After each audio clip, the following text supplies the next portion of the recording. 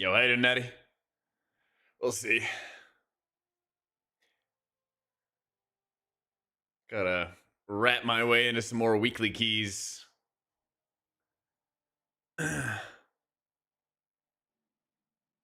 Wrap my way into a couple of these.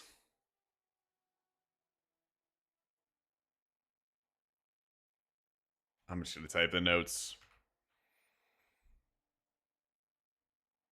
Surely, surely they'll be down.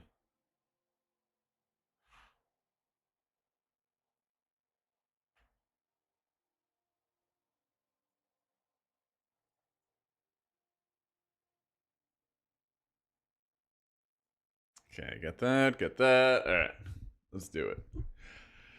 Twitch Energy today, got an hour early, get a 10.5 mile bike ride in before work. Holy shit, let's go, dude. You are gaming today. I had a push day today, and I got back home, and I was like, I'm not hungry. I'm just like, shit. I gotta like wait a second before I eat or something like that. So, thanks, Nika. There's 2 streams going on. There's 2 streams going on, so you can always click through to the YouTube channel, and there will be yeah.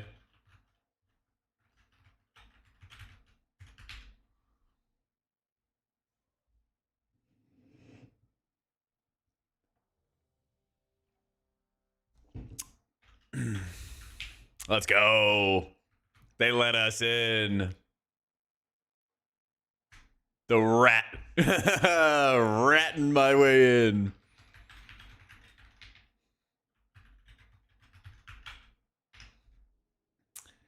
Yeah, there's 2 streams, Nika. Yeah. If you just go to the YouTube channel, there's 2 streams there.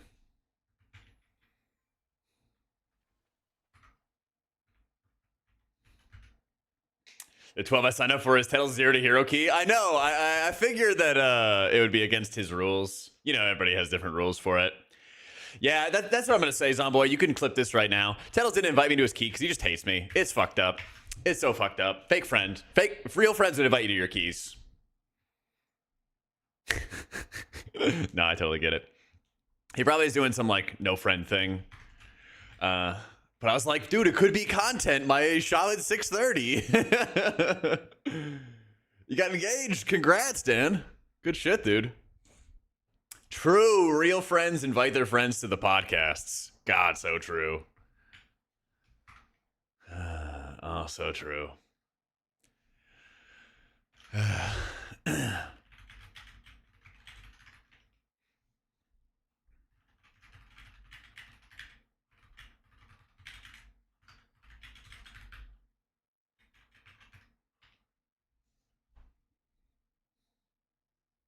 Too much time trying to optimize your healing on lock and stock? The way I kind of view it is like, if your guild's wiping to other stuff that you have no control over, which happens a lot on lock and stock, then you might as well.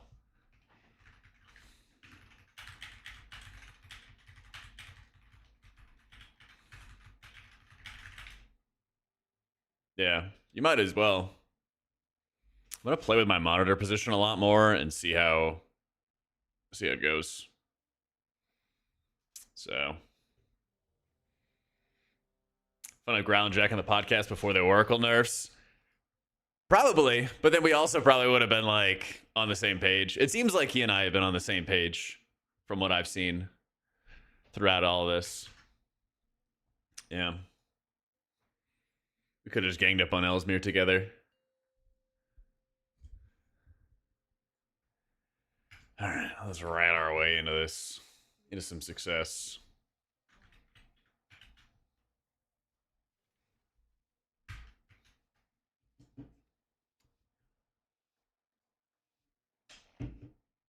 Crash session with Growl would have been fun to watch. That is true. That is true. I'm sure we're going to get a chance at some point.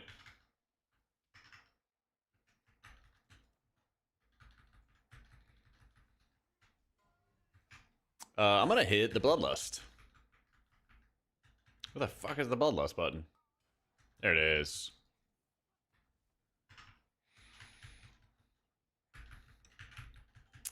I realize I am in charge of Bloodlust, which is a huge mistake for any group. Huge, huge mistake. I'm telling you, man, like, I'm awful at hitting the Bloodlust button.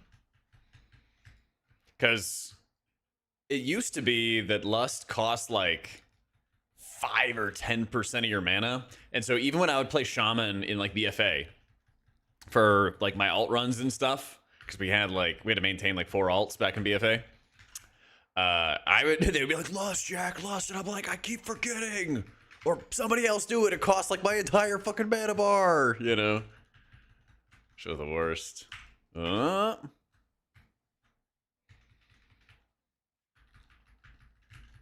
would be a shame, Hansel. That would be a shame. We'll knock up.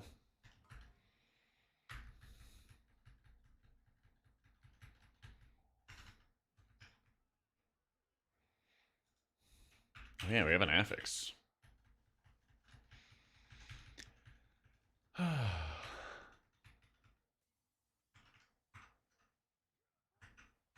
And issues on Shaman as bad as they say? No. I really don't think so. Like, I think most of it is excuse me.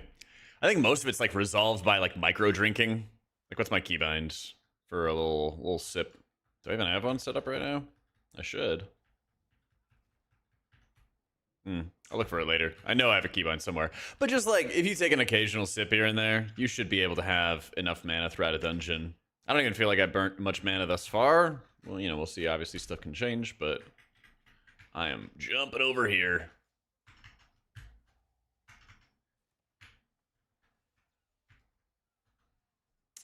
Hitting Spirit Link Totem. My spell bars below. Yeah. Damn, this shit hurts.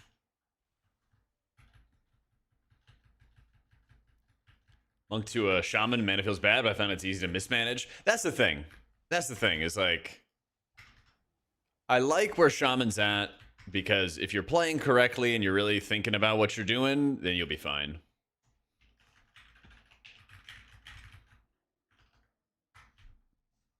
Yeah. You gotta actively be thinking about it. Do you play Earthshield for tank? Last 3 Shamans I played didn't put it on me in 15s and 16s. Am I crazy, or I feel like it's troll? That is very troll, dude. Because, I mean, Earthshield gives, what, 3% DR flat? Like, maybe they, like, put it on a DPS on a boss fight. That would make sense. But trash? Yeah, they gotta be putting that on you. A perma 3% DR is, like, really, really nuts. Yeah, I use Cell. !UI.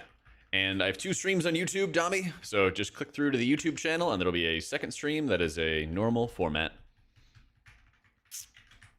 Cast. There you go. Little knock up.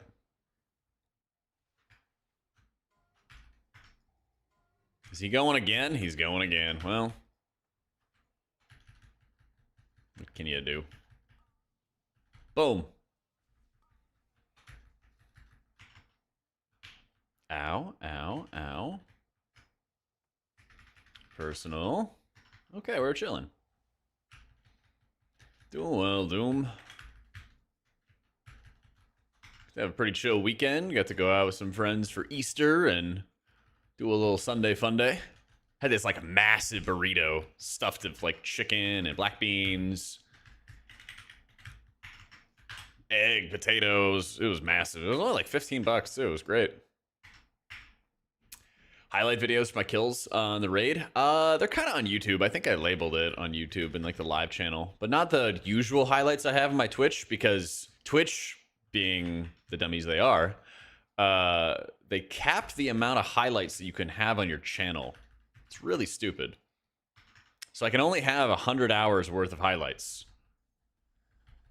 which may sound like a lot, but it's actually like nothing. If a raid is like 3 hours long, like at best, you know? Yeah. So I have a bunch of like old raids that I'd like to keep footage of, because I don't have videos of them. But yeah,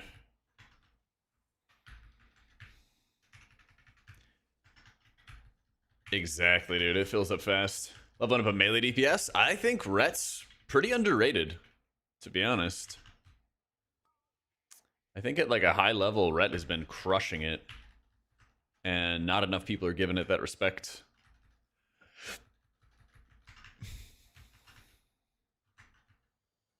Yeah.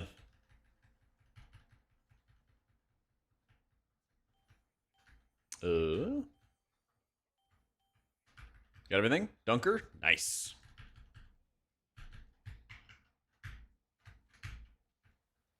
But yeah, I think they're like labeled on YouTube, but they're kind of cruddily labeled. Maybe I can make like a playlist of it or something. That might be better. That might be better. I wish I could like take a piece. I don't know, maybe I can. I wish I could take like a clip from YouTube and just leave it as a highlight and have it as like an unlisted video. Ooh, maybe that's what I could do. Because you don't want to like post them as regular videos, but maybe I can dig through, download the VOD, re-upload, and then it'll be like a playlist. And it'll be like, hey, here's like each first kill of these bosses. Yeah. Something like that.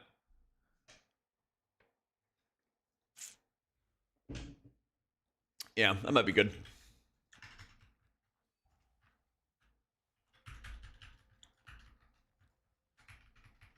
Okay, we are definitely hitting ascendance here.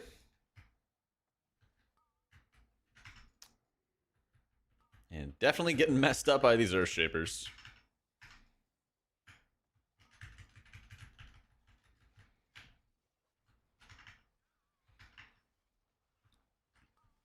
Little knock. Low kick. Dude, it's a 4-second cooldown? What in the world? These guys are stupid. You never really notice how stupid kicks are until you play something that can kick. Which is literally everybody else, but still. Ugh. I did not realize it's a 4-second cooldown for the Earth Shield, or for the Rock Lances. That's stupid.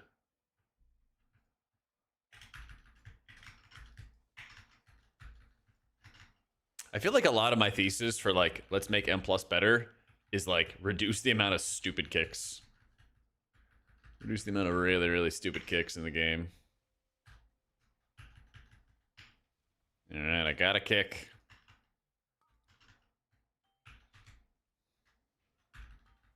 I don't think people even enjoy kicking. My shaman is, yeah, 631. He's a little lad. But shaman just, I don't know, it just kind of feels nuts this season. It feels pretty underrated.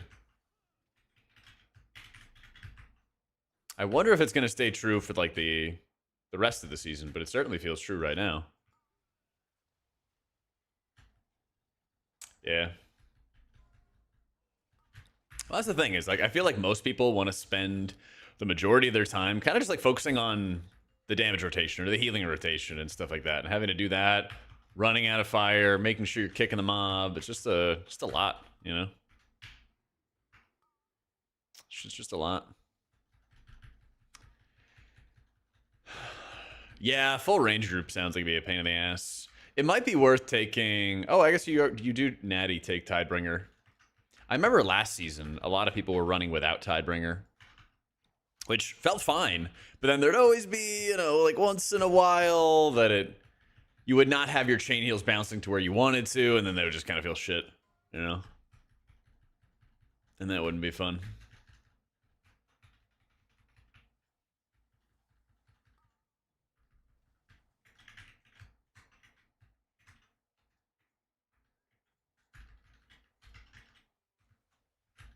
Where are we going, Chief?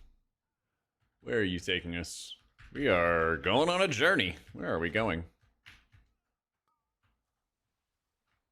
Little knock up.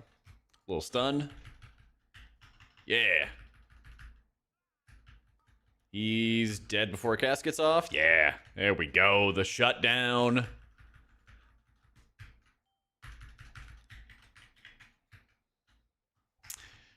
Damage-wise, is Shaman better than Disc? Yeah, I think, well, Yes and no. For personal damage, yes. For overall damage, like PI contribution, I don't think so. Yeah. Hey, how you been, Thomas? Been a minute, bro. Love an HP's big time. Want to learn HPal, but they seem tough. It is. But I think it's gotten better. It's steadily getting easier and easier, you know?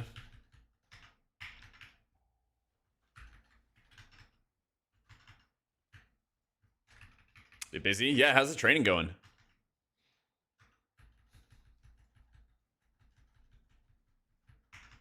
Is HPal AoE heal? Word glory. Yeah. What if Blizzard would change healing rain for Farseer so it also is an instant cast and a totem we can move it? I mean, it doesn't have to be just like Totemic, but they could make it instant cast. They could definitely make it instant cast or make it last like twice as long. That would help as well. There's like a couple different ways they could do it. That would all be successful, you know?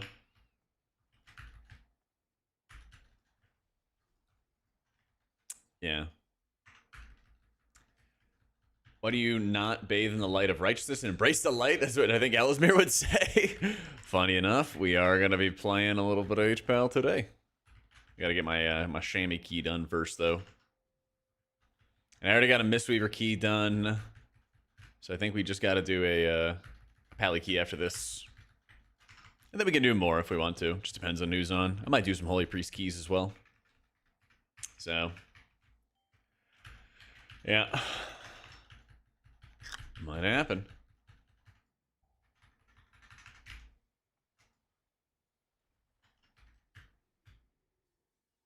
And reset my totem. There you go.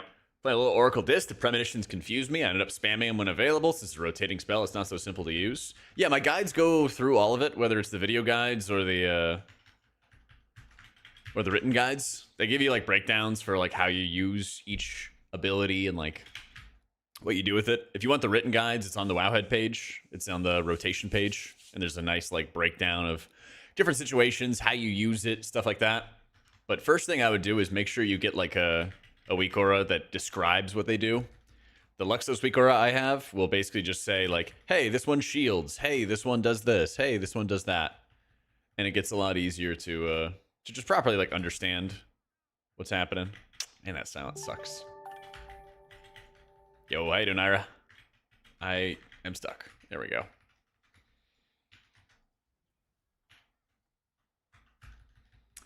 Yo, Grin, thank you for the 21 months. Total Newcomer to healing was the best to learn. I would just say learn Priest, man. Got a couple different specs, couple different ways that it plays. You can't reset every totem. I think it's a cap of like a 2-minute CD. Oh, sorry, shorter than 3 minutes. So anything less than 3 minutes. So not a 3-minute cooldown. But if it's like a 259 cooldown, then yes. Almost 2k IO on the Druid, or the Warlock. Nice. Sorry, the next helmet was Druid. So I haven't been working on my Druid yet, but tomorrow is the patch, and they had some extra bonuses for like gearing alts and stuff. And so I'm probably gonna spend a good chunk of time playing my my Druid and just gearing it up, because he's literally like fresh. I haven't done anything this expansion with my Druid. He is totally fresh. Yeah. Viable's Lightsmith. I think Lightsmith's done like 15. Actually, I have the data in front of me. Lightsmith Paladin has done 14 keys. The highest Lightsmith Holy Paladin has done a 14. But the highest Herald of the Sun has done a 19. So, I don't know. I think HPal in general is in like, it's like an okay spot. I'll try the new build-in stuff today when I get on him. But I think they still lag behind other healers. But of course, you know, statistical anomalies can exist and stuff. Yeah. There's like an XP bonus, and then I know there's like these events where if you like kill the mobs, you get like warband gear, I want to say is what it is. Yeah. Why do people not press defensives? I know, dude. It is a mess. It is a mess. Especially when you see them die with it up. Yeah.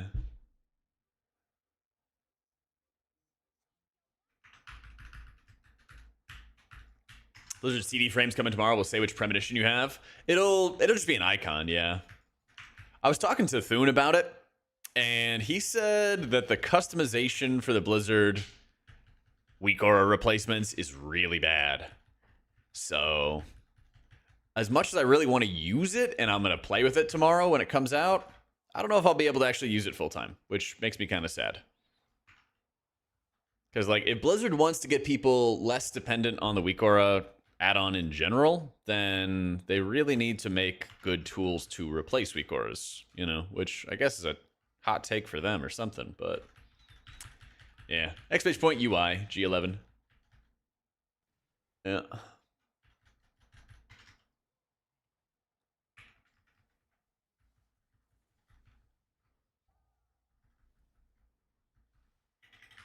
Whoop. I feel like I even jumped late on that one and we were still fine. Yeah, they'll definitely improve it over time. But I think it's just, I don't know, it's strange to me when you know that it's been an issue for a very long time and then, like, still nothing really gets done about it, you know?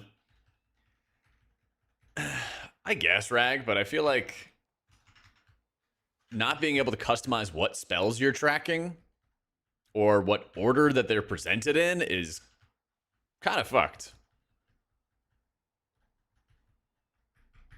Or healer changes? I was, like 2 weeks ago.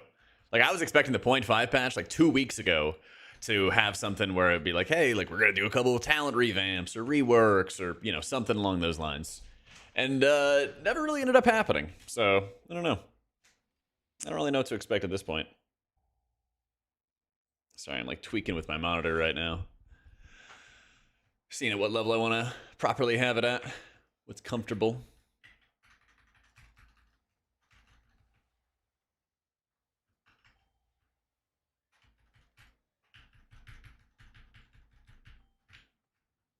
What if I can live this? Nope. I really thought with the astral shift that something would have been possible. Science. How much damage did that do? Dude, it was a 6 mil overkill. We weren't too far off. We weren't too far off. You know.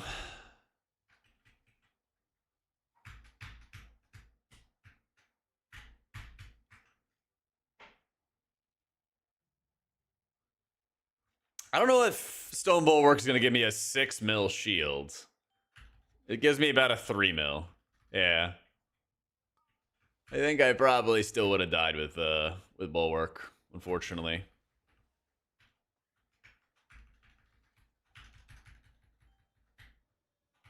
Anyone ever get stressed out because of healing and swap the damage? Plenty. Plenty of people do. I hear about that all the time, to be honest. Man, healing's one of the hardest roles. DPS just exponentially easier. Love Luxus's auras, but they're not good for FPS. Yeah, just weak auras in general are not. Or at least, like, the more complicated weak auras are not. And that's why I wanted to see if I could drop, you know, some of the Luxos auras, use the Blizzard stuff, hopefully be better for FPS kind of thing, but doesn't really seem to be possible. But like I said, we'll try tomorrow. We'll see what happens. We'll see what happens.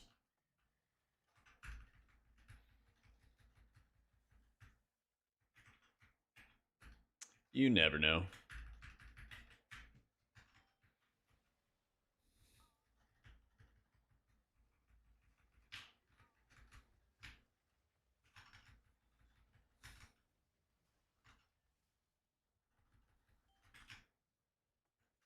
What's the event? Chain heals mana cost reduced, and chain heal reduces the initial healing, or increase the initial healing of Riptide. Okay, okay. So it's just a little bit bigger of a Riptide. Yeah, it's not that noticeable.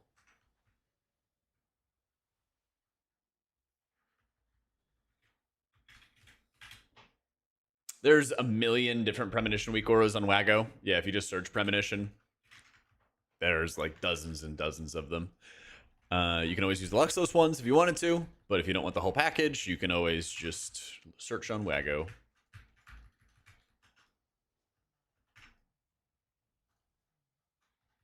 Point 5 patch and waves, there's still a chance there's a talent rework. There is, yeah. It's strange what Blizzard's doing with this, like, delayed patch thing. Honestly, like, I don't know. I'm hopeful. I'm really, really hopeful about it, but it feels like long term, the like 0.5 and 0.7 patches have been kind of a fail. Because very rarely has there been something that's like, wow, I'm like so excited for this patch, unless it's actually like a class change, you know, or like a class revamp, or a new class gets added. Like, even though, you know, we all know how Evoker turned out, it was still exciting in advance for like, oh, there's something brand new, you know?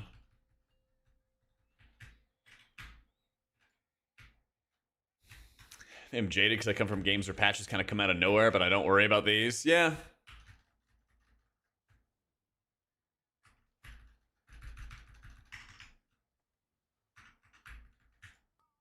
Where are we going, Chief? Okay.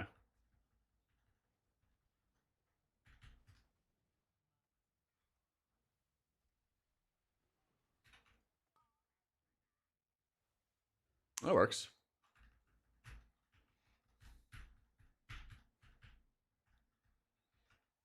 I think we need many healer changes, just Prez and Mistweaver and raids. I think I mean, probably the biggest thing that comes to my mind is that there's a lot of different talent revamps that are very important. There are a lot of different talent revamps that are very, very important. And I think those are probably the biggest area that I would want to see changes for. Like, it's good that they're trying to consistently tweak. Ooh, almost fucked that up. It's good they're trying to tweak balance and everything like that.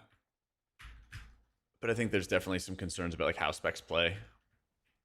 This year's kind of had that with like all the ancient teaching stuff being run in raids, and they were not happy about that.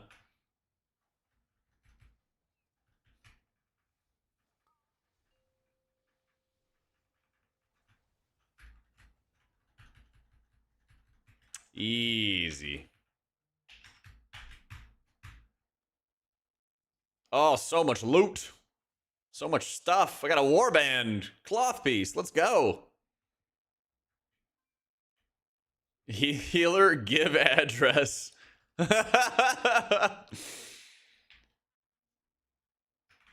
Nice. Nice. Jeez, lads.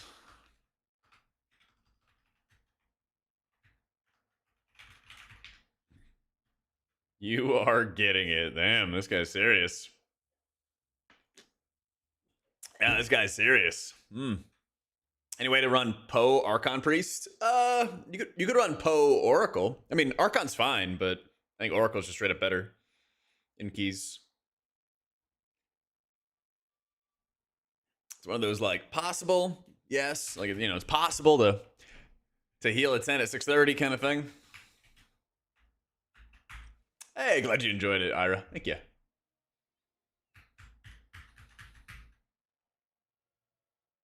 Why everyone's lost. What an odd conclusion to that dungeon. Indeed. Indeed. Wait, what other piece did I get? I got cloth. Cloth waste. Did I get any like real loot?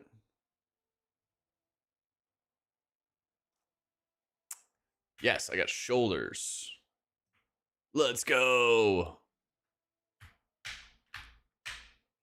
There's your 16s, fuck meatery. So true. So true. Exclamation point UI Gil has all my export files. It has all my stuff. Yeah. All right, hang on. I gotta mess with my monitor some more. I think this works.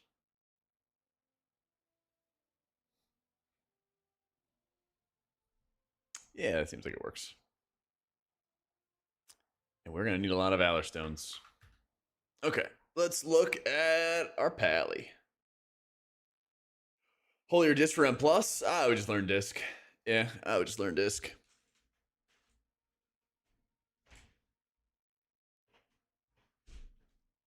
Come on. Here we go.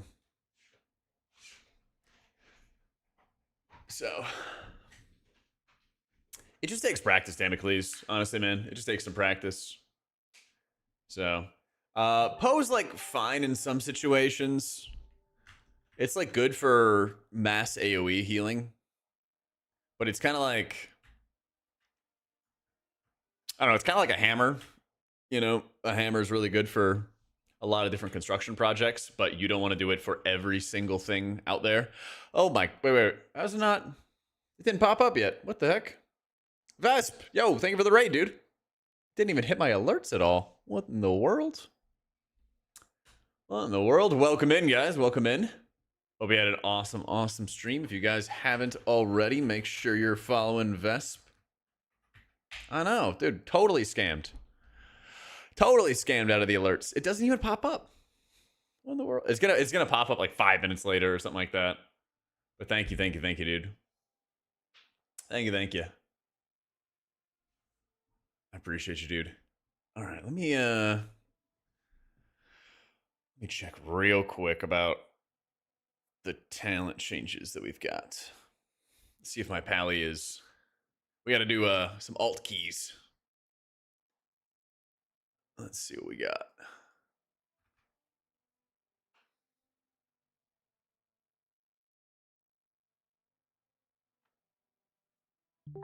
Oh, the bot got him now. Nice.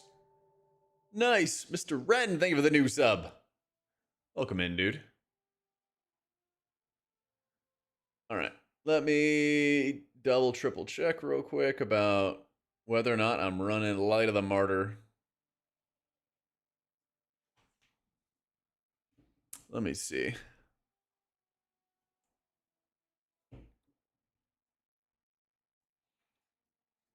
Doesn't look like it.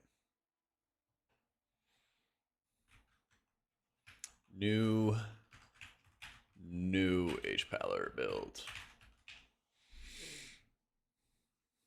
Oh, not even running Relentless Inquisitor anymore. Honestly, good, because running tiers and never ever hitting tiers is pretty lame. This is still the self-absorb and self-healing. Okay. Yeah, Tears Deliverance is like an mega bad talent. And basically what Ellesmere and other pallies were doing was they would just take it so that they could take Relentless Inquisitor and get a bunch of haste, because, you know, haste and stats and stuff is good. And like that would be it. They would just only do it for that. They would just only do it for that. All right, let me see if I can rat my way into a 10 or 12 or something. Yeah. Oh my god, we're matching pallies. Smile.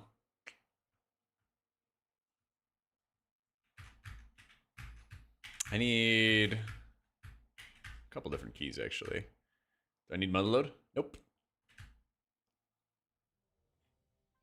Ooh. And I don't even have a rookery. These and those. Gotta get the big G going here. Yeah, there's 2 streams, A-Rock. Yeah. One's vertical and one's horizontal.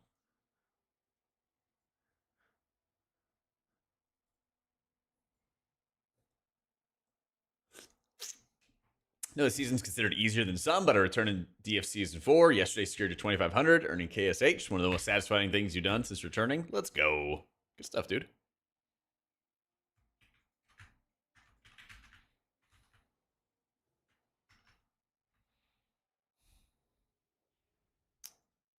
Where's the trinket? That'll do. Cooking upside down stream as well. I'll see what I can do.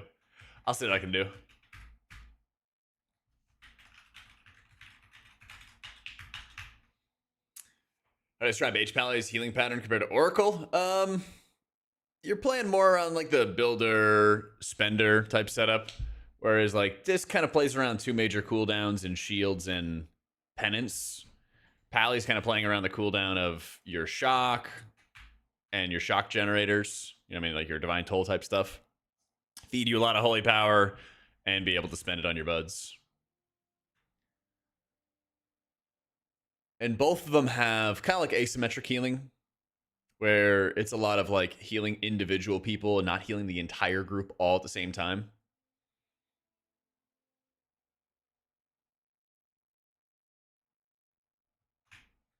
Holy Priest fun? Yeah, it is.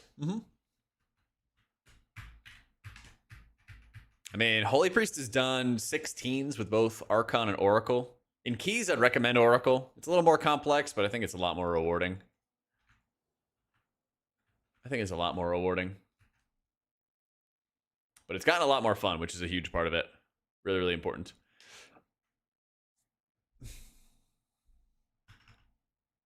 It actually feels like a lot of your abilities do healing, which has been in sore supply for a decent amount of time.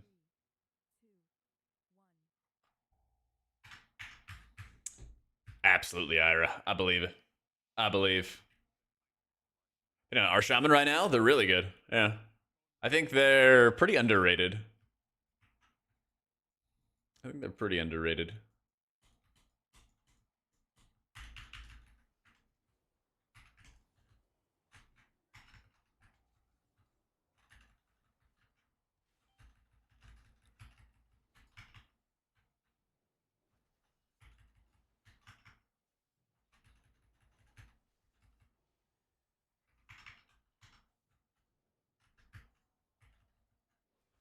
Oh, my like aura bars are hidden.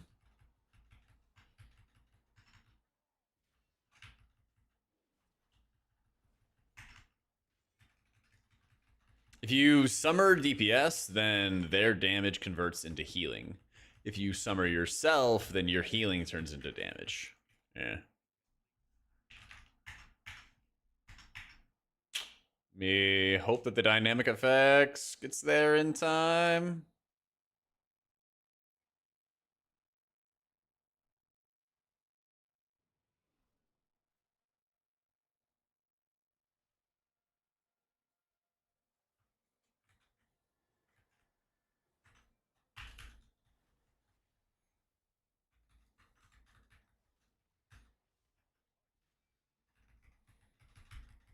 I think the balance has gotten a lot better for pushing keys, to tell you the truth. Like you're gonna see different comps and stuff like that for MDI, but that's also based on the fact that they have an insane, like a literal insane amount of I'm bubbling that. Hang on. There we go. That's also because they have an insane amount of like baseline versatility and stuff.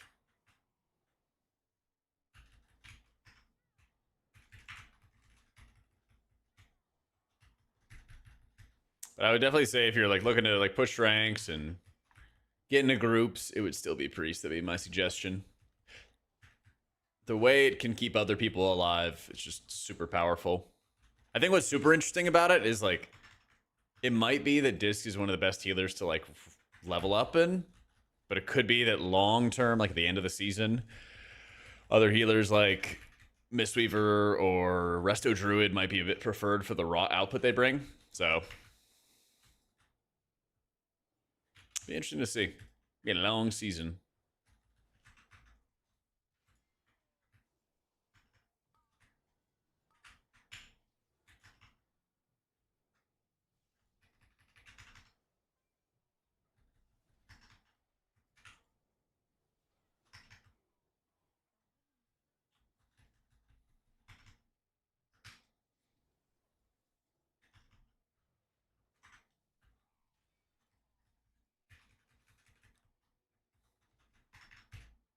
For 17s, don't want to reroll last second because people don't want you as meta. Yeah, I feel you. What I'm kind of doing, honestly, is I'm just making sure that I'm like keeping up to date with my alts. And if it turns out that like there's more than just the shielding survivability that's very important, then I'll make some swaps if I need to. Yeah, dude, bug life is a nightmare.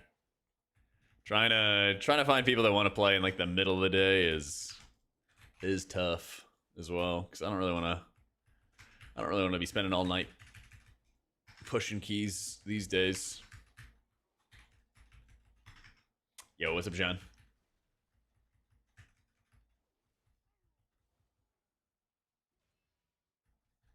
I know, dude. Olge.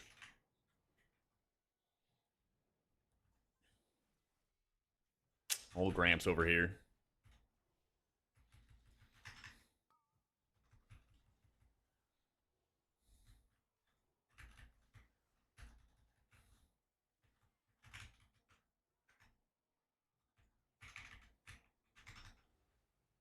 Button. Button. Oh, we got so much dawn light.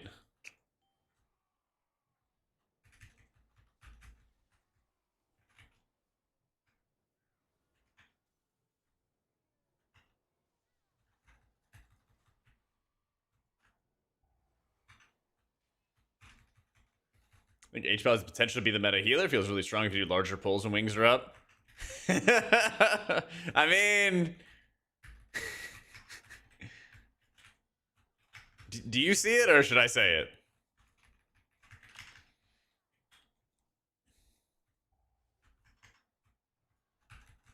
I mean, I would hope that everything feels really good when HPal has all its CDs up, you know? But that's also like, what is it when you don't, right? Like, I'm 639, so of course, you know, I feel great. Of course I feel great when I got wings up. But how many encounters are you going to need output outside of wings, you know? Yeah.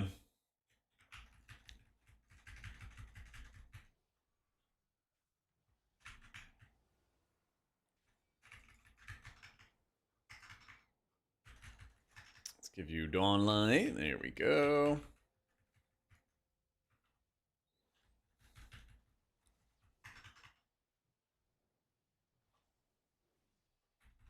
Hey, Prez. Prez needs some buffs. It just needs, like, I don't know, quality of life type buffs more than anything else.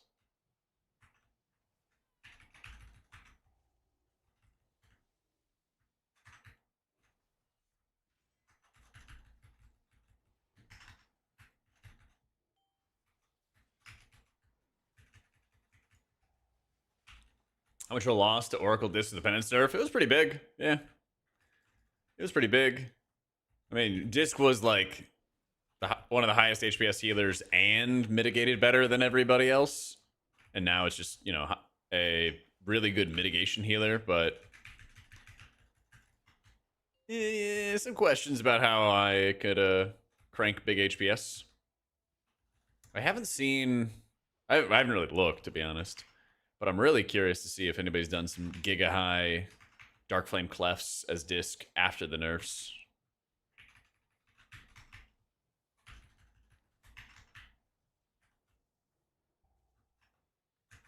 Of course, we're never meant to be part of Metz's story, so now Blizzard's stumbling trying to figure out what to do with them. Kinda, but they're not really like part of the story anymore, kind of deal. Now that Dragonflight wrapped up. So I think Oracle's still better overall. Yeah. Yeah.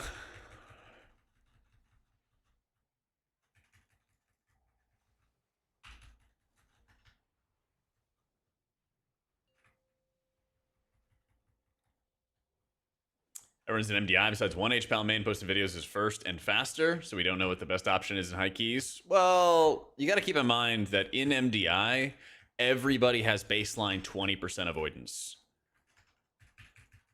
which is nuts. Like, it completely changes how you heal encounters and like all that. Plus, they're also like 8 or 9 eye levels higher than everybody else. So there's quite a few things that are not normally, you know? That has those things that are not normally. Like, Candle King is an entirely different fight when everybody mitigates AoE damage way better, you know? You definitely want to put Beacon on your tank on trash, yeah, because it's like 3% DR, 5% DR, something like that. On boss fights, you could probably move it around if you needed to. I didn't really need to on that last fight, you know. Not really a whole lot going on there. I'm just gonna mash healing into myself. I am in danger.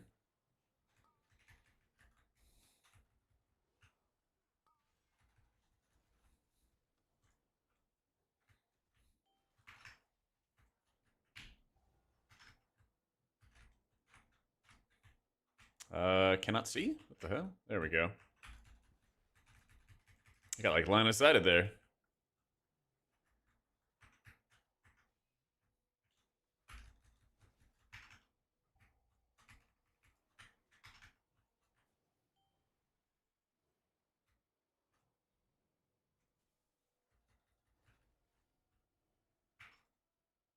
Yo, how you doing, JC? I'm chilling, man.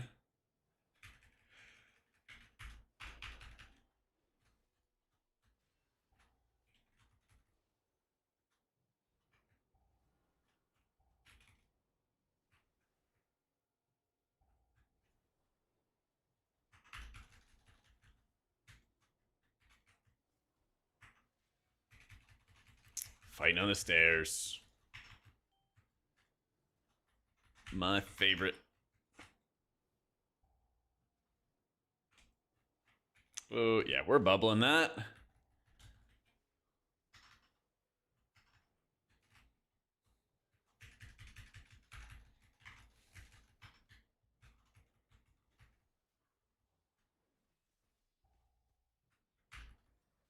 And I'm kicking that.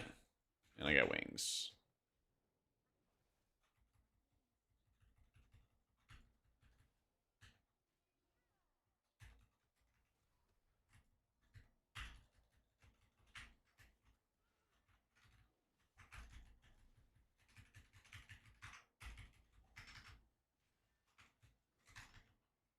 My wife's like, how do I tell if someone is famous when this key started? I'm like, yo, that's AutomaticJak.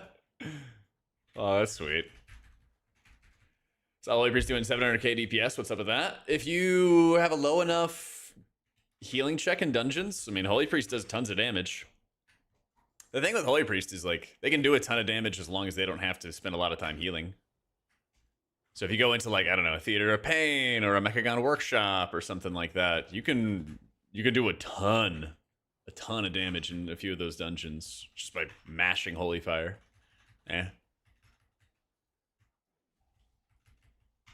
It's never been that Holy Priest has had bad damage. I think all of Dragonflight, they've had really good damage, but it's just how often can you, ooh, there we go. Now we're good. We're so back. It's basically just a question of how often can you spend time DPSing.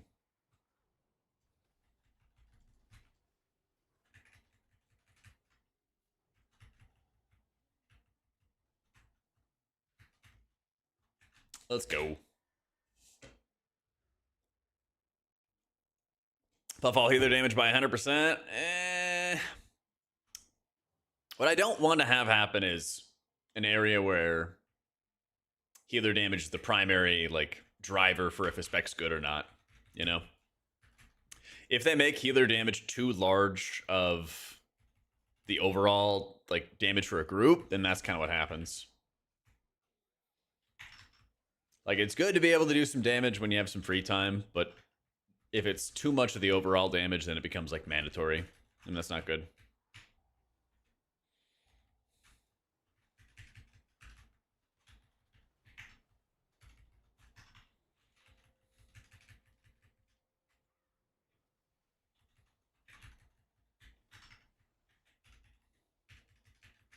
HPal is feeling pretty good. I am just 639, getting some weeklies done on him.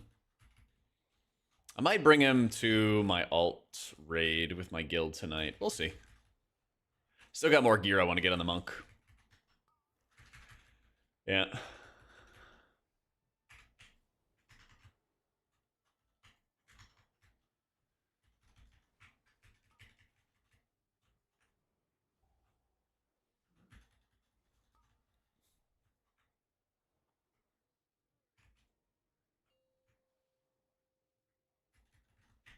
Oh yeah, that's a bad spot. Okay, somebody else resed him in a better spot. The thing is, you are, like, decently rewarded. It just doesn't seem like it because you're doing, 5% of the overall damage of a key instead of, like, 10 or 12%, in other expansions. Like in Shadowlands, healers did a lot more of the overall damage for a group. It may not feel rewarding, but, like, it is, or it should be. Yeah. Don't want to be flamed for low healer DPS at the end of the key. Did you die? Then you do the damage. Yeah, exactly. I think that's probably the biggest crux of my argument.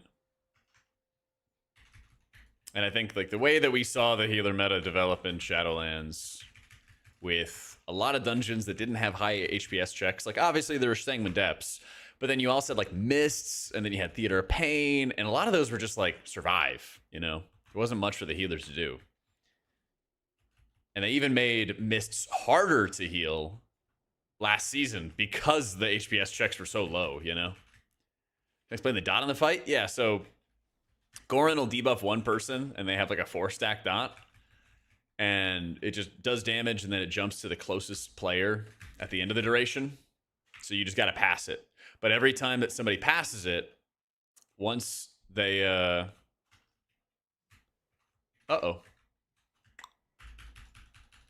Once they've passed it, once they've had it, they have a debuff where they can't take it again. Otherwise, they take like 200% more damage or something like that.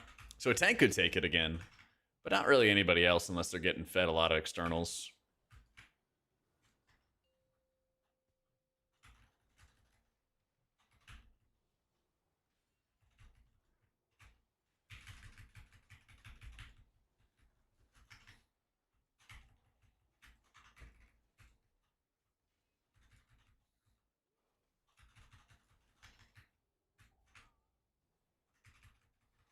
True. If you just have a DK, AMS, and you're chilling.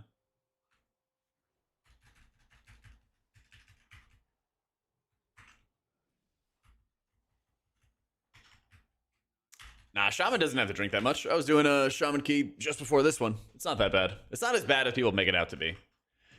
If you play correctly, you should not be like spam drinking. A lot of people play not correctly, and then they themselves, and that is not good. So, yeah, that's the interesting part, Yogur, is there's actually a lot of options right now. I wouldn't be surprised if Druid really hits its stride later in the season. I think one thing that could kind of knock the legs out from under Disc Priest is if they reduce a lot of damage, like burst damage that randomly goes off, a lot of cast damage, a lot of like random bolt damage, things like that. If they reduced a lot of that, so the shield value was lessened, the survivability mitigation stuff was lessened, it would still be valuable, but not as mandatory feeling. I think that would be a pretty big thing to help other specs. So, yeah, I can show the build after this.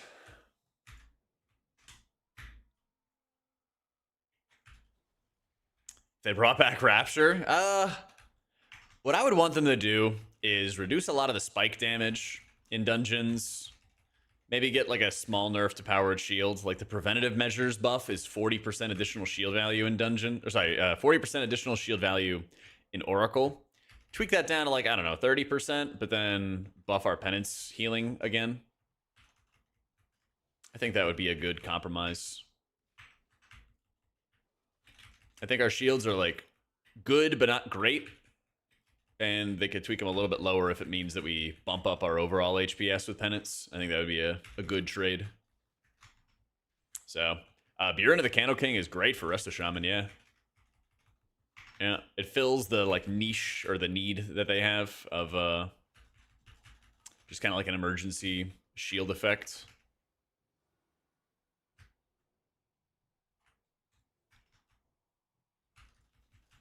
Shaman's actually better than Druid with the metacomps, including a Boomy and DK, but Druid's HPS is better. Yeah, that I think is a very fair point. It's like Shaman brings an incredibly good raid buff, like a stupid good raid buff. A really, really good raid buff, but they don't have quite as much maximum HPS.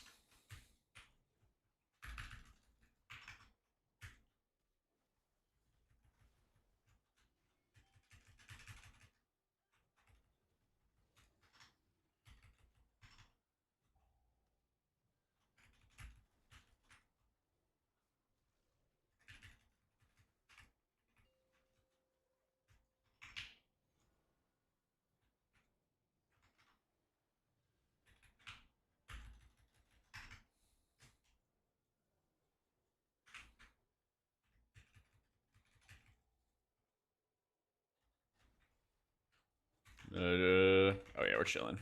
No more pulse.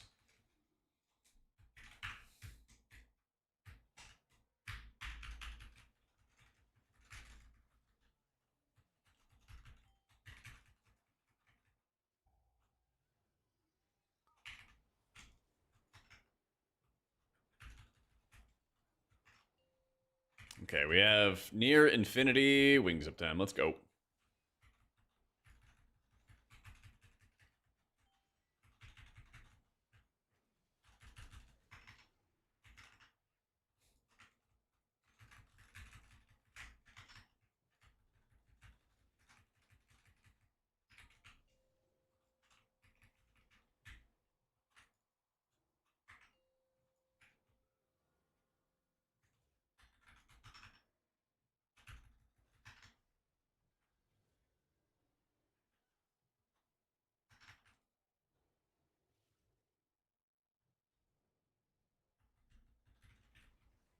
Nice.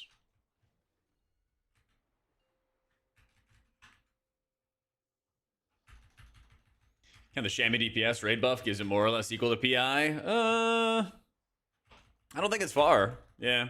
Depends on the specs. Like, it's really nuts for Unholy DK. The Shaman buff, it's so nuts for Unholy DK. Yeah.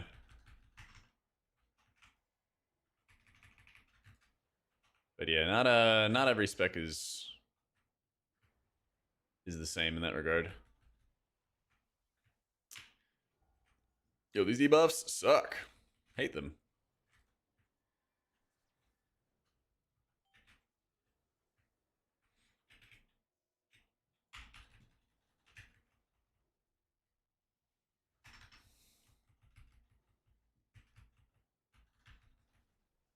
You know, ironically enough, we were talking before about healer DPS and everything like that, guys. And I think part of the conversation for like why Shaman is really good, and then Druid is not as represented, is actually part of the healer damage conversation. But it's like the passive damage that they bring, you know? Because like we said, Boomy is really good right now. Boomy is really, really good right now. So it's like, okay, well, we already have the Boomy buff. We already have Mark of the Wild, no problem. What other really good buffs can we also get? Good, good, good. All right. How you doing, Lizel? What's up, Greg? Keep groups top to 13s when there's AoE heal checks. Are you looking at like rot heal checks or burst? Or just both?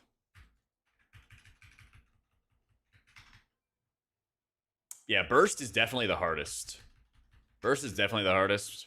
So if you want like a visual, I just did a video about how Ortimus, the rank 1 Mistweaver, was doing Dark Flame Cleft. And he has a really cool breakdown of how he heals the burst of the darkness fight at the end. And I go like step by step on that one. But a lot of what he was doing was like he would Chi-G. One sec.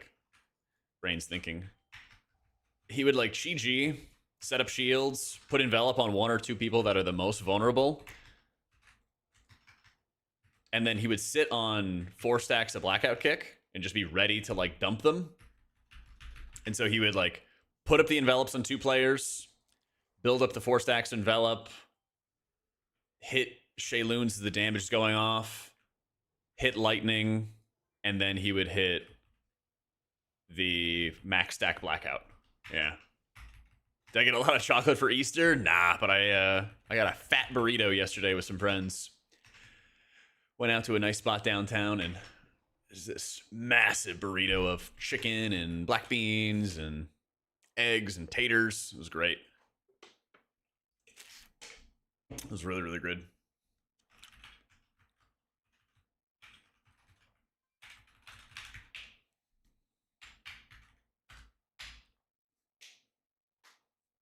Fall asleep listening to your dreams, to my streams, so I can have sweet dreams. Let's go. Let's go. Yeah, I'll show talents in just a sec. But yeah, I would recommend definitely, Greg, check out the video I just linked, and then go to like the darkness fight, because it goes like we go like step by step on it. Yep. It is very tough, Nazdi. What happens with here's my talent build, by the way. I didn't forget. What happens a lot when you play Mistweaver, or sorry, when you play Disc? What happens a lot when you play Disc is you have a lot of like uneven healing. You need to heal this guy a lot and this other guy a little. And so you have to just space out your cooldowns. But also, I would tell people not to be afraid of like using defensives. If you don't have like clairvoyance up for crazy like party wide healing, I would just say, hey, like, you know, you try to use your defensives on cooldown when it comes to the Candle King Rot fight. You know, it's like super, super valuable. So I'd be doing that. And I basically would just have like Premonition of Insight with Shadow Fiend, Piety with either Evangelism or Uppies, one or the other. You could do like Piety Uppies, then you could do like Barrier and Evangelism together, and then you'd have Insight again, stuff like that to kind of just spread your healing out a little bit more. And also, just keep in mind that when there's no statues out, there's no wax candles out, there's really not too much healing that's required. So like, don't be afraid to just turret, smite, you know, be conservative with your healing, stuff like that. Prayer healing's gotten a lot better, Dan. Yeah, it's gotten a lot better. I think it's good to use in certain situations, but not like every situation. All right, we got a new ring. Not great stats, but still a new ring. And some more sparks. I have a rotation video on Druid? I don't. But I was thinking about doing another of those, like, how this healer healed that dungeon kind of thing. And the goal for those videos is always to, like, let's get a quick breakdown of how these specs heal, what they're doing, and then, you know, kind of like pseudo guide it up. Yeah. Thank you, Nasty. Yeah, I've been doing that a lot lately as well, Sliver, is just like try to get the premonitions up in advance, try to get them ready to go. All right, we got a vault on Pally and Shaman. I kind of want to see where my monk is at, but we might play Priest. I did get the mount, dude. I was stoked. I was screaming. It was the second boss kill, and I got the mount. And I have every cutting edge since Siege of Orgrimmar. And I almost never get the mount this early. I can't even remember the last time I got the mount this early, actually. This might be the earliest I've ever gotten it. Like, usually it'll be like more than half the raid's already gotten it, and then it drops for me, you know? It was actually off stream. It was off stream, man. I was just like, you know, I'm just gonna chill out and hang with the boys. And I got it. I was like, oh my god. I was so pumped.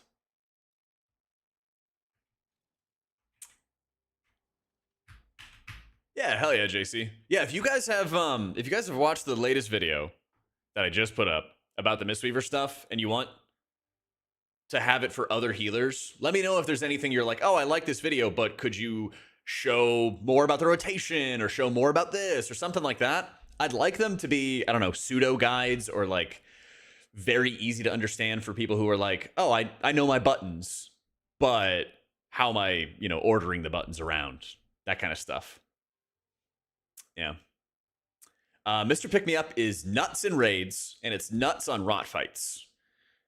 But outside of those situations, it's not really good for the rest of dungeons. Yeah. Our Druid Holy Pally Mistweaver. Heard. I hear you. Thank you, Shell. Now drop for the tank in our raid in the early weeks, and they G-quit the next day. Damn. What a scumbag. What can you do? It's called Baginator for the bags. Yep.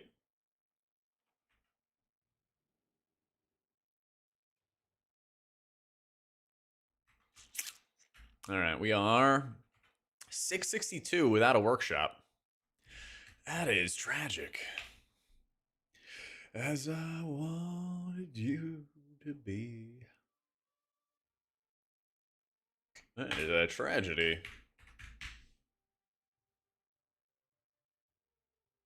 What are the workshop keys?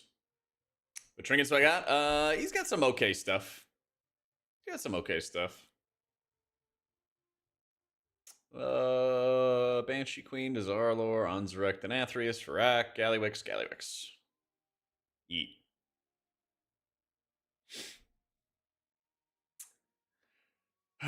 Thank you, Milk.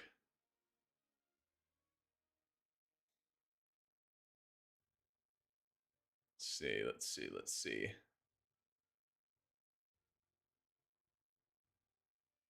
How does the workshop just not exist as a key?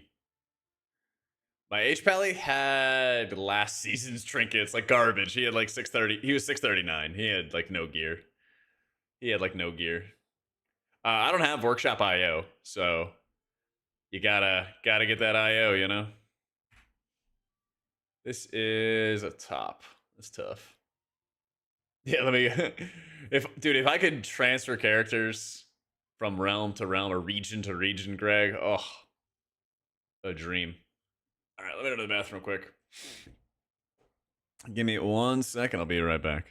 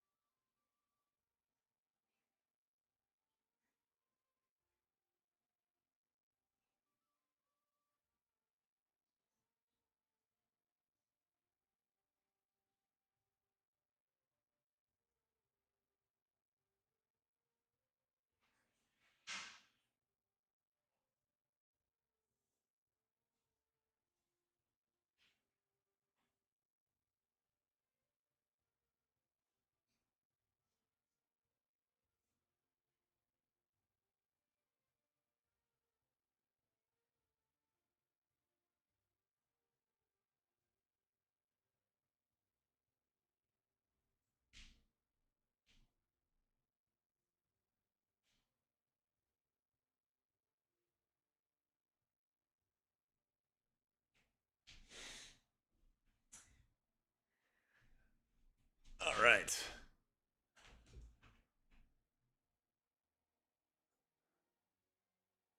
Let's see.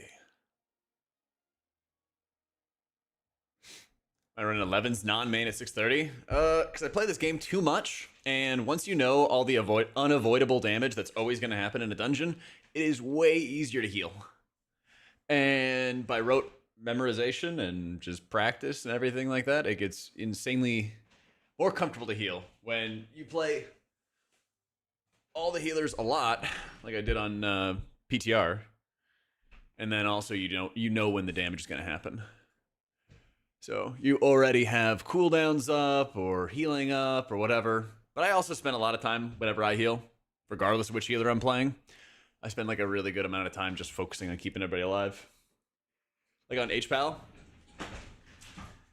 Like when I was playing HPal in that last dungeon, I almost never was using Shield of the Righteous for damage unless I had like literally everybody blanketed in Renewing Mists.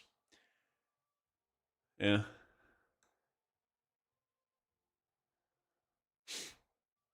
160% mastery. I know it's a little tough. It's a little tough. But that can change fast.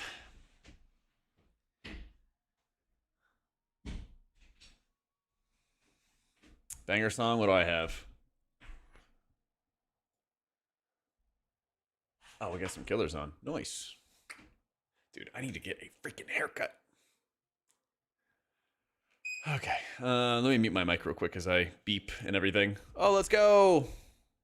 Hopefully there's a tank in this group. There is. Yippee. Howdy.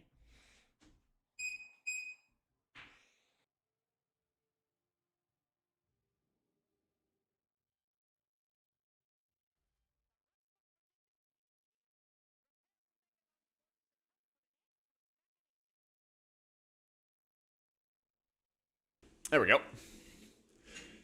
I said maybe.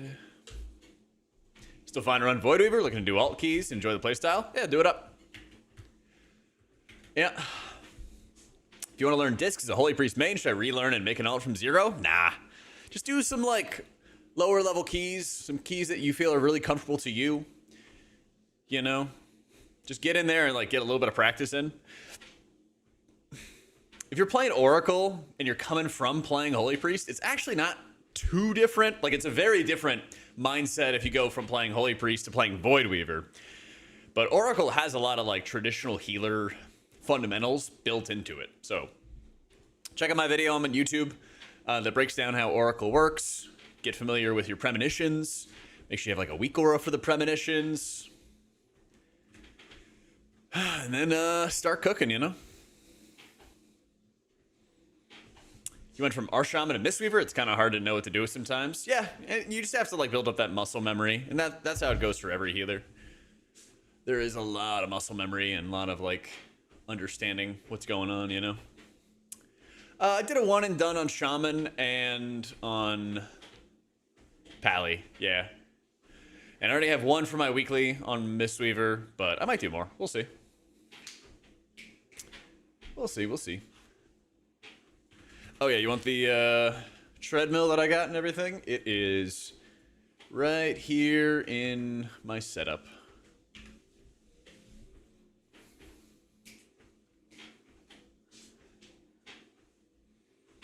What I find most fun about WoW? Really just healing. Like, in raids, it's super fun to work with a team of healers and kind of overcome problems. Especially when you can get your assignments done for healing faster than the guilds can do the mechanics or their DPS checks, things like that.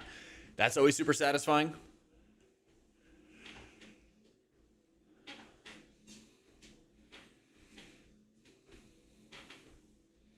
That stuff is, like, super, super satisfying.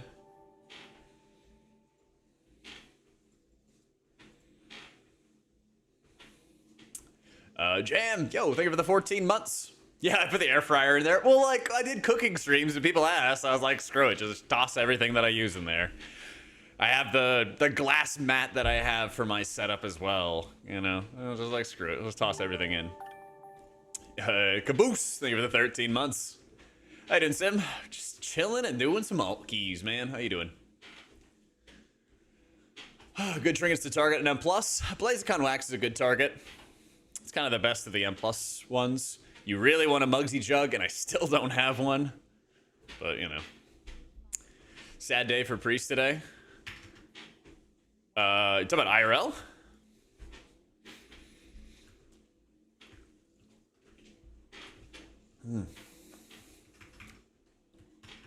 Yeah, I was raised Catholic, so my parents are digesting that and stuff today. Yeah. If you have more than 2 minutes between advantages, is it better to take 40% increased effectiveness? No. Because you always want to align your piety and your insight together in a raid. Always want to use them together. And at a 45-second cooldown, uh-oh. All right, I've done all I can. Good luck. Have fun. Popping every defensive.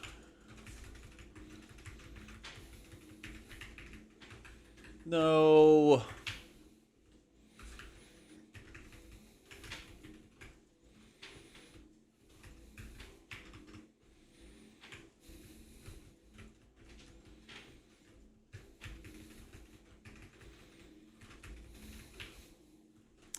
I cannot go anywhere.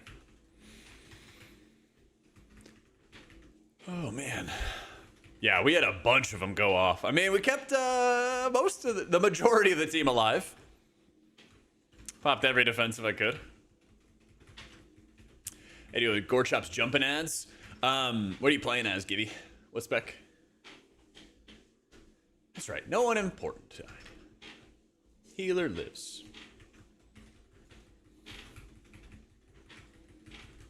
What happened there? We had like 4 or 5 detonate casts go off. So, But it's not like every single Avenge is always 2 minutes apart in a raid.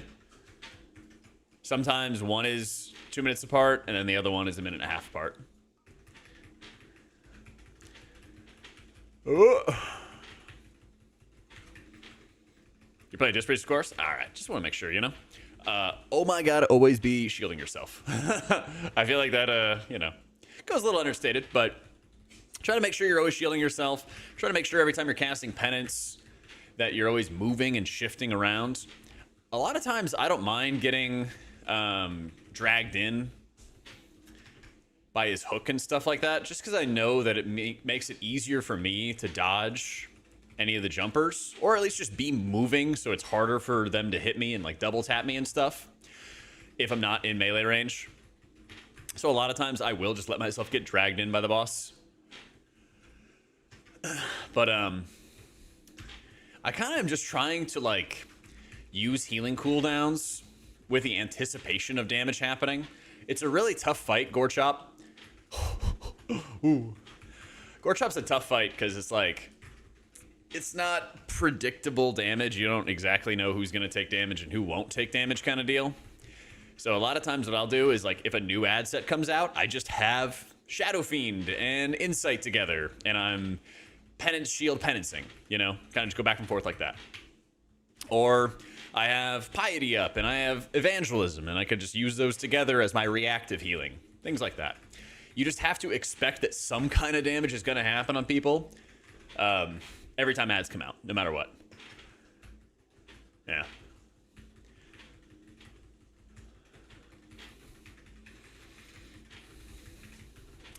Damn, we are crushing this boss. Let's go.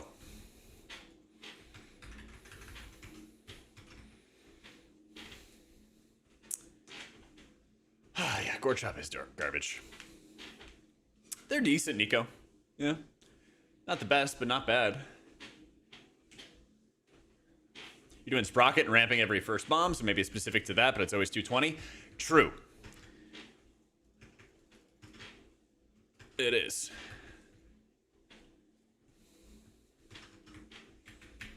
Yeah, anytime, Gibby. There's a couple fights like that where the damage is just inconsistent. Yeah. Character might bring it to raid tonight. I kind of think I'll bring my Holy Pally. Yeah. My monk's kind of, well, at least a heroic, because I think we're doing heroic and mythic. My monk's kind of juiced. Holy lag, Batman! What the hell is happening? Am I walking or something? Yeah. Going for a little stroll. Yeah, computer was chugging.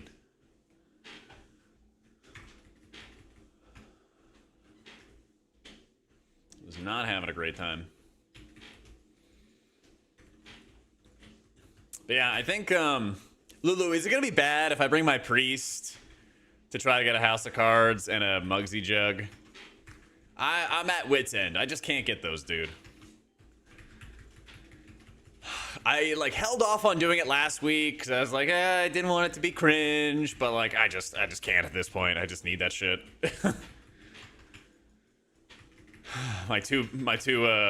my best M plus trinket and my best raid trinket I just still don't have. Yeah. Yeah, that's my thought process. So I think I'll probably bring like my Pally for, I don't know, first 4 of heroic at least. Bring my priest for 2, that would be 6, and then I bring my monk for the other 2. So Gallywix and I don't know, what would be boss number 5? Sprocket? That's not right. Yeah, it is right. Okay, yeah, I'd bring like monk for Sprocket and Gallywix, priest for Mugsy and one-arm bandit. And I think that should work out. I should give it trinkets to healers. Well, I understand when it's prog, you know, but now prog's over and I'm like, I'm fiending for it, you know. To my officer's credit, they actually gave almost all the loot off our first Gallywix kill to healers. At least like 2 or 3 pieces went to healers, so you can't complain. Yeah. But it's kind of tough to justify being like, yeah, let's not give these trinkets to the DPS, and it's like everybody's bis.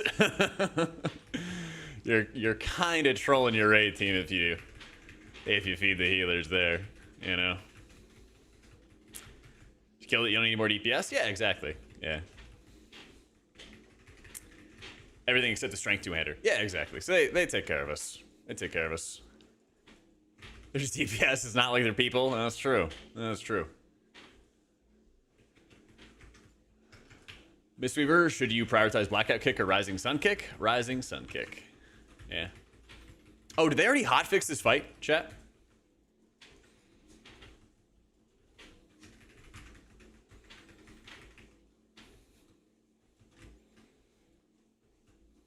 Yeah, it looks like they did. Okay. Yes. Thank you for everybody telling me before. Yeah, I kept looking for the nameplate because I have a nameplate that tells me when I'm safe, and it was not populating. Yeah. I was waiting for it. I was like, yeah, surely it'll go off, right? Oh, man. What fun. What fun, you know? Fun detected. Ah, I see it up here. You're hiding behind some junk.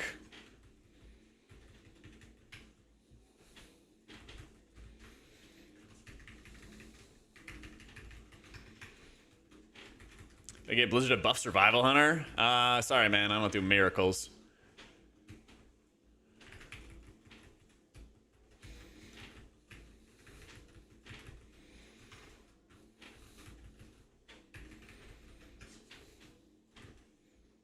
Oh, you got Proto Drake last night? Grats. Let's go. Yeah, I was reading up on that, Theodore, but I don't think it really affects healers.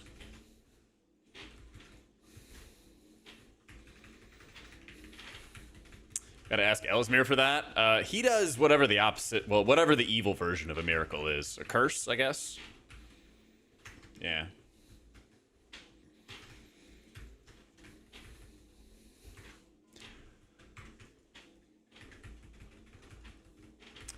This rival's good. I swear to God, one of the most fun you'll have is DPS. No, I know. In Shadowlands, people were like giga hyped about survival being really nuts in the Dreadlord fight. Any class changes on Tuesday? Nah.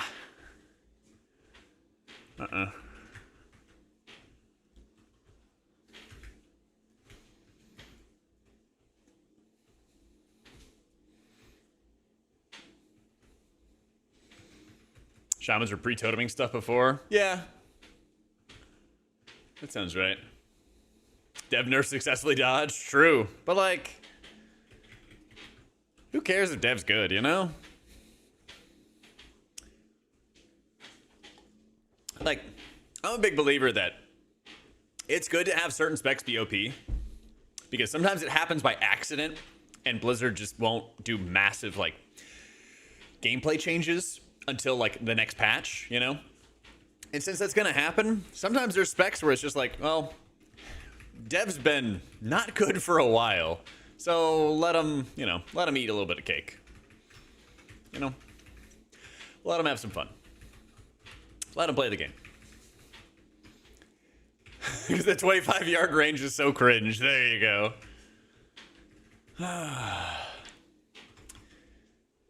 Listen, if AUG could be the problem for a long time, I think Dev could be a problem for a patch. You know? Yeah.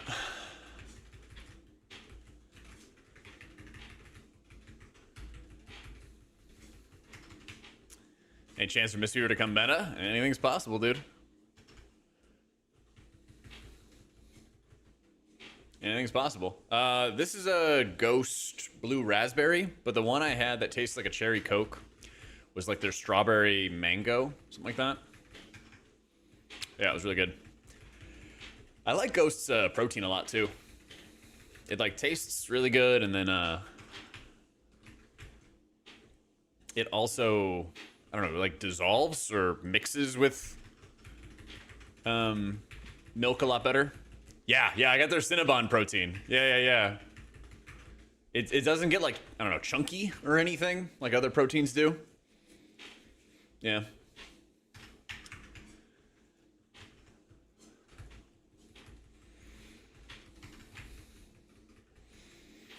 A lot of discussion on why the patch is good for M+. My opinion is that AUG deletion is healthy for the game. It is, but it's also that the seasons got easier. And it feels like you can more easily gear up alts, see progress on your main. But I think the biggest long-term thing for M+ is they gotta make it so that there's a better, I don't know, on-ramp of sorts to get people into like playing with friends consistently. A lot of people will do that on their own in guilds. But I think there's this really big population of WoW players that play M+ like a solo player game and almost never group with friends or almost never like try to make friends and stuff. And they, you know, they kind of come in, play for a little bit, they play until they hit their goals for the season, and then they're done. And I think if they were able to find a reliable way to like capture and be like, hey, here's how, you know, you make friends, and here's how you have good people that you know how good they are, and you know how good you are, and you can play together consistently, like, that would just keep people in it, you know? Yeah. But oh my god, it's such a pain in the ass to maintain a community, to do keys. You know, it's a pain in the ass to maintain a guild. I'm sure we got some guild officers in here, right? That stuff's a lot of work. But if Blizzard was able to crack the code some way on that, game stonks go up. What do you think this is, an MMO? I know, crazy, right? Crazy. Yeah. Only one of your friends that plays a 20-year-old cartoonish game. Hey, you never know, dude. There's plenty of people out in this world. They could be WoW players too. I saw a guy at the gym who gave me the side eye, and I was like, "What's going on?" He came up. He's like, "Are you AutomaticJak?" And I was like, "Yeah." So I got to talk to him for a bit. You never know, man. Could be somebody next to you on the bus that's a WoW player. Main reason you don't play right now is lack of people to play with. Yep. See? Yeah. That and just, WoW's a complex game. Stuff to get into, you know? Like, imagine trying to, like, explain to somebody who's never played WoW before how to play WoW. So, there's all these websites that you can use to look at the best builds for people. And sometimes you spec into talents and you never actually use the abilities they correspond with. Also, you have like 30 or 40 talent nodes per tree that you utilize. And your entire rotation is based on using and making the most out of each and every single one of these nodes. Also, you want to know the dungeons and you want to know the boss fights. And also, here's how crowd control works. And nothing about the game tells you, but if you stun mobs 3 different times, then they just don't get stunned anymore. How long? It's like, I don't know, 30 seconds or so. Yeah, explain the UI. Like, man. That's a lot. Yep.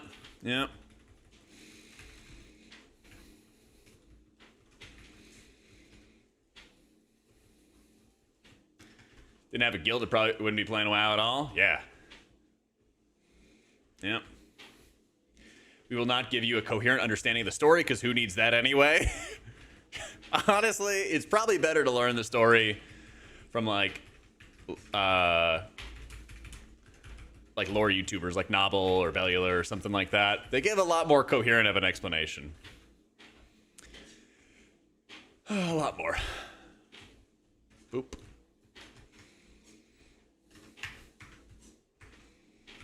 Hey, I appreciate it, Juki. Thank you, bro.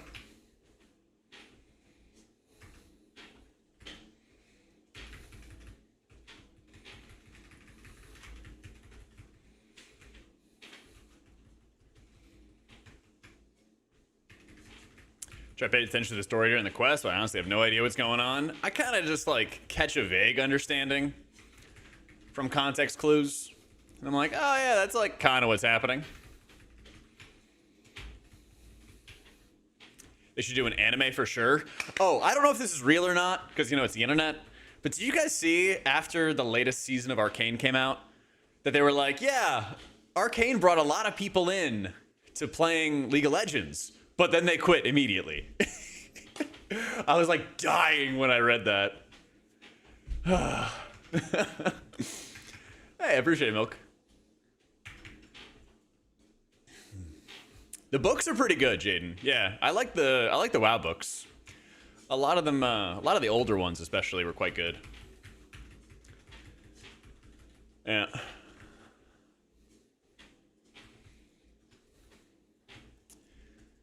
He's playing Void Weaver, struggling to run Oracle and higher keys. Any recommendations? Part of it's just practice, you know. I would definitely recommend checking out my guides if you haven't already.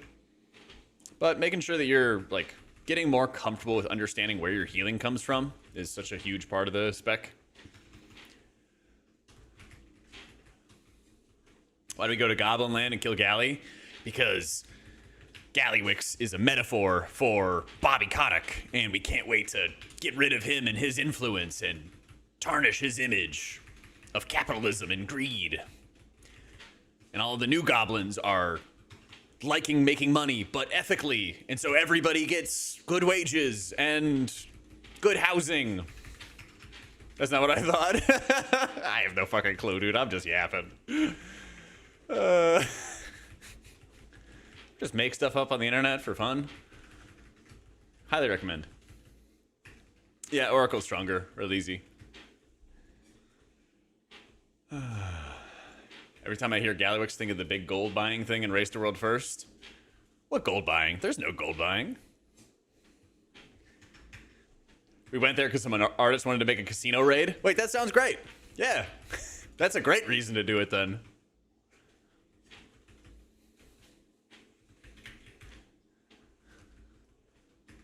Healer damage should be increased. I think it's actually good.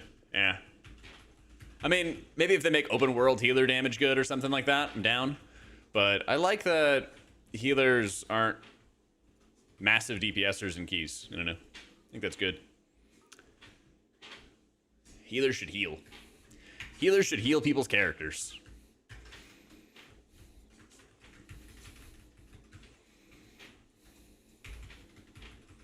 That's the reason you're my favorite healer. Let's go. Like, if they make the amount of damage a healer does in the dungeon too high, then it's expected that that healer is going to be the 4th DPS. And that's what Shadowlands was. That was cringe, and I'm good. Been there, done that, played it, seen it. Controversial take, I know. Crazy, right? I should start my own podcast. With hot takes like these.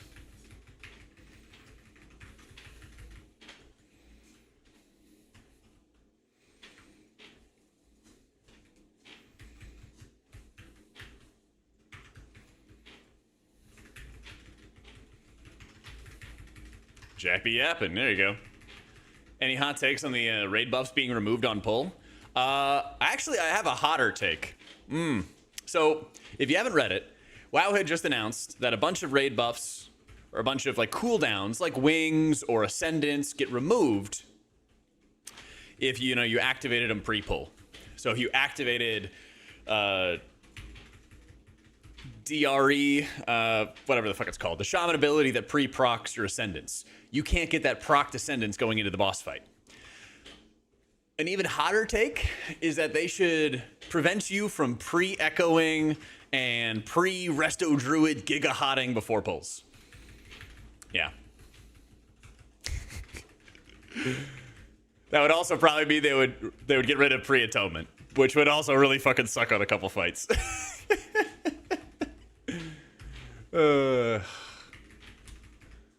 Yeah. Crashing out? Nah. I'm just memeing. On our one-arm bandit kill, we had to pre-atonement on the fight, which felt kind of shitty. But that was like the best way to do it at the time. Now you don't because the boss fight order changed, but yeah, I don't know. It's just part of the game. It's just part of the game. Rex would lose his job. Maybe they found a pattern in all of Rex Troy's content. They made it so only 14 stacks audio can be pre-stacked in advance. It used to be it would be as many as you could stack. Yeah. Yeah. Yeah. I do like how they reset your insight on pulled next. I think that's actually really good. Really good, really necessary. What's Prez need to be more popular? A lot of quality of life, I think. Like, Prez is a very good healer. It just feels like it's a lot more awkward to play. And part of it is range, of course. That's always like the first thing people say. But I also feel like when you play Prez, it's like, hey, Spirit Bloom has cooldown reduction and it does a bunch of healing, but also you have so many modifiers in the spec that the difference between like echoing the echoing a lot of Spirit Bloom cast and not echoing some Spirit Bloom cast is kind of like night and day. How are we tanking 2 stacks? Well, I guess it is an 11, but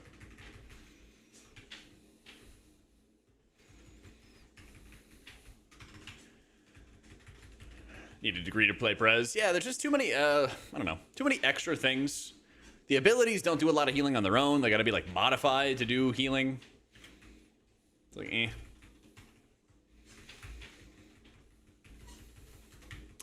Yeah, positioning for the group. Positioning for the group's a lot more punishing for Prez than it is for other healers. Like, it's one thing, you know, Shaman wants to have everybody in the healing range, but it also has some alternatives. You know, they made chain heal bouncing way, way better.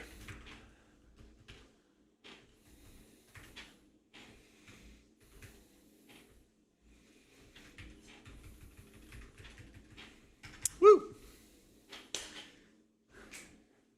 What healers should be added into WoW next? I kind of don't want one. I think there's too many healers already. There's, what, 7 healer specs in the game? If they can't make, like, interesting gameplay with 7 healer specs in the game, then we got a problem. Yeah, 344 IO.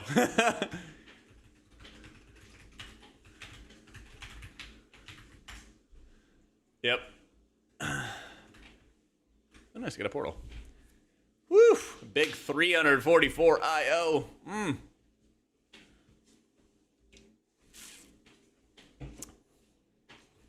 Shut up, John. I'm not even gonna read what you said. You bozo. This fucking guy. Can you heal a 10 with 654? Yeah, of course. I mean, I think a Tinkerer type stuff could be really cool. I'm just worried about their execution, AppleJak. Like, we're like, oh man, a support could be really cool. Final Fantasy does it. And then we got AUG, you know? That's the thing. There's a lot of cool ideas, but I'd be worried about the execution of those ideas. Yeah. Yeah. Let me see. Where am I at on gear? I think so. She looking at me, smiling in the spotlight. Oh my god, I need Valor Stones. Wait, don't I get it? Bonus Valor Stones? I think. Why does Blizzard struggle with spec and class balance? Mainly because there's niches that exist. Probably the most generous answer is, like, if niches exist, then specs need to be good in certain environments. And basically, if you make certain environments favorable to this or favorable to that, what's the cheapest upgrade I have? Here it is. There basically just comes a time where, like, hey, this is, like, super beneficial for this, and it's super beneficial for that. And so you kind of hit these, like, oh, okay, this dot fight, or this fight's really good for multi-dotters. This fight's really good for, you know, whoever. I guess I could just do, like, a cheap-ass item, couldn't I? Yeah. Right? Nope. Yeah, that's the other thing, too. The player base is ultra degen. Ultra degen.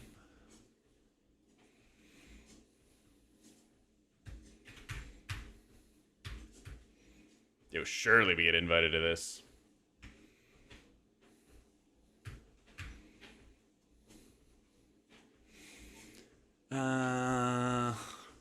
Find some chill 13 or something.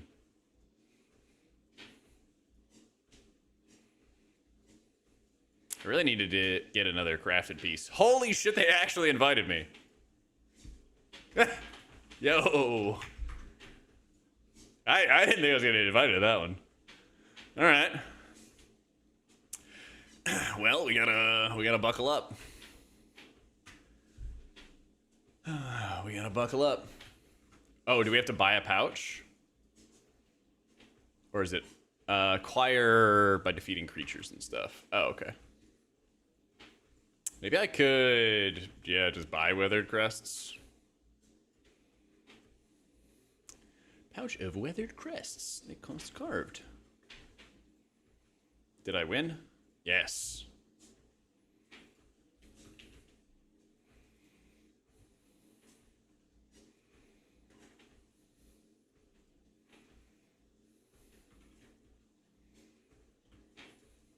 Do I have 250? Oh, I do.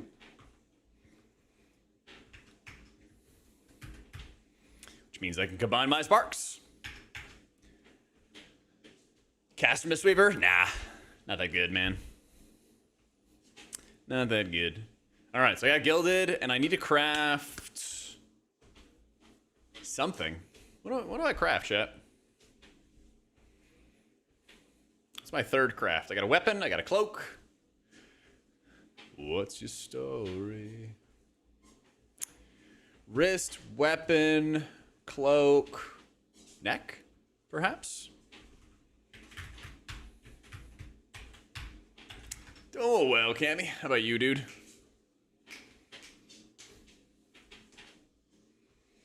Screw putting the mistaken Jackie mistake with that invite. You crack me up, audio. Huh?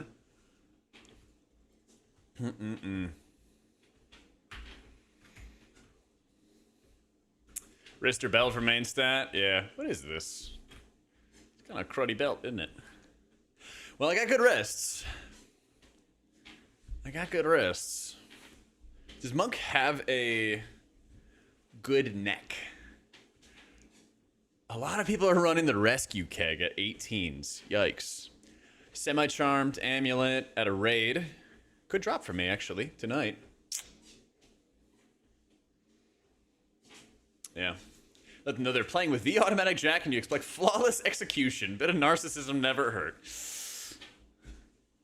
Tell it to the Ides of March, man. Crit Mastery neck, stupid BOE. Yeah. I mean, this is a, well-statted neck or solidly statted neck.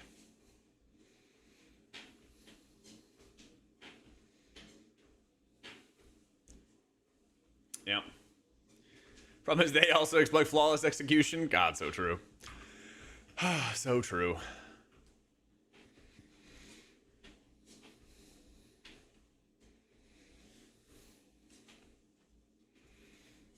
It's a nice shirt. Thanks. It's very comfy.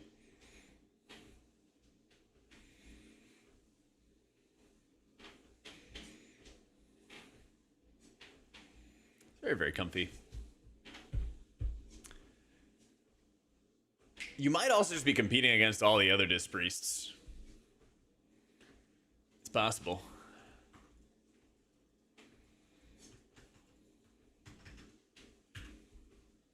It's always possible.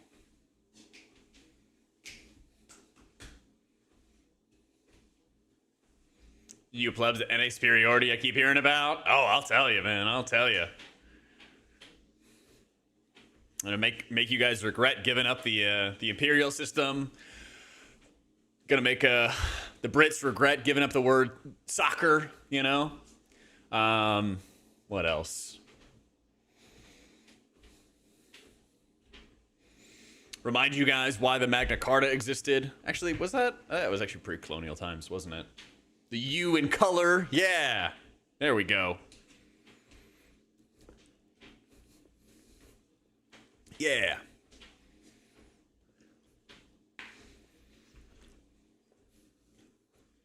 Don't get why Brits give a shit for soccer when they invented it. Exactly. Exactly, man. Yeah, aluminium. Oh, get real.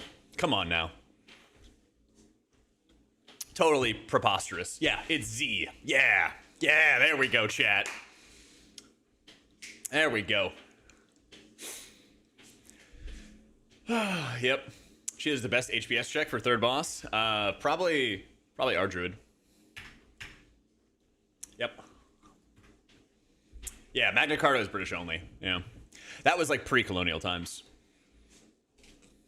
Yep. All I hear is big words. Hey, man. The Brits invented it. We just perfected it. How you doing, Lucy?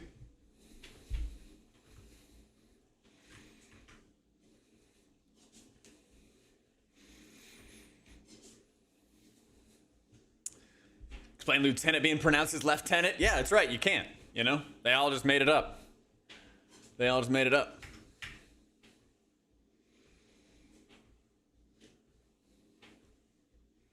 Let's go, Lucy. You're gaming.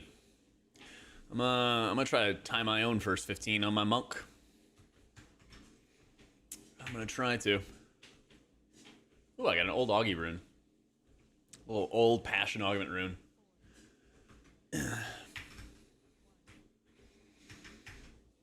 A class and style. Do not think about this too much. Oh man.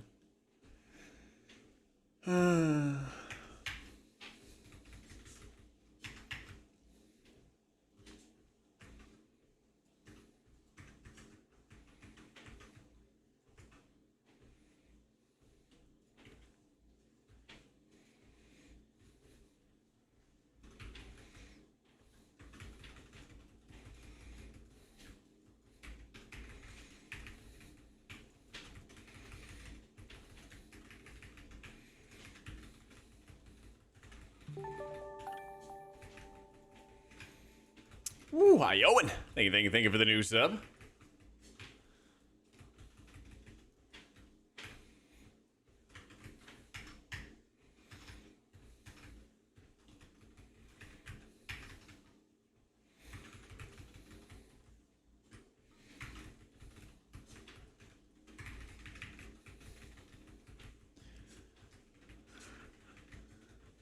Boom.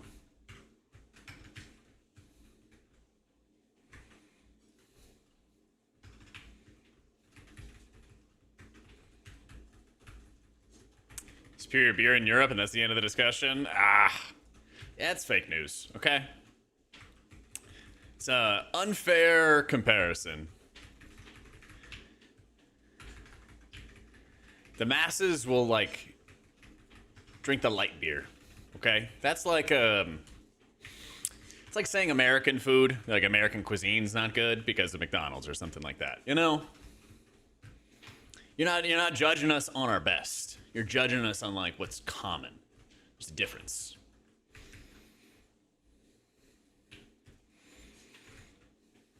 It's American cuisine? Yeah, of course. Pasta, pizza, hamburgers, Tex-Mex, Chinese food. We got everything, dude. Orange chicken, yeah. Yeah. I mean, listen, you're not going to find Tex-Mex in the UK, okay? So, I'm just saying.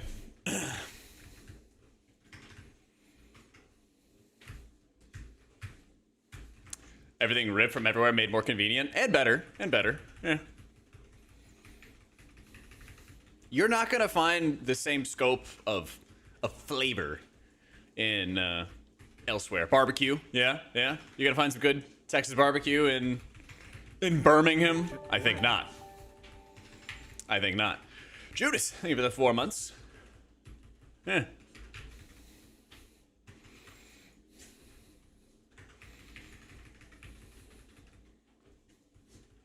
You guys have no idea how hard it is to breed orange chicken here in the Americas. Yeah, or the brown cows for chocolate milk. You guys just don't understand. You guys just don't get it. Exactly. Thank you, chat. European barbecue is actually hilarious. See, how have, like, people just not gone to Europe and done barbecue, you know? It's not like rocket science.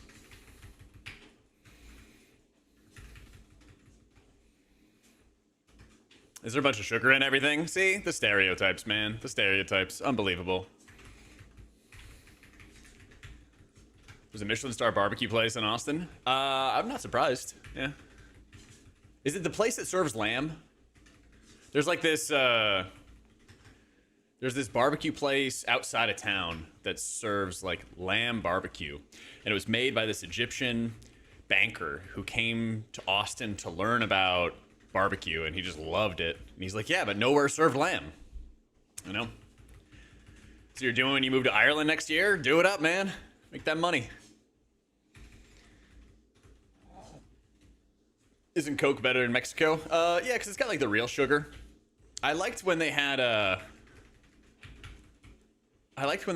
Pepsi throwback. That was actually really good. I don't really like Pepsi in general, but their Pepsi throwback was really good.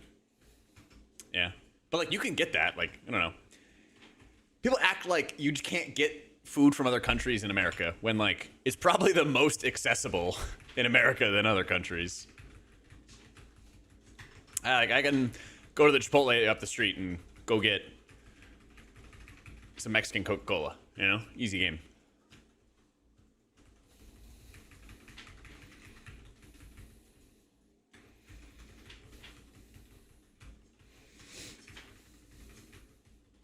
Lemon Pepsi? Ew. Yeah, that sounds nasty.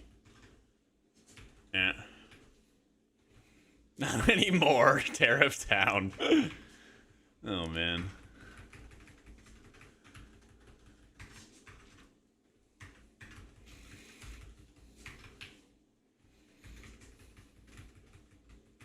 What the? Did you guys see that? It just did a 180 and walked away?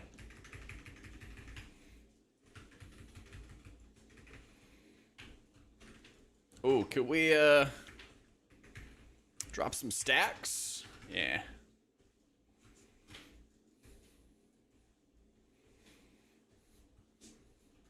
Ah, shit. That was bad.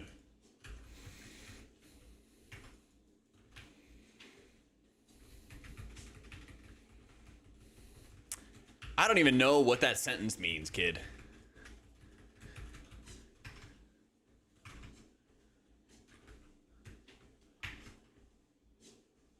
For Mistweaver, I'm not sure what it says on Wowhead. To be honest, I think it's still this. I think it's still this.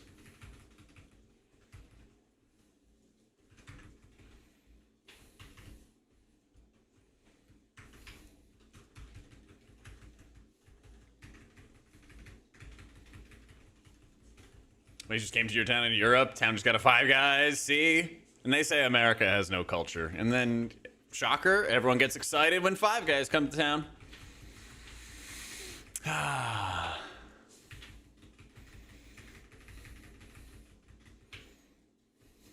Hole in the wall mom pop shops are better. Oh, I know. I had a Euro buddy come to America for the first time, and he really wanted to get orange chicken at Panda Express, and I was like, bro, we're not in the woods. We could find a mom and pop shop that would be 10 times better. And he's like, no, I really want to get Panda Express. I'm like, oh my god, okay, we can go to Panda Express. Yeah.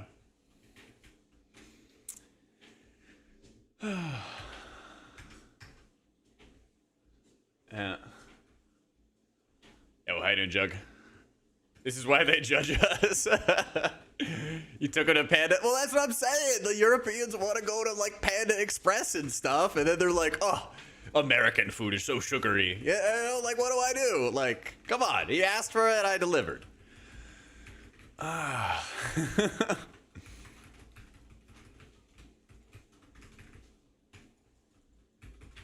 What more can I do here?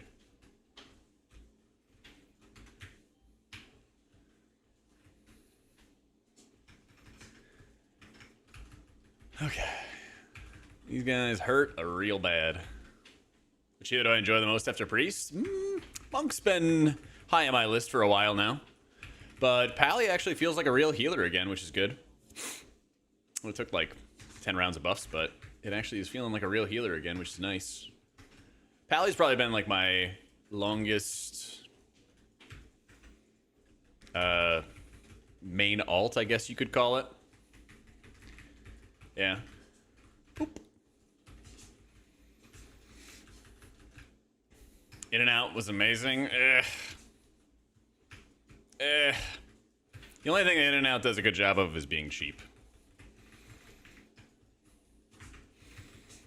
People are like, I can't believe that In and Out is only like $7. And I'm like, yeah, I know.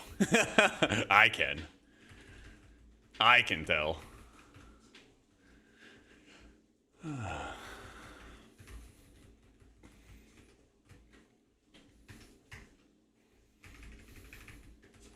And that's amazing for fast food, but if you compare it to the scope of burgers, it's meh. Yeah, like, I don't know. Burger technology has just gotten better over time. You know? And, like, I don't know. Maybe I'm in my boomer era, but I would pretty gladly pay an extra $5 for just a better tasting hamburger. You know? Like, I had a smash burger near me in college, and that was, like, easily the best, like, fast food burger out there. And honestly, even though, like, burger technology has advanced so much, you know who really lags behind? Is the usual bar and grill places. Because the usual bar and grill places make burgers that are too tall. They don't make them wide, you know? And so, like, you just can't, like, I don't know, I can't unhinge my jaw like a snake to consume that size of burger.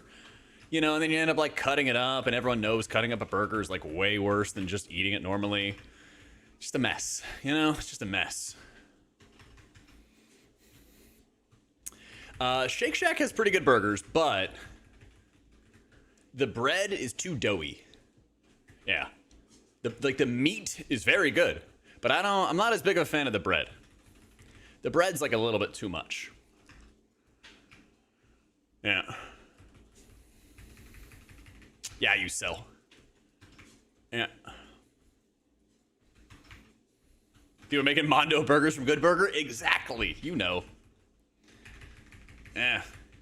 I use cell frames and cell unit frames. Me on my way to you. Does it feel playing a class with movement and interrupts? It's crazy. I didn't know this technology was possible. What's the reasoning behind Xiaohao's lessons? Well, it's basically that Shaylun's last expansion was like this big mega cooldown that would kind of cover everything, but it's not really that anymore. It's not really that anymore. And so it's kind of like a supporting cooldown. It's solid, but it's not going to like carry all the healing. Yeah, I use OmniCD. So instead, you can get some nice buffs with Xiaohao, juice you up. Burger Shack and Chantilly off Route 50. I didn't really spend much time at Chantilly, to be honest. I was around Fairfax, Gainesville, sometimes Manassas, but Manassas was kind of meh, you know? Oh, super easy, Xanis. Yeah, I grew up in Northern Virginia. All my life, baby. Yeah, do me a favor, Xanis. Open up your OmniCD. And then go to Dungeons, and then Position. And then there'll be a section for Anchor. And what you want to do is you want to make sure you specifically tell OmniCD to anchor to cell frames. Yeah. Gainesville, Manassas, you poor soul. Yeah, I actually grew up even further away from DC than Gainesville and Manassas. I was out in the horse country, okay? Yeah. I was out in the horse country. Like my summer jobs, we would go to Great Meadows and like do catering and stuff like that there. Yeah. Ah, you do know about it, Dub. Yep. Do I ever miss it? No, I don't. Twilight Horse Polo, he knows. Yep. Kuchen, thank you for the 3 months. You live in Fairfax right now? It's a good spot if you got money. If you don't have money, whew.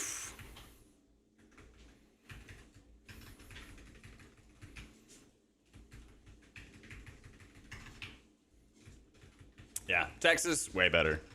Like, Virginia has this thing where there's just a lot of freaking trees, man. Like, you're just, like, boxed in, I feel like. I feel the same way about, like, Tennessee, where my parents went to retire. Because they were government through and through. And, like, they retired, they got out of D.C. and everything like that. And, they were just sick of it. And I don't blame them. Remains to be seen, Edward. We'll have to see. Place has too many trees. They're just like, listen, John. They're just, you grew up in the Northwest. You don't understand, okay? You're like boxed in. You're boxed in. There's plenty of trees in Texas, but they're nice and small. And like, you can see the entire sky. You just gotta see it for yourself. Then you'll understand.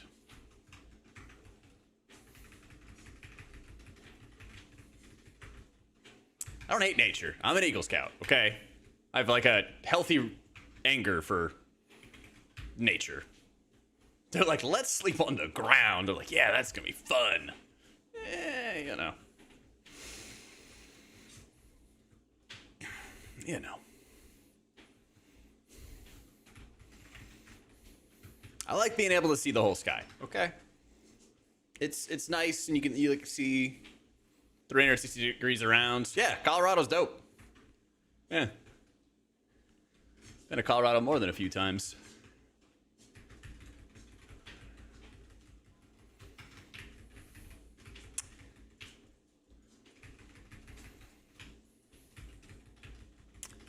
Yeah. Colorado skiing is also amazing. Yeah, I haven't really spent... I've gone skiing a couple times, but not enough to, like, be good at it or anything.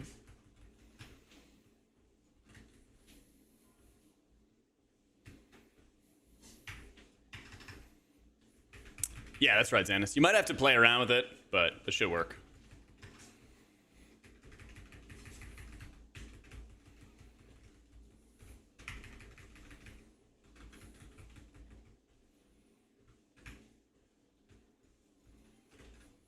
Yo, this fight is doing it.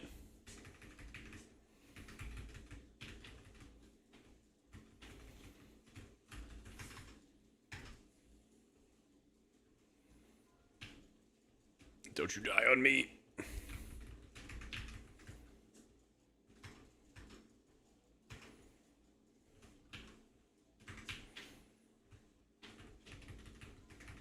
Oh my god, the positionings for these. Ugh.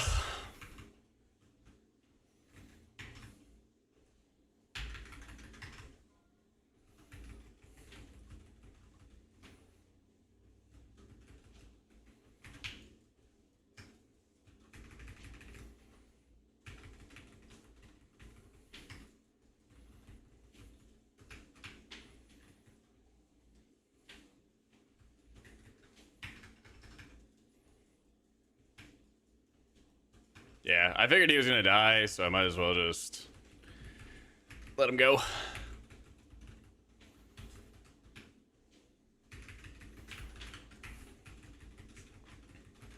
Shit, we actually don't have any battle roses. I thought we did. Well, that fucking sucks.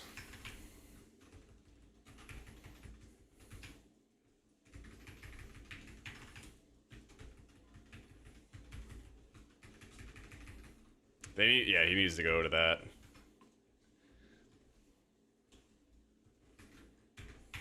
I just so like, how does it take all of his HP? Oh man.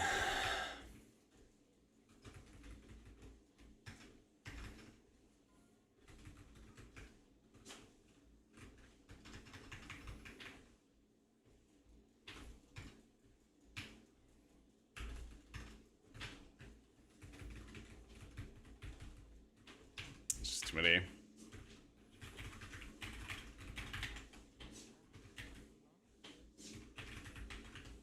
Whoa.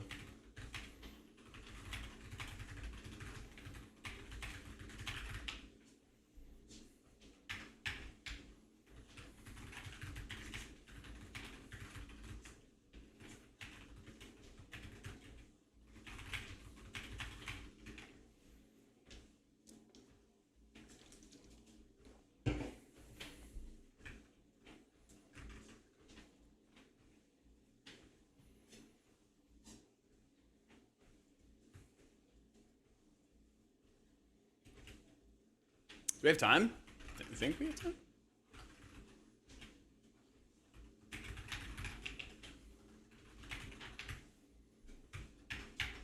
There we go. Well, it's like, I wish that the spawns would just be always around the boss. Because, like, from the very beginning of the fight, they were, like, in the middle of the room. And we just never cleared a bunch of them. Yeah. The reason you left San Antonio is the traffic. Man, you go to DC and you see the traffic there, it's a nightmare. It's a nightmare.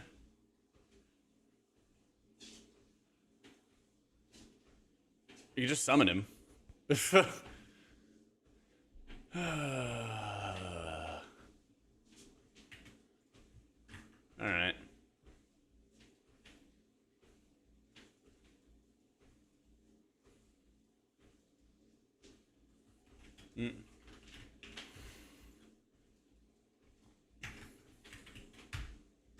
Food in DC? Food in DC was pretty good.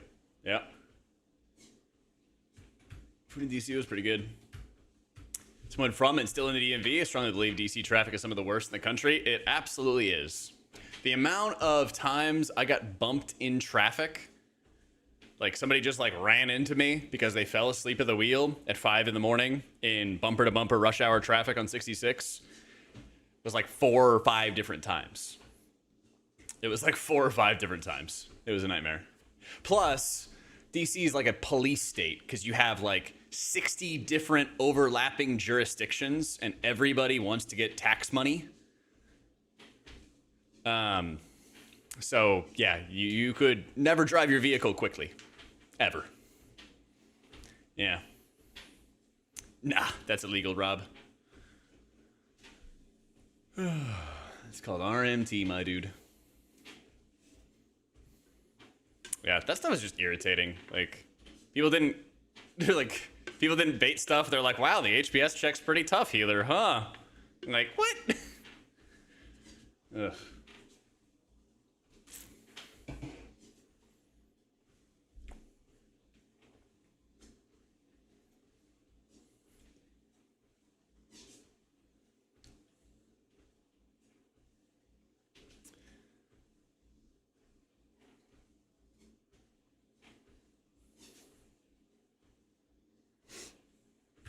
Farming motor vehicles, yeah, also a nightmare. Actually, Texas's was not bad. Texas's was not bad at all when it came down to it. All right, let me run to the bathroom quick. Give me a sec, I'll be right back.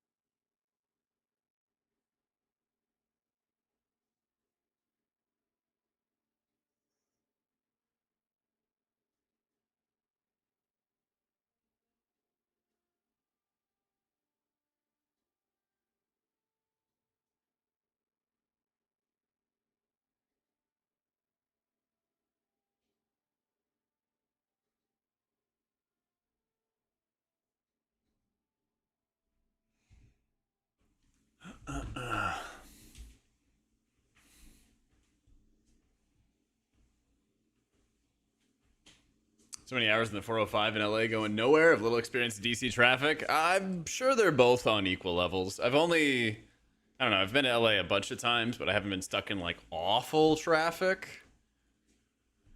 You know, it's been bad, but like I haven't had too many like DC morning kind of things. So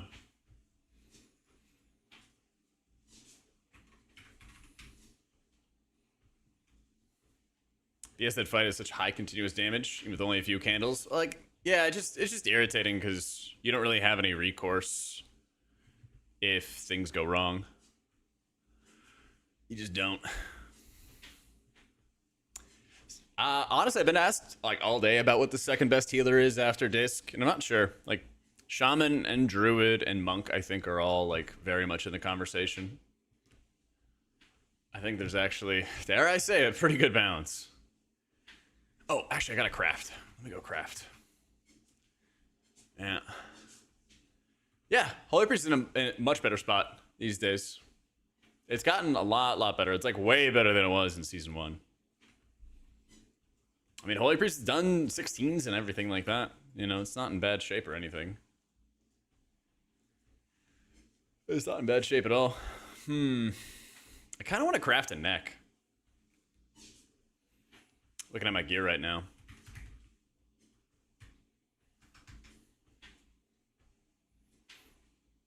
I kind of want to craft a neck. Let's do it.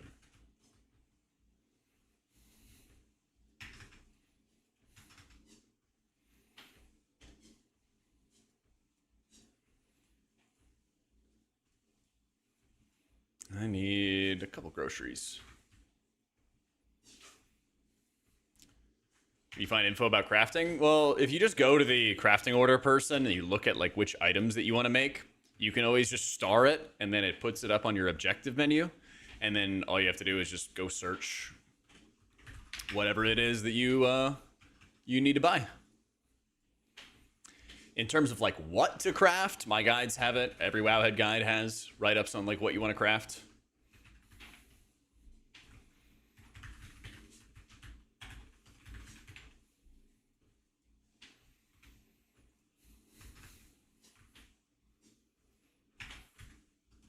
You go into a M0 dungeon, Xanis.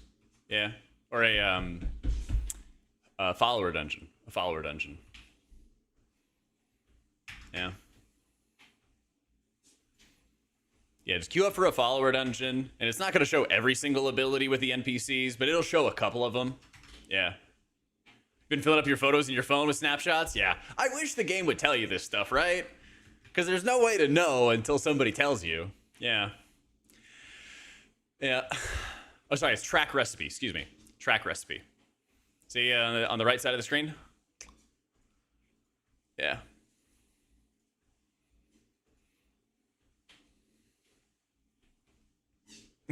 Fucking John. My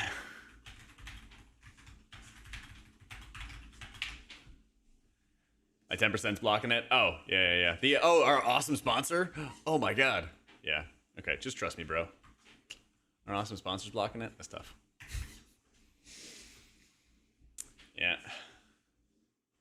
Well, you gotta keep in mind, MDI is very, very different, Ryu. MDI, everybody has 20% avoidance baseline. And it gets pretty insane. Alright.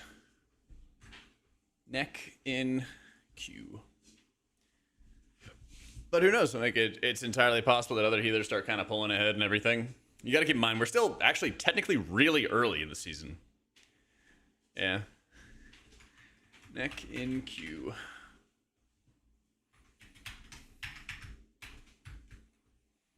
Yep. Watching you walk like a guy that doesn't give a fuck makes me upset. Wait, why?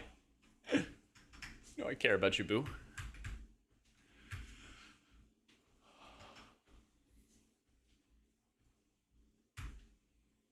Yeah, RSham is pretty damn good, man. What do I need? 2 more keys? 2 more keys on him?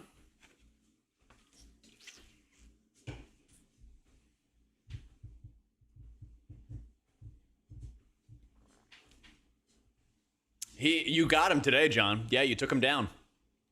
Yeah. What was his name? Yeah, you the bot auto bopped him today. You did good.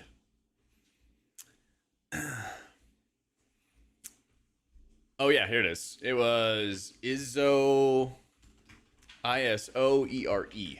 Yeah. Bot just like automatically smacked him down. Good shit. Yeah.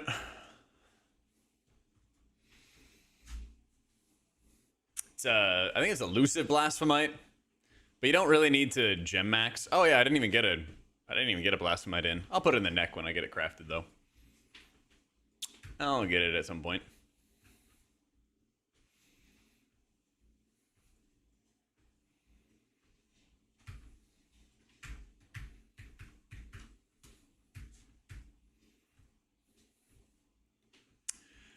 Rookery would be so much fun if I didn't have to do the last boss. Oh man. You mean like my YouTube guide, Squid? They actually kind of are. Yeah. That like old advanced totemic thing. Yeah, he was like, send me more, John. Yeah. You mean pacing simulator? Yeah, basically. The amount of crit you get is like nothing, Juki. Yeah. Hey, Bradley. Cheater's the most fun buttons to press. I mean, shielding somebody before a huge hit is pretty nuts. I'm not gonna lie to you. It feels pretty insane when you just shield everybody through all the damage. Well, that's all personal, you know? Yeah, I would say Squid, like almost all of it is still relevant in that old guide. Yeah. How you doing, Colony?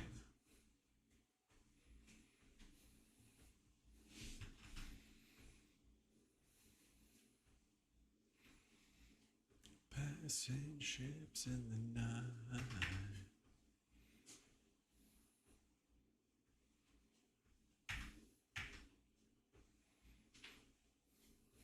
Oh yeah, the good old Monday keys. Yeah, buddy. We love us some Monday keys.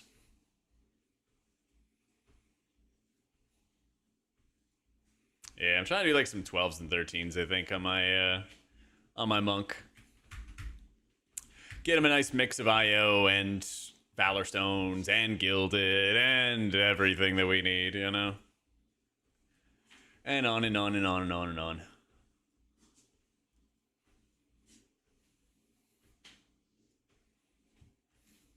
Who makes crafted items? You can either do it as a guild order, and somebody in your guild can make it. Or you can do it as a public order, but then you can't choose the eye level, basically. So most commonly, you just spam in trade chat and you say, hey, I need somebody who can make this item for me. Like the consecrated cloak. Somebody messages you. Usually they charge like 5k gold or something like that. And then you're on your way. Oftentimes less, but yeah. Nice and simple. Let's go.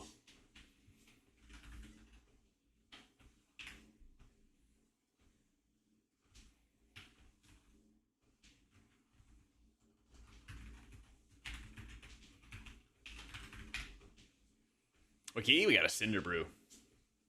Yep. Guides are updated, Ryu. Still Oracle. 5k gold, they don't charge that much. I mean, I like to give them 5k. That's pretty cheap in my book. That's pretty cheap in my book.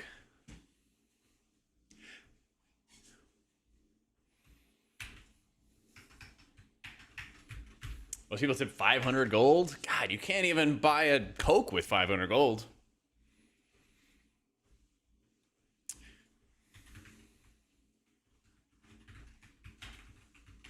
Wait, is this the guy who writes the bug book, John? It is the guy who wrote the bug book. Yeah, Metamorphosis. John's telling me about Franz Kafka, and I was like, that name sounds so familiar, and I don't know why. But he wrote this book where he turned into a bug. Okay, sorry, little tangent. I knew I heard it from somewhere. You love that book? That was such a weird book. That was the weirdest shit. Oh, man.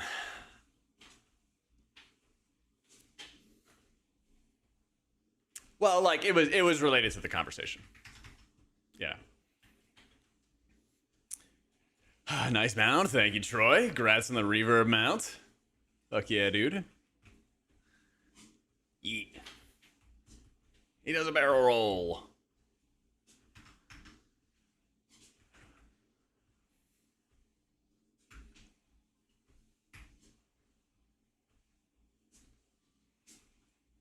He's got some big ass ears too.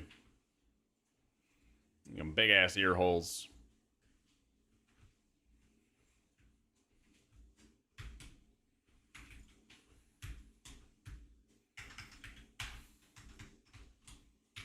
Yeah, it was the "Would you still love me if I was a worm" book. Exactly. Exactly. Yeah. Yeah.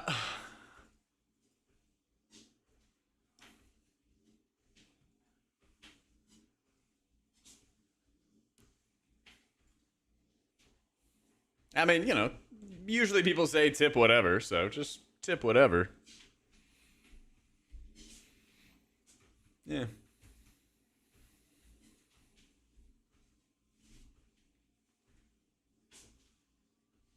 So a dude on your server was charging 20K for a lariat 2 weeks before TW pre-patch? Yeah.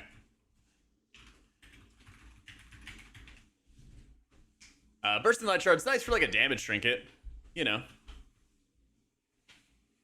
It's good for a damage trinket, but it doesn't convert to any atonement healing.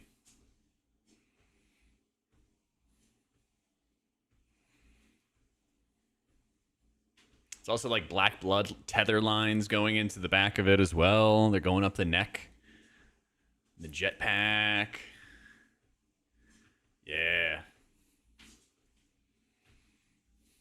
All love stops when transformed into a worm. Yeah.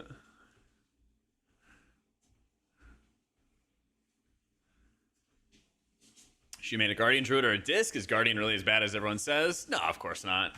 People in WoW love the meta. But if you're just playing your first character, play what you think is interesting. And the better you play it, the more successful you'll be, you know? Yeah. You still watch my streams if you were a worm? Thanks. Oh, man.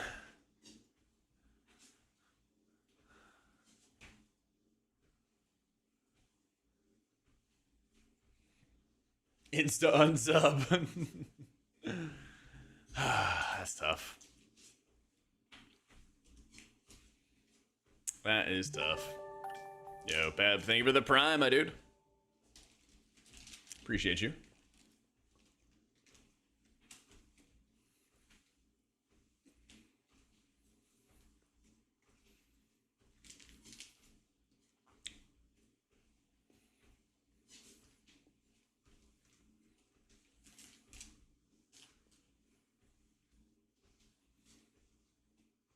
FCK Ellesmere. Yo, thank you for the 39 months, bro.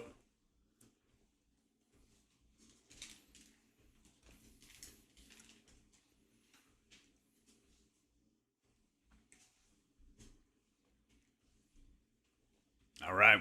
We got gamers. Let's do it.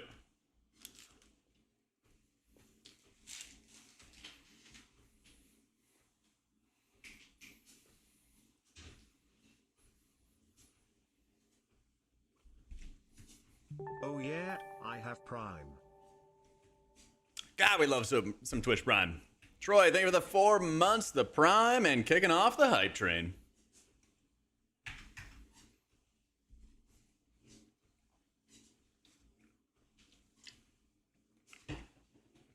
All right, let's go.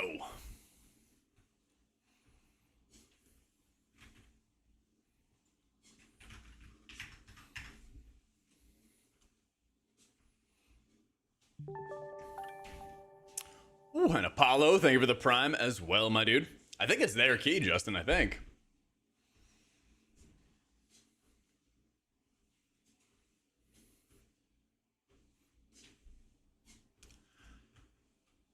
I want to say that it is.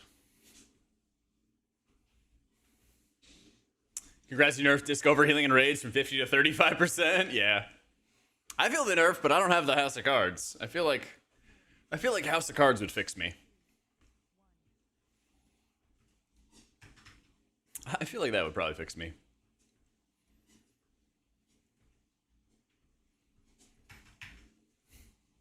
Yeah, I still got a reverb as well.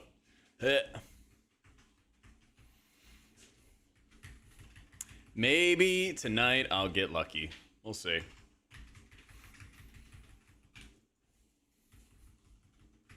Bring my priest in for a little bit of heroic action and see what we can find.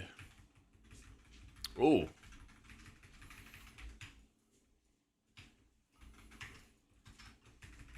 He was typing for lust. No. You cannot be typing for lust there.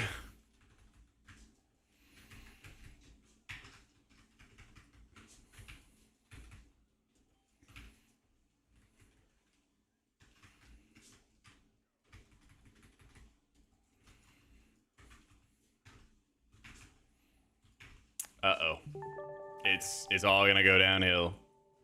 It's all kind of going downhill. It's not looking good. Keeping it together, I think. I think. Yo, milk. That button right there. Oh, come on.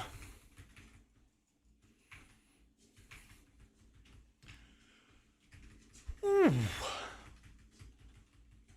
Thank you for the prime milk. House cards, a minute and a half. Yeah. It is a minute and a half.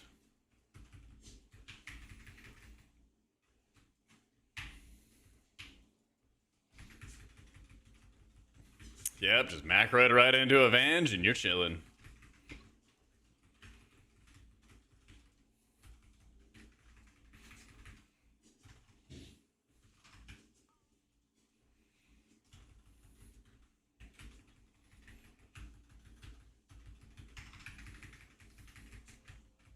House cards macro to Avenge, Mr. Pick Me Up for raids. Yep, that's the bis.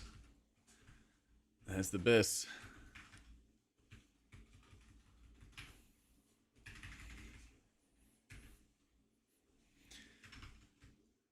I still don't have a house of cards, and I cleared the whole freaking raid. So hopefully tonight I can try to get that in like a Mugsy jug.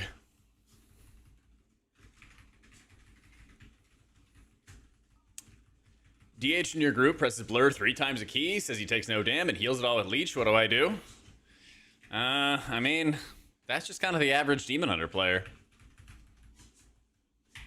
You could be talking about anybody.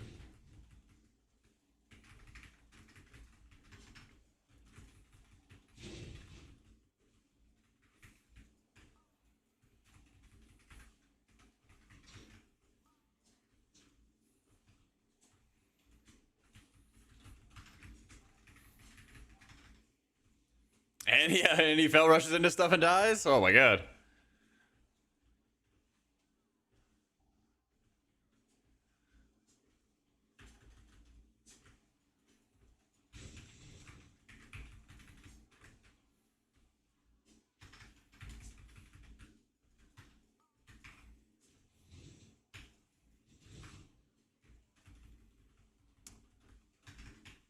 You're not sure you like Priority Signet? Yeah, it's kind of just the best of the rest. I have it too. That's usually what I use in dungeons as well.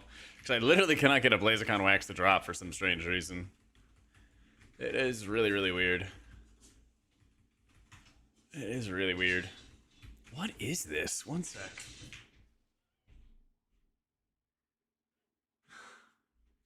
People are like loading pipes into trucks outside. It is weird. Just hearing this huge clattering and shit.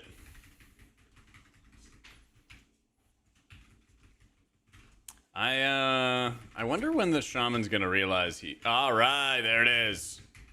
They've asked for lust like 3 different times.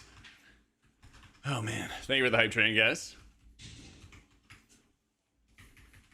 Oh, dude, like walking consistently every day is like insane impact. Yeah. Yeah, it's super, super good for you, dude. Well, like we asked for it on the first poll, Schmitty. Yeah. The guy was not feeling it.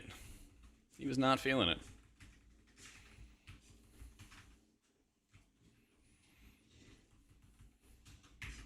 Yep, just still playing Oracle.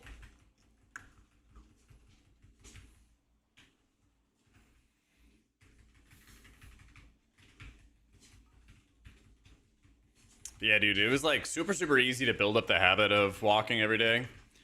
And so I try to do at least 10K steps a day. Sometimes it's less, though. Give myself a breather here and there, you know?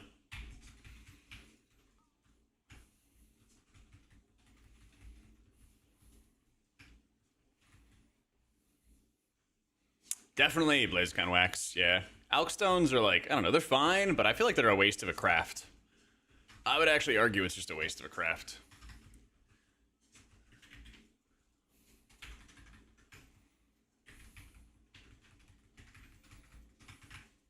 Hear about the mass report happening? I was playing with Petco earlier, got mass reported, banned for 7 days. You get silenced for 7 days. Yeah, I heard that it happened. I didn't hear about like the details. Yeah, exclamation point setup has all the gear. All the gear for stream, including the treadmill and everything.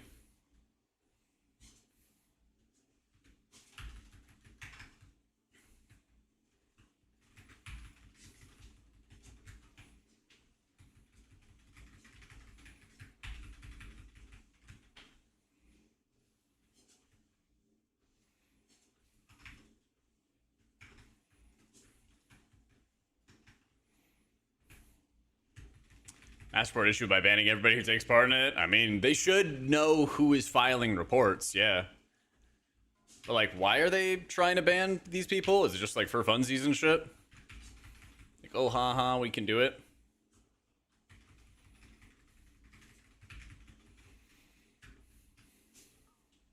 Monk's in the lead right now, Gojo, but Shaman and Paladin are quickly catching up for enjoyment.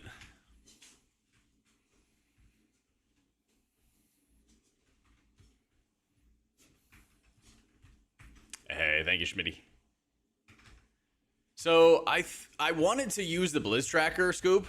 I really did. Just you know, in general, dropping weak auras, improve FPS, whatnot. But I was talking to Thune, as a shaman bro of mine, and he was saying that the cooldown manager kind of sucks right now. Yeah. Like, you can't reorder abilities. It shows abilities like Chain Heal, which don't have a cooldown at all. So I'm pretty disappointed at the moment. Pretty disappointed at the moment.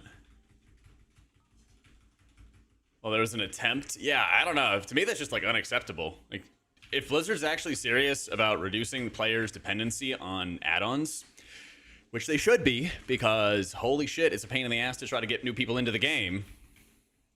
Dude, this guy left?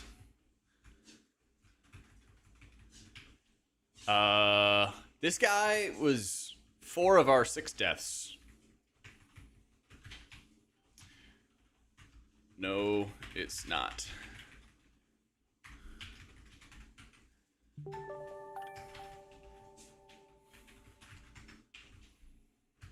This guy just left after he died 4 times.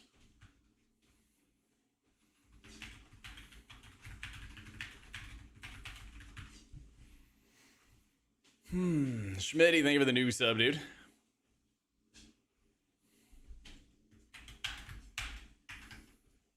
Nobody flamed him. Nobody flamed him.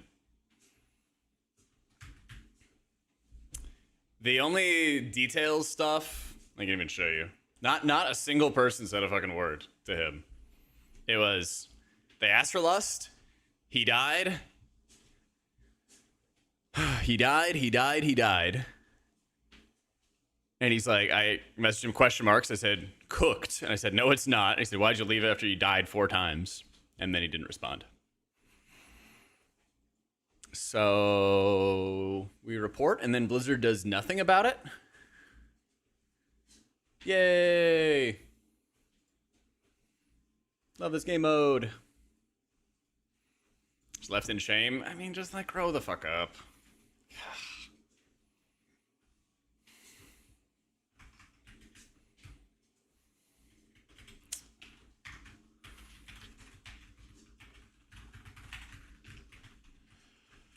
Ah, yeah. Love this game mode. Yeah, sure.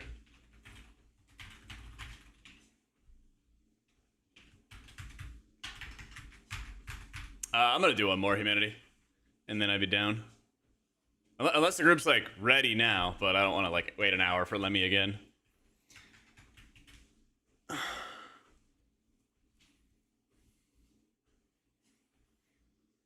Your 7-day ban shows the support system is perfect. Yeah.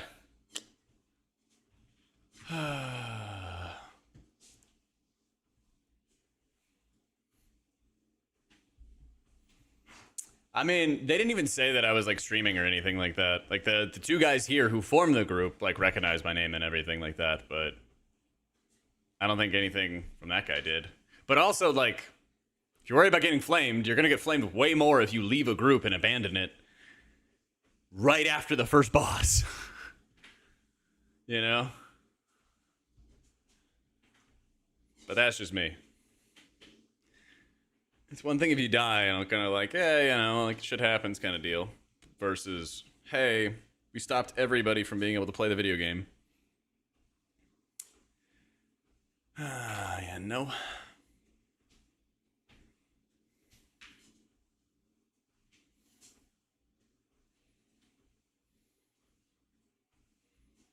Yeah, that's the thing is like people just gotta, you know, they gotta play their role. They gotta do their job.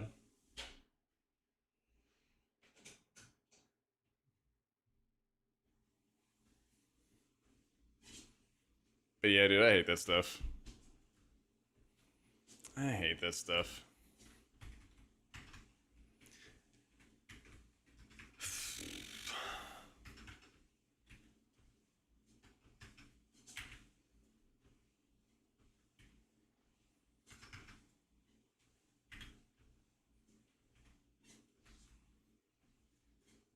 So 15s, the only groups that been in were so much less toxic than the 14s. They're easier because the team dependently plays their role. Yeah, 100%. 100%. Oh, are they officially confirming the Oblivion remake? Because I kind of want to play that. I kind of sort of want to play that.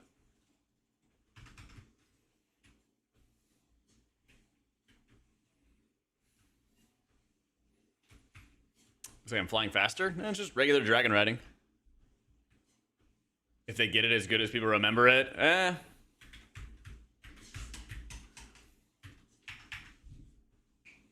Yeah, big difference between it being announced tomorrow and actually dropping tomorrow. That is true.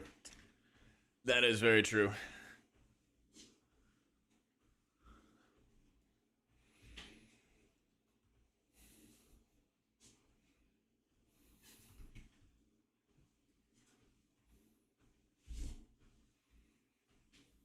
CE mounts were faster like the olden days of rare mounts. That would be fun, but that would piss people off.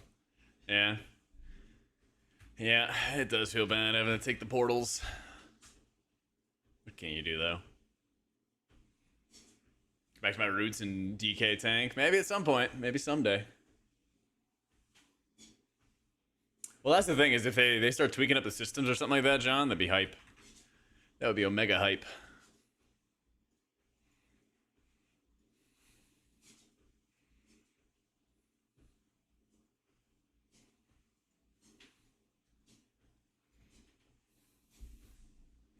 The CD manager is buggy on some spells. Shield does not make it show the CD if you shield yourself, but the duration of the buff.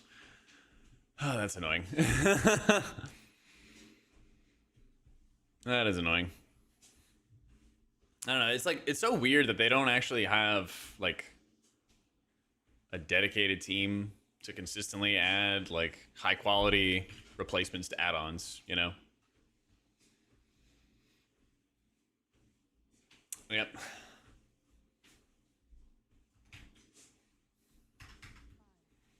Yeah, I definitely want to give it a shot. At least watch some streams of it or something.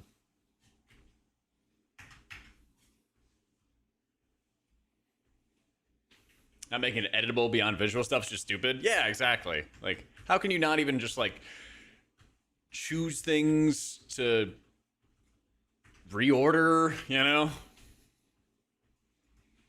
Why do they do that when the community does it for free? Because they're doing themselves a disservice by encouraging people to go to third-party resources to figure the game out, it adds another layer of complexity to the game, which I don't think is a good thing. It becomes harder and harder and harder to bring in new people if you're normalizing people taking advantage of software programmers to create the basic functions of like the game, you know? No other game does this. No other game is like, oh yeah, you want to be able to like play the game properly? Download a bunch of add-ons. It's insane to me, you know?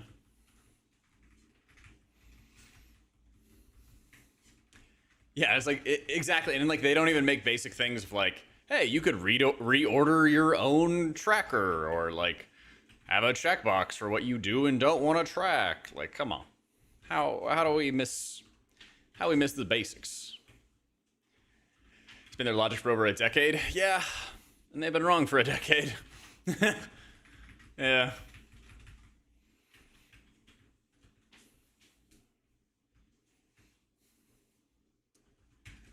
In RuneScape, you want to play the game properly, you need to download an entire separate game client? Since when? Wait, what? Oh, I'm glad people like a milk, but when it comes to the longevity of the game, they really gotta be thinking about this stuff. How can anybody think this version of the manager is worth releasing? That's a great question. Yeah. That's a great question.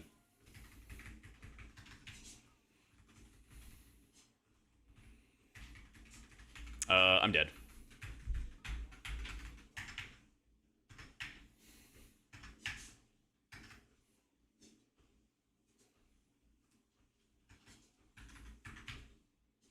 That's tough.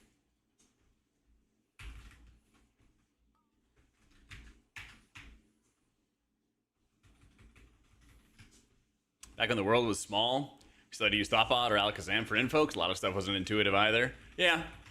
And like, there's some things, like I don't expect Blizzard to be able to recreate Wowhead or anything like that.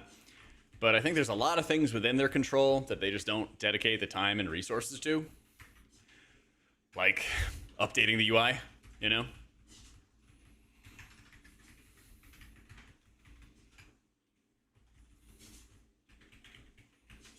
And I think that it actually has long-term negative impacts.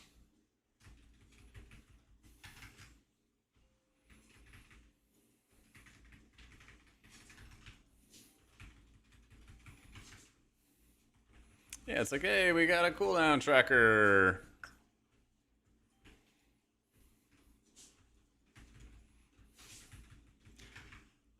Isn't the Blizz like talent tracker down? Yeah. I think Oli's in really good shape, Muffin. Yeah, they've been just kind of consistently getting better and better. Yeah, I would definitely, if you're interested, give it a shot. Well, it's like they could have at least just spent the time trying to make sure that they replicate each piece of like tracking your class's cooldowns and buff up time and getting to customize them. You know? And just like start there.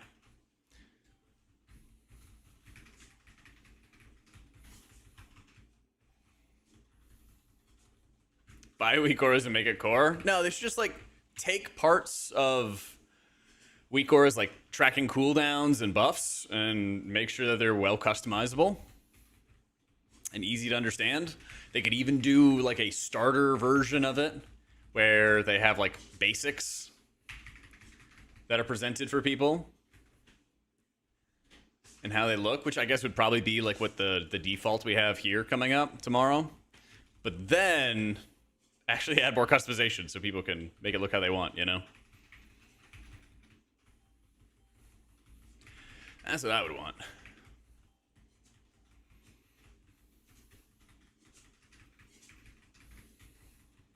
But I feel like a long-term goal for Blizzard should actually be to remove weak auras. But in order to do that, you would have to add a lot of functionality into the game already, you know?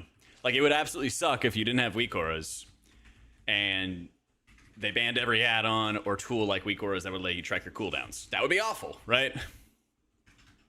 But if they were able to reliably take a lot of the fundamentals of like weak auras, buff tracking, debuff tracking, cooldown tracking, make them very customizable, and basically make them a good replacement, then that would go really, really far in allowing them to one day get rid of the add-on, you know?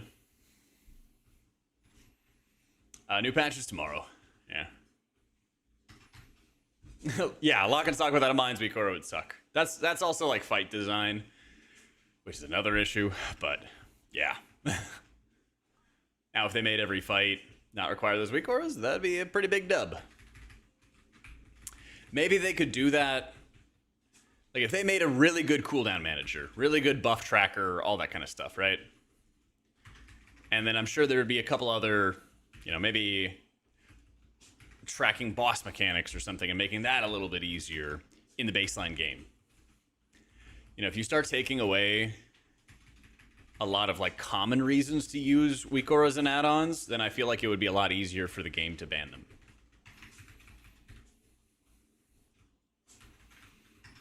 And I kind of feel like it would be a good long-term goal to not have to rely on add-ons, to just have the base game have those things, you know? I mean, it's cool to make those kind of things, Schmitty, but I would say for like new players, it's a mess. Like, what do you mean I have to go to another website, download third-party programs to make my game look like yours, you know?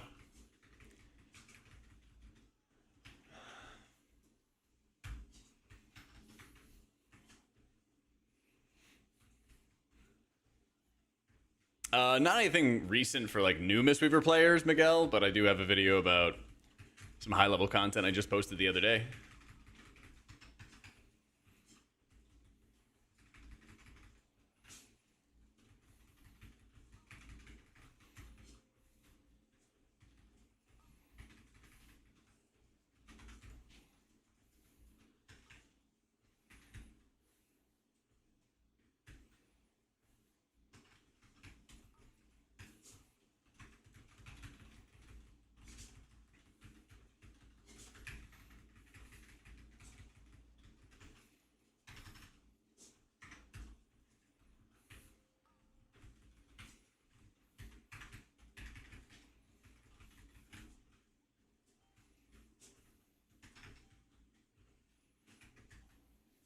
Season's been a struggle with your Mistweaver for all the aerial denial. It is a pain.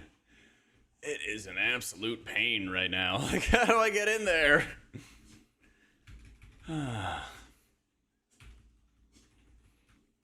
don't think Blizzard would kill all weak auras. Yeah, but I wouldn't mind if they made a lot of like popular functions of weak auras, add them into the base game, and then that would make it easier for them to try to remove it, and also make it so fights weren't dependent on it. I don't know. Did you say 8-hour maintenance tomorrow? What?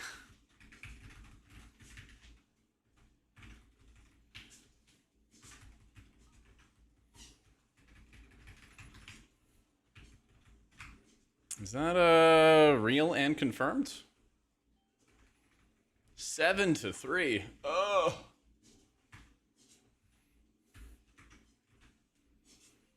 Nightmare.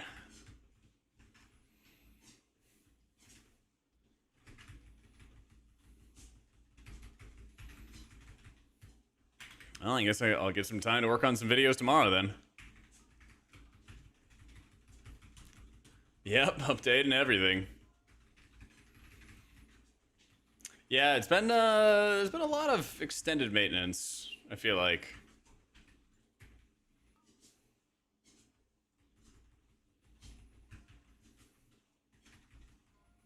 They should figure out a way to time gate the downtime. God, so true.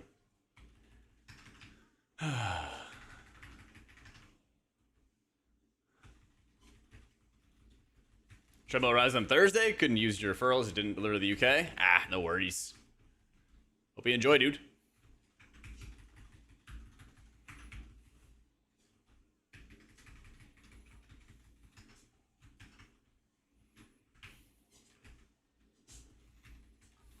And it's having to be in office on the reset days. Sometimes it's a benefit. Sometimes.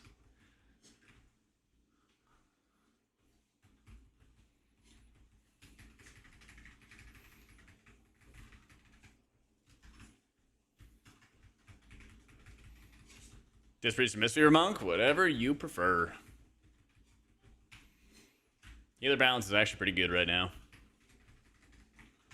Damn, dude. I'm running back. We might lose him.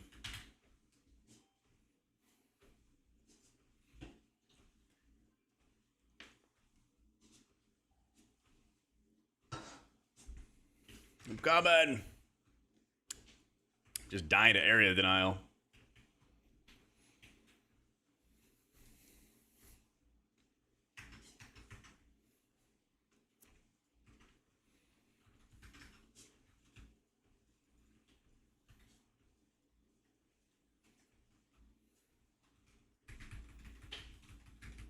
I find it more enjoyable to play right now. I mean, I still love playing Priest.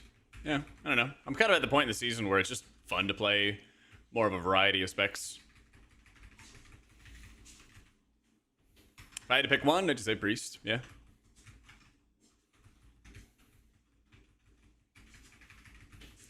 Does the dot apply to Ancient Teachings healing? Nah, it's just damage. It's just damage.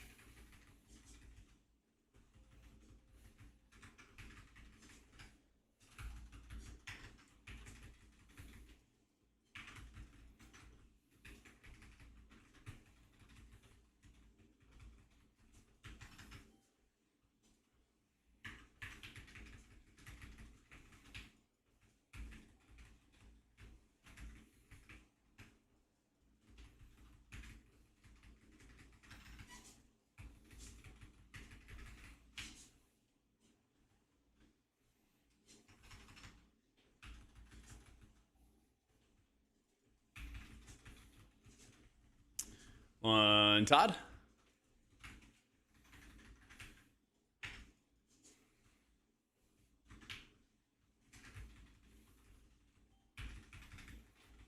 This round with Flame Shaper M Plus, pretty fun. Doesn't feel too bad either. Yeah, I feel like my struggle is...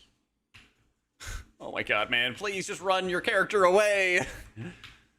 Oh,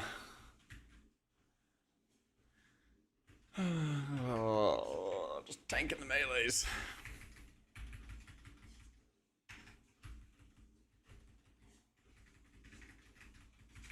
Yeah, it's 6 stacks there. That was tough.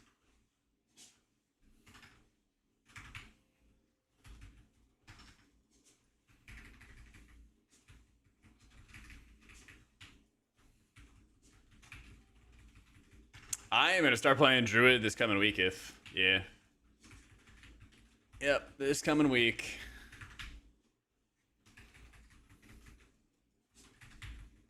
I think it'd be better to wait for the patch before I start playing it.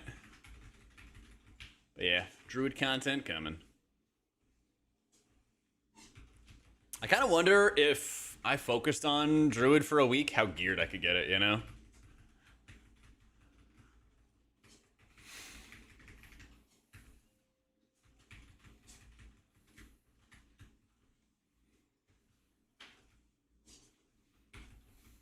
He's gonna play DPS. What would I play? I have no idea. I have no idea.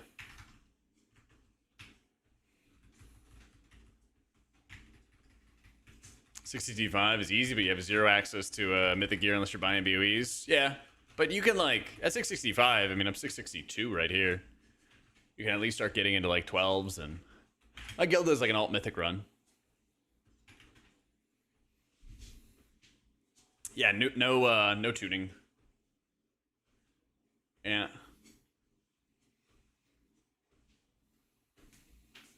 Mage, I've never really had much interest in playing Mage. Yeah, tryhard. Show, you are a tryhard. You're a born tryhard. Alt mythic. Yeah, okay. Echo Raider. Okay.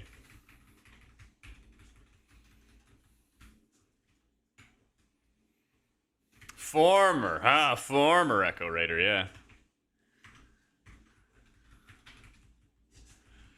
Did you get into Velocity? Or are you looking for a guild? Yeah. Got a PC? Nice.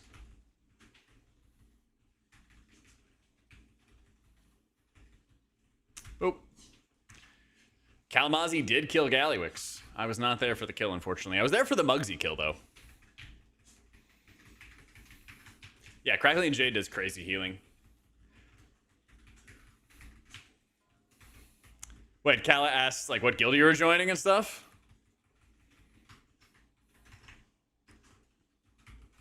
Yeah, I'm gonna get him to join Incarnate, so, you know, you could always come join us.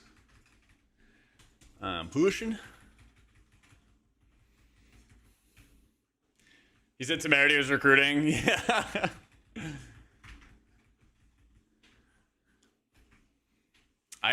At this point, there's 5 or 6 people I was in Fierce with.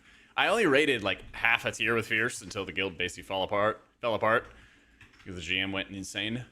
But like 5 or 6 of them have now joined Incarnate, and I'm like, all right, who else? Who else is part of the lost crew of Fierce Raiders? Come join. I've been blowing them up as well. Oh my god. The pain.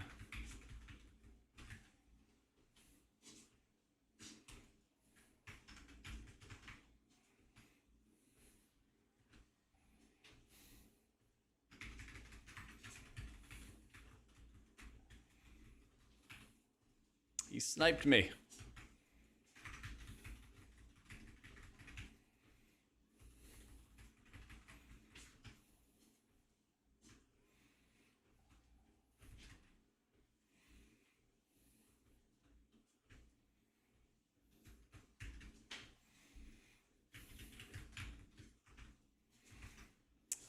The green proc that appears on the right side is probably Zen Pulse. That's Zen Pulse.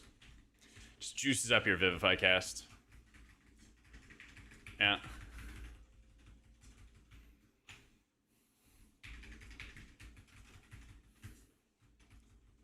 Mr. Pick Me Up in M Plus is only good for like rot fights. You know, if you brought a Mr. Pick Me Up into a Motherload, for example, it would probably only do decent healing on Azeroth and then be pretty garbage everywhere else. And even the overheal protection that adds damage does like piss low damage. It's like, I don't know, 60k DPS or something like that. It's not much. So. Yeah. Yeah, I think there's pretty good, like, overall healer balance, Karai. Yep.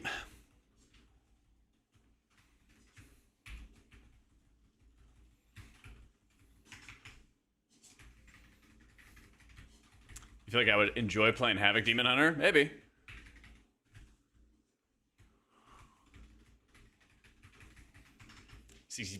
KDPS like 20% of an Oracle Priest damage. It's not that low. Sure. Yeah, it'd be around there. No, you're right. But that doesn't include PI. And it's not like getting a 20% damage buff's really going to make a difference in timing and not timing keys. And you could always go with Bursting Light Shard instead. Smile. And do even more damage.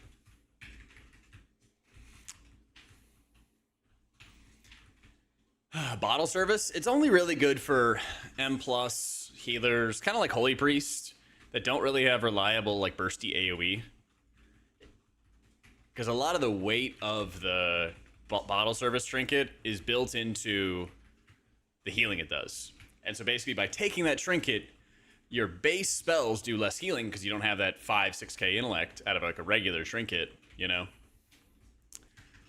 But you get the output delivered in a different format. So like it's good for Holy Priests because they don't really have like good bursty AoE healing. Even if you were playing like a Prayer of Healing build, you'd get a couple Prayer of Healing casts juiced up by Resonant Words, and like that would be about it for burst. Plus a Sanctify if everyone's stacked. Master Harmony does more damage, more prio damage, and it's like good healing on. It could be good healing in like bursty encounters, but I don't think it's as good in all healing environments. Yeah, GS Piety does pretty good, but that's, you know, 2-minute-ish CD. Since if you're running the 1-minute cycling cooldown and everything like that, you'd have to wait 2 minutes before you got Clairvoyance from Piety. It's like Holy Priest has some tools, right? But it would be good to have something like Bottle Service in a very burst-oriented dungeon to help you. Yeah. How many level 80s do I have? Every healer. So 6. Yeah, I have like a pair of like slip-on Allbird shoes for when I'm walking inside.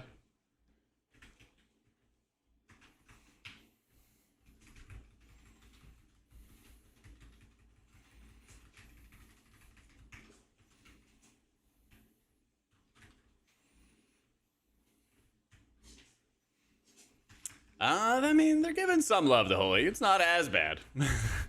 I just don't know how they would ever make Holy Priest like the meta M+ healer in the world we live in today.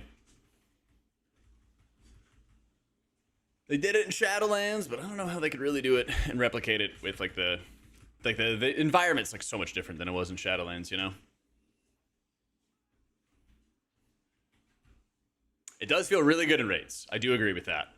It'll be pretty cool to see as we get more of those 3% healing every 3 weeks, how much like Oracle's gonna rise, you know?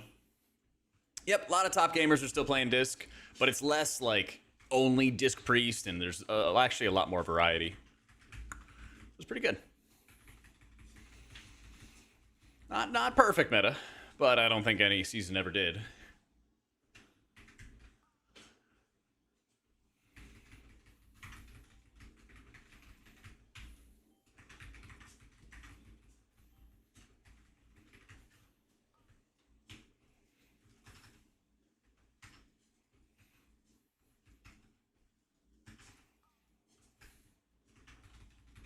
Give Holy Priest Pain sub. There you go.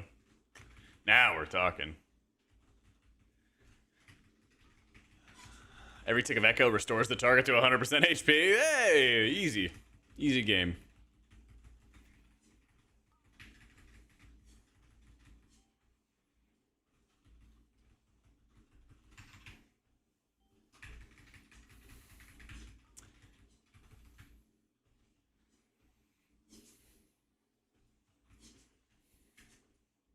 Can I argue both sides of the Empower Jade Lightning versus Dance of Chi-Ji?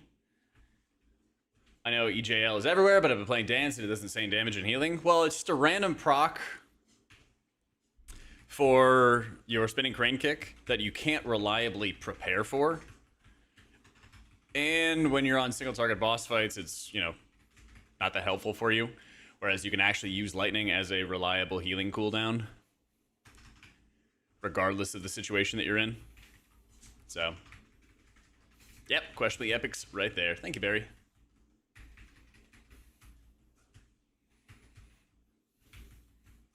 Like, Dance of Chi-Ji is very fun to play with. Getting like a random giga-powered spinning crane kick is dope. But Jade Lightning is just way better. Yeah. Plus, a spinning crane kick doesn't really generate vitality for you. So if you wanted to use a lot of spinning crane kick, you would be playing Conduit of the Celestials instead of Master of Harmony. Yeah. There's a nice trait in Torghast where your healing would explode as damage if they added that to Holy Priest. Yeah, that'd be fun, but like more damage is not going to make Holy Priest meta. Not in today's world. In Shadowlands world, maybe, yeah. Yeah. Hey, how you doing, Scarlet? Thank you for all the guides, the work and love you invest in WoW. Wow. Wait, did it cut off? The work and love you invest in WoW. Hey, thank you, thank you, thank you. Appreciate that swing time. And we got lots more to come, that's for sure.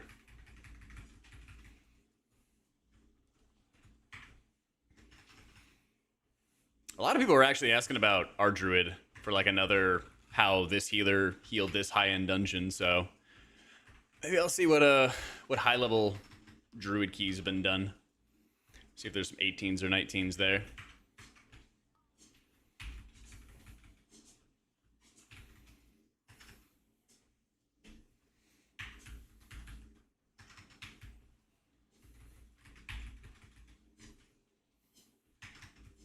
Yeah, I kind of want to do the Tournament Realm stuff, but I kind of would want to do it from like they did it on the MDI stage kind of thing.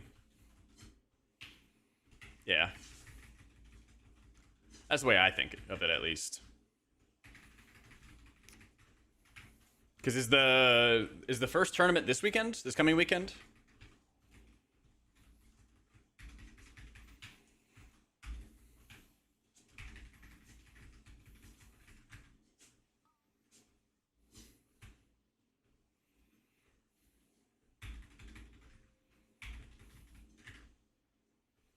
Next weekend, okay. Yes, we got some time. I think it would be cooler if it was on, like, broadcast on the tournament itself kind of deal. That's how I view it.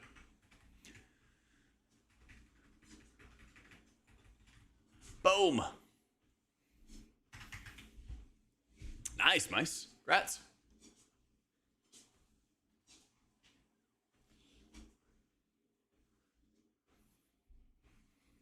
Are you already, like, familiar with it, Dad, when it comes to using it with GG?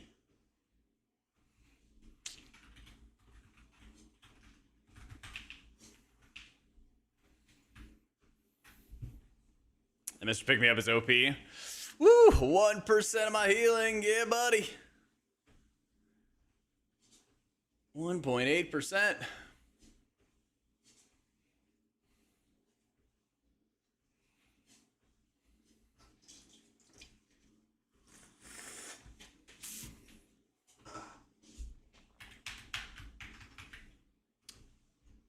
So basically, when you have your GG up, what you would want to do is you want to have your stomp down, you want to have your GG, and then you'd ideally have like a full stack blackout kick, hit the blackout kick, and then that gives you an instant cast enveloping cast. And then you could like rising sun kick and one blackout kick, you get 2 stacks, hit another enveloping mist. Things like that. Yeah. Look at the damage though. Yeah, like here's the thing. Pull up our calculator. Slightly irradiated. 11.38 million on LOL. Plus 1.28 million for Phyto. Right there, slightly irradiated. For show. Our boy for show. 14.85 million. He got a little bit more. And then Mibsy. 2.34 mil. Like, see how swingy it is? It's just crazy. Slightly irradiated for you. For me, 12.78 million. So in total, it did about 40 million, which is a little bit more than my melee attacks. So it did almost 25 to 30k DPS. Like, it's not doing the damage y'all think it's doing. Yeah.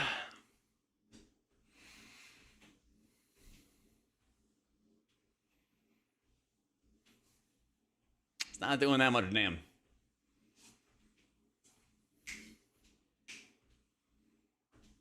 I wish it was, though.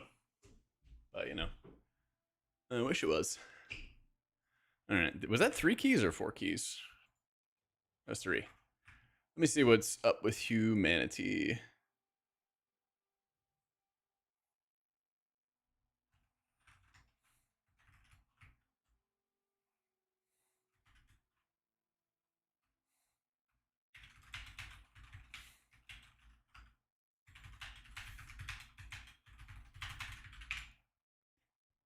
All right. Do the math again, but do it in your head this time. Pass. I'm going to run to the bathroom and get some food or something. Give me like 2-3 minutes. I'll be right back. Eat.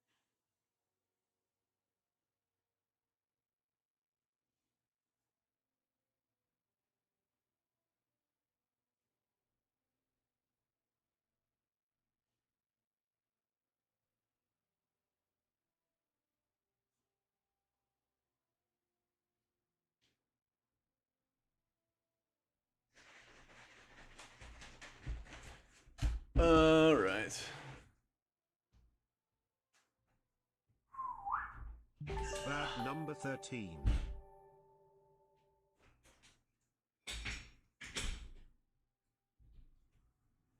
Oh my god, Malenko, thank you for the 13 years.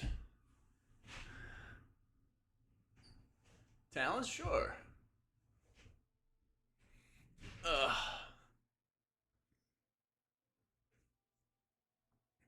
Hang on, somebody waved at me in game. Hello.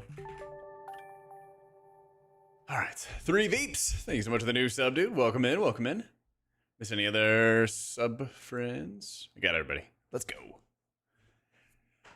Yeah, Rest of Shaman's a very easy spec to learn. It's very fun, too. It's very, very fun. Your buttons just, you know, kind of do what you think they're going to do, and they're just straightforward. That's true. Be careful, Milk. There used to be a bot that would go to, like, every stream and remind the streamers to hydrate, and John just executed that guy. Yeah, took him down in cold blood. I can move it to the side a little bit, too.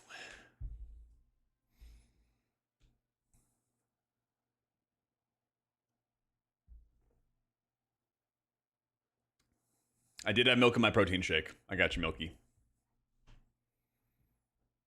Exclamation point setup Labo has the direct link for you. So, I played with it in like the past and stuff, Pooh. I think that might be something for just Candle King, but I'll have to see. This also is a good time for like people to experiment. So, a lot of times that you see in like time trial type stuff is people just experiment with the builds, and then once they see, you know, like an Echo or mandatory team play a certain setup, and they're like, oh, that's the one. So we'll see. I wouldn't be surprised if there were some build changes coming around as a result of MDI. Yeah. Let's see. Cinderbrew, DFC, PSF, top. Let's see. Laradio, thank you for the new sub too. Halo and Oracle? Hopefully not, because Halo's really bad if you're not playing Archon. Yeah. It's one of those like, yeah, you could run it, but it's not that good. Yeah. Not that good.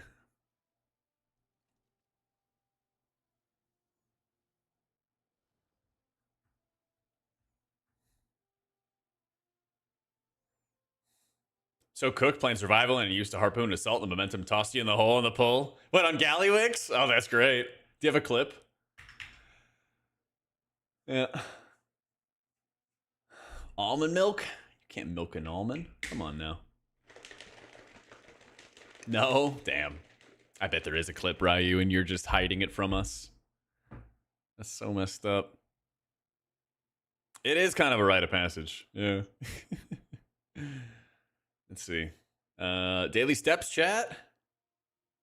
Bam, 10K.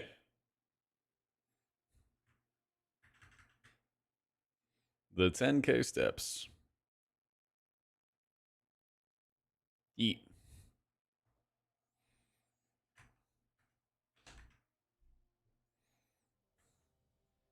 Nice.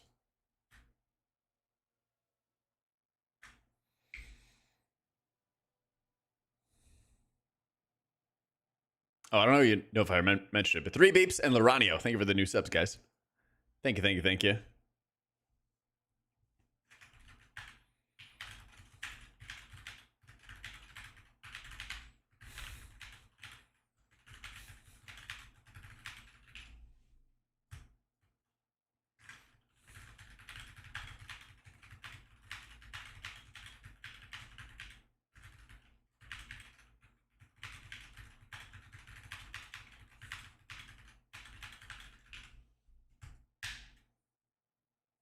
There's no logs of Riot the Warlock since Eldir? Man.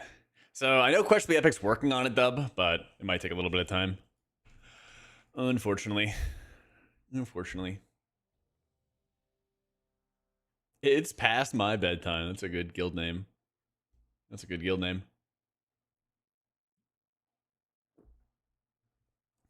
The Super After patch is pretty good. There's a little bit of a nerf for the Jade Lightning, right? Taking some juice out of the primary and putting a little bit into the cleave, but it's still really good.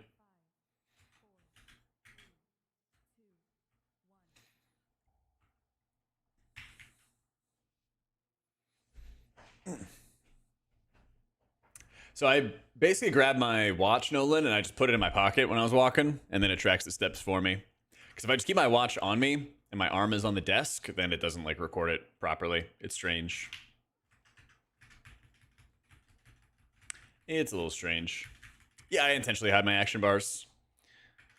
If you yoink my UI, you don't have to if you don't want to.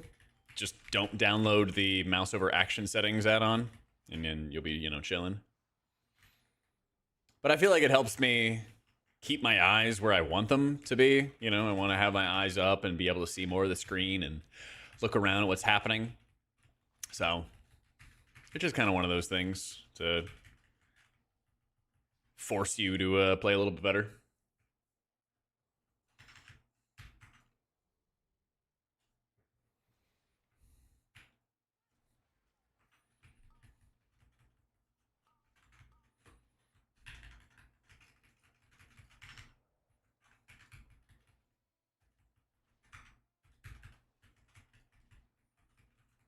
Aw, and they stunned it.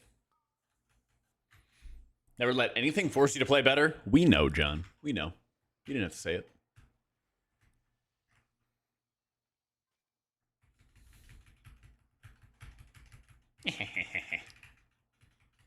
Got his ass.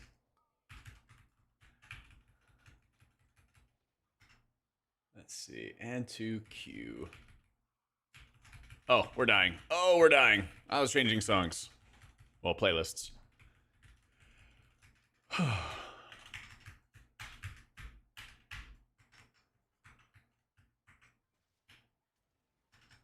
freeze so rough in this pack when you have a group that doesn't kick? Yeah.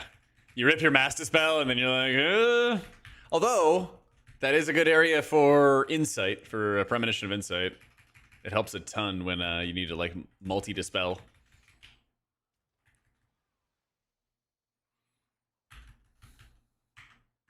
Oh, I'm going to sit on this guy. Yep, there we go.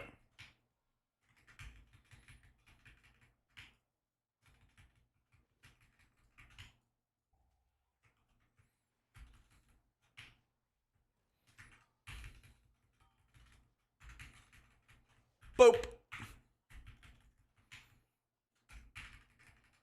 I don't know. I can't explain it, but it feels like Touch of Death is a lot more satisfying this season. I don't know why.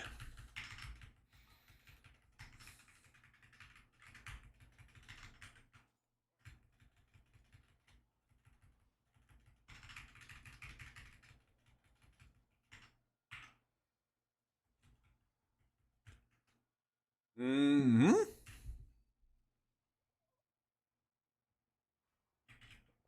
Yeah, that was running at not me. Did he just like I don't know, it was targeting the pally and then the pally bubbled and then it went to me. I was very confused. Oh well. It's fine. Well, did he just like judgment it from a mile away or couldn't even tell.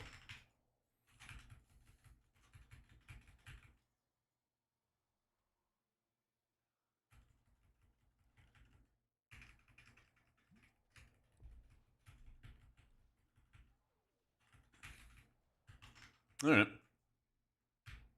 Yes, you don't want to replace your Sears until you have a heroic Jaster Diamond or a mythic, well-statted ring. So probably in the next week or so, you're going to see a bunch of people dropping it because they can finally use Gilded Crests. They can finally use their Gilded Crests on rings because everybody's been using it on like other slots leading up to this, int slots and other things like that.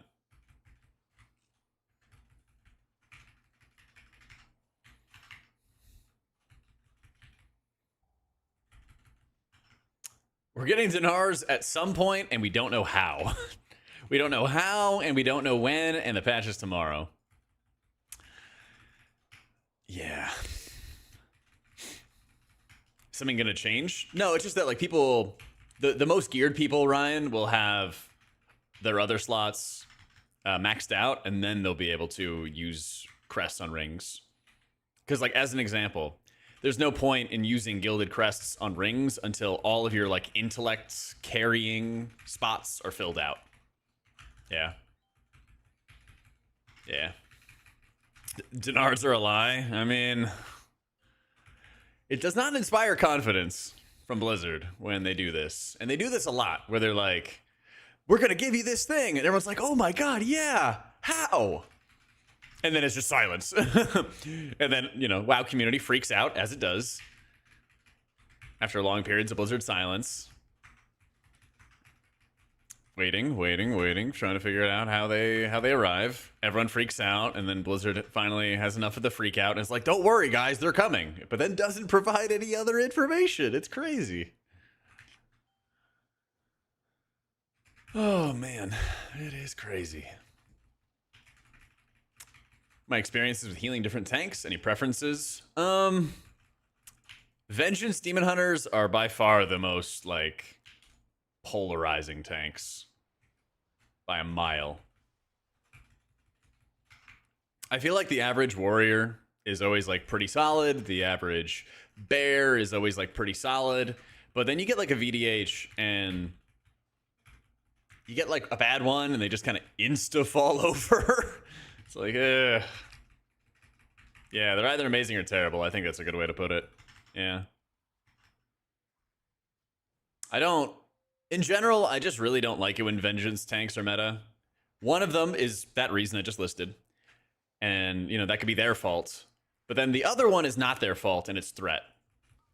And it, like, boggles my mind that one tank just has, like, phenomenally worse threat because bugs that we all know exist, and then nothing's been done about it. And it's like, how?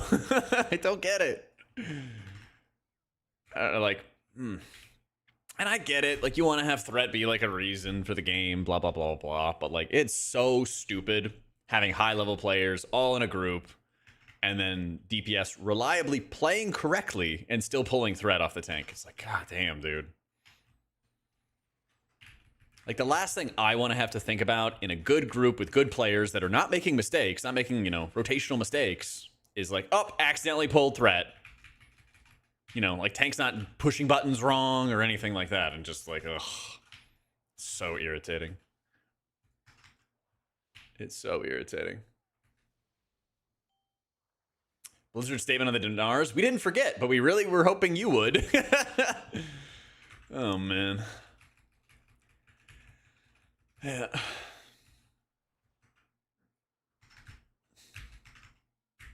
Remove threat? I mean, the thing is, there's this like built-in modifier into the game that tells tank players how much threat gen they have. And that's like a number. But I don't know why that number isn't like crazy stupid high. And then if it's still, you know, bugs persist, why don't just crank that shit higher, right? Yo, how you doing, Zach? What's the green blob stuff I put on the ground? It's called the Jadefire Stomp. And so it does a couple different things. The first thing it does is that my like melee attacks, my damage abilities turn into healing.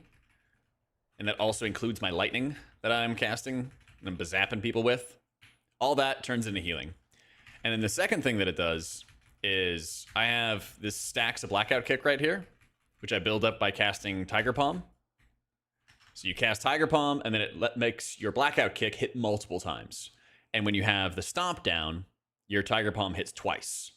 So you hit 2 stacks of extra blackout kicks in the process. If I hit it right here, I'm at 2, and then it goes to 3, right? So basically, TLDR, it makes your kicks way better. So you need to have it down every time you're kicking and punching and dealing damage. Yeah, Monk's a lot of fun. It's a lot of fun. Yeah, if I show you a healing breakdown, you'll see that like 50% or something like that is called Jadefire Teachings, which is the damage to healing conversion. But it's made up of a bunch of different pieces. So one of them is this lightning, which I'll show you in a second. It's a really big chunk of it, actually. I'm going to wait till an AoE goes off. So I sit back, start channeling some lightning. Sit back, start channeling some lightning, and it starts pushing up everyone's health bars there. It's better if you have 5 targets to hit, but it's still pretty good even on 1. Yeah. You like very rarely use soothing if you need to like blast into healing into one target. It's also really good. Here's a good use of it. Who's the most squishy person? You start channeling soothing into a target, and you and your soothing target take 6% less damage. So it's actually pretty good to use there. And Ortimus, the rank 1 Mistweaver, he was doing that consistently on this fight at like an 18, so that he could survive the huge like burst damage there. Yeah. But otherwise, you just use it to like blast tons of healing if somebody's taking a big chunk of damn.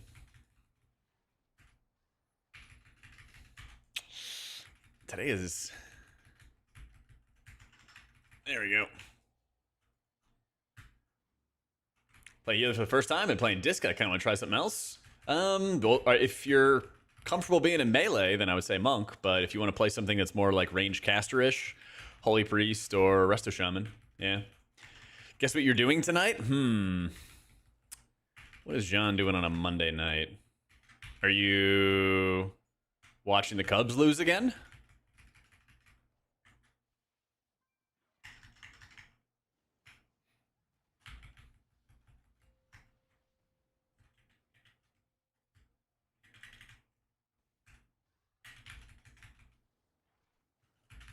You see how he is, chat?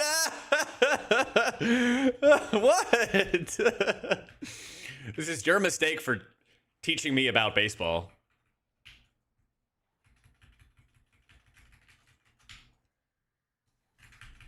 What are you doing tonight, John? Correct answer was evening deployment. On a fucking Monday? What the hell? Oh, man. Cubs are 14 and 10. Let us live our dreams for a while. All right, might be. I don't follow too much baseball, but I just like to give him shit. Yep.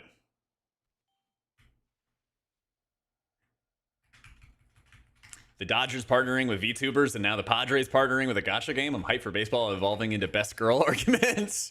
I mean, listen, they need to jazz up the game, right? I mean, you know what the NFL has?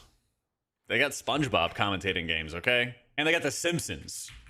It's about time that baseball started catching up.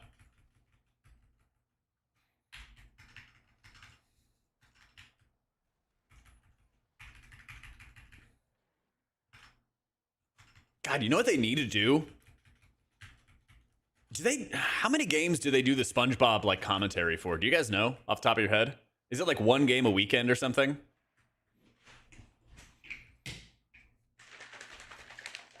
Too many? Dude, they need to have like a bar and grill that has like a kid area, so the parents can like drop off their kids and have somebody watch them and shit. And then the parents can go watch regular football and the kids can go watch SpongeBob football. That would be so good.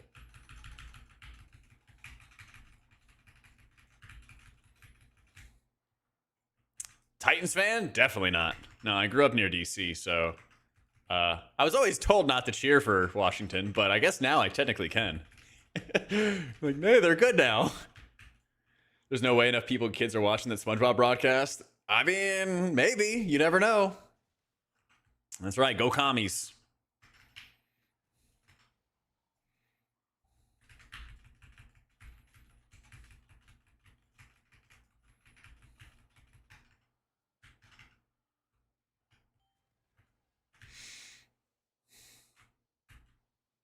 Having kids watch WWE? I mean, you go ask Kalamazoo. I guarantee you that he went and watched WWE as a kid, okay? I checked in on him yesterday. I'm like, hey, what are you up to, man? How's your Sunday? Happy Easter. And he's like, I'm watching WrestleMania. So I guarantee you that he watched WWE as a kid. Like, I had a time, as he and I, like, steadily, were becoming, like, better friends and stuff, he was like, hey, don't you think that guy looks like Paul Bearer? And I was like, what the hell are you talking about? And he's like, Paul Bearer, don't you know this guy? And it was, like some wrestler or something. And I'm like, I have no idea who this is. And that's where we realized we had different upbringings,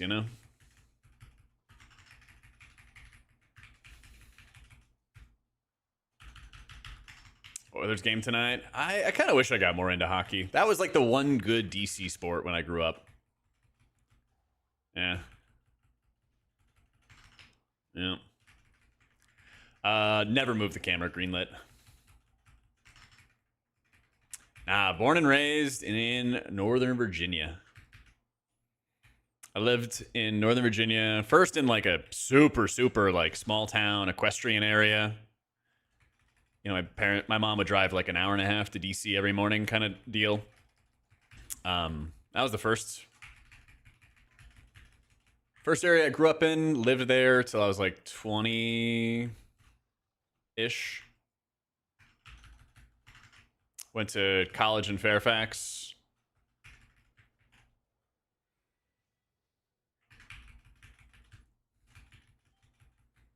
And then I finished college somehow. And my brother was like, hey, you should move to Austin. Because I really wanted to like get away from my parents because I kind of told them I wanted to try streaming as a job. And they were not fans. They're not fans initially. Now they're cool with it. Yeah, I went to George Mason. Yeah. So I did Northern Virginia for community college, and then I did George Mason, which was basically about as cheap of college as you could get in Northern Virginia. And that worked out because I didn't use my degree. So no point in getting heavily indebted for something I'm not using. I fucked up. Oh, it broke me out. Let's go. I knew that was going to happen. Yeah, definitely. Yeah, George Mason is a good school. It is. I don't think I can get that one.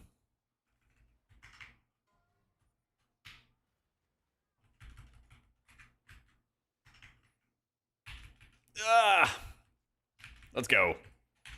All part of the plan, just like we drew it up. I got my degree in finance. Yeah, originally I did accounting, but I was playing a little bit too much World of Warcraft to do accounting well. So we gave that up, and I switched to finance, and I was like, this is the easiest fucking degree ever. Yeah. Yeah, that shit was much easier. I think so, Hinbo, but I'll pop up the talents right after this. Yeah. Yeah.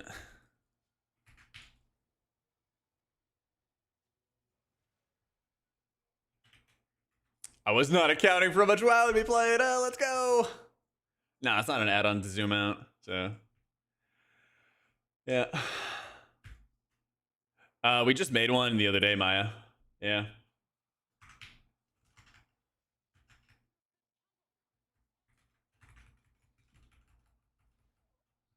I'm sure if you watch YouTube Shorts, but they did not do your friend Tettle's justice. It was a clip of his stream of him doing a key and not figuring out he didn't have a healer. I saw that, yeah.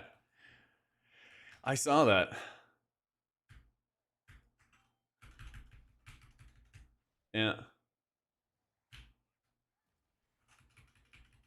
But no, I moved down to Austin in like what, 2016, 2017, something like that. And I was like, yeah, this is it. I don't want to leave. Calling from George Mason University. I've heard you recalling your experiences with us. Would you like to make a donation? Yeah, they called me so many times after I graduated asking for money. And I was like, well, I paid my tuition, so that's kind of like me contributing to you guys. And then they stopped calling me. Yeah, they didn't like that answer.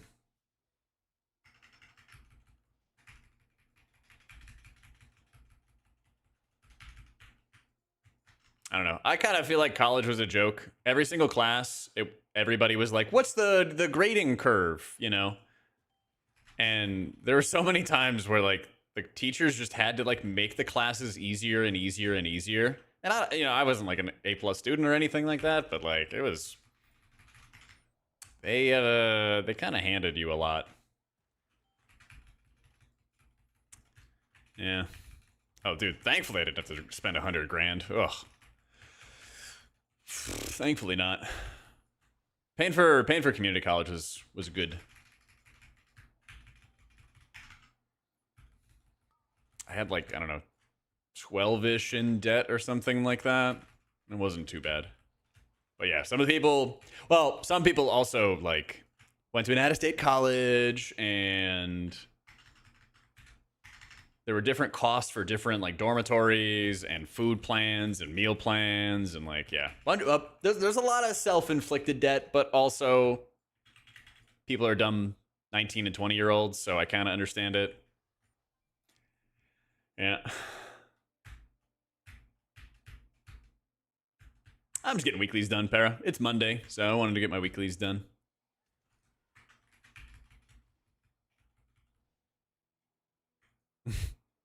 Stop the car!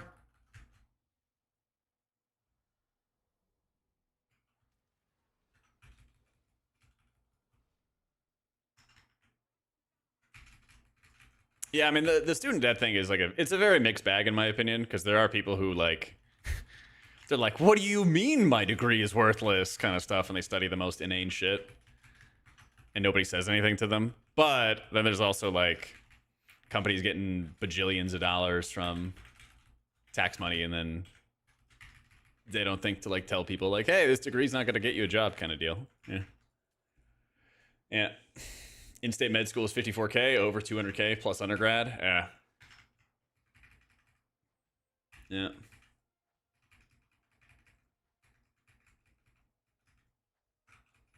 Learn like 5 formulas that your calculator do for you most of the time, and they give you a finance degree. Yeah, pretty much, man. Yeah. Yeah, I had some accounting classes that they were like proudly bragging that like only half the class passes. I was like, what the fuck? Isn't that bad? So it was like, I don't know, some degrees were like very difficult, or some classes were like ultra difficult, and then I switched to finance, and like a bunch of classes were just ultra easy. Yeah. Yeah, it's all like the incentive structure. Yeah. Always felt odd. It's weird. There's a lot of like, at the end of the day, the point of the system is what it does, you know? And their incentive structure is like super fucked. Some of the hardest classes, your professors felt like they actually wanted us to succeed. Yeah. And then others, they just couldn't give a damn, you know? It does matter if you dynamite the darkness, because the darkness can actually kill you if nobody dynamites it. Yeah. Thinning out the crop? Yeah, exactly. Exactly. How you doing, Zoo?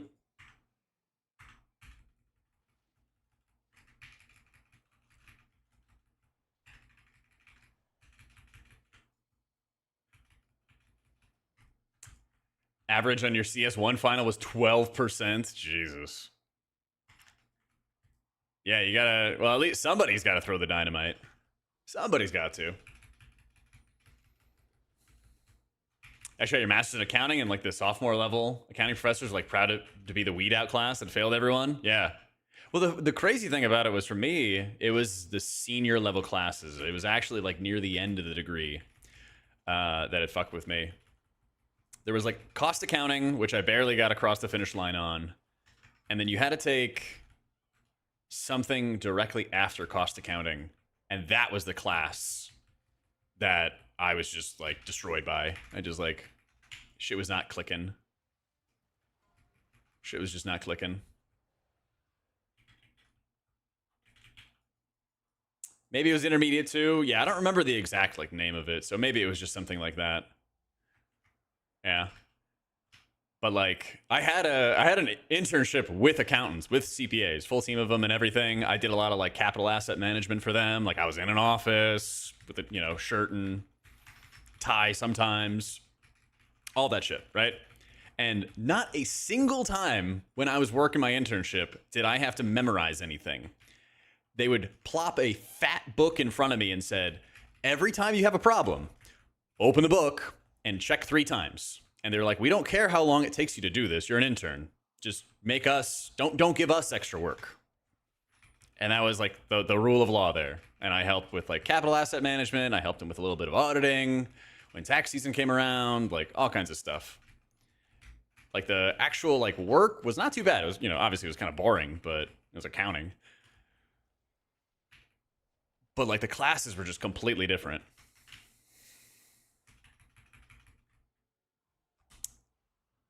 Yeah, it was some kind of like you could take it either junior year or senior year, and you took it after cost accounting. But I don't know, it's been a few years. Made you wear a shirt, yeah. You're telling me your job wasn't one-to-one the Suits show? Well, first of all, Suits is about lawyers. Okay, so lawyers show they go to court sometimes, and they deal with the law and people who are accused of bad things. And so accountants, what they do is they handle money. Okay, show? Yeah, they handle like the money and like the books. Sometimes law is also involved. Accountants end up in court? Not often enough. The office environment. Oh, okay. I get so many kicks at a bullying show. Gonna give you a swirly at land? Bro, you're probably like 10 feet tall. Or 2 feet tall. Not 10. I'm 10 feet tall. You're getting the swirly.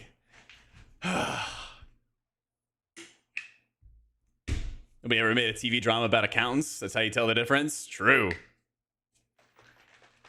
That's so true.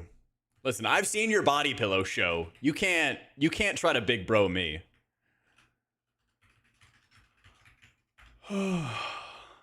You cannot be big broing me right now.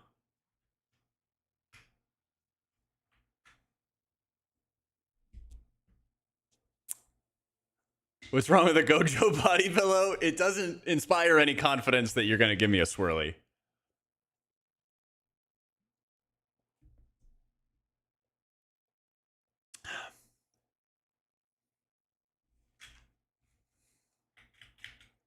When you pop insights, you always go back-to-back penance 3 times? No, it depends. It depends. So let's give you some good examples, because otherwise just being like, sometimes you do this doesn't really help. So the first boss is Cinderbrew Meadery.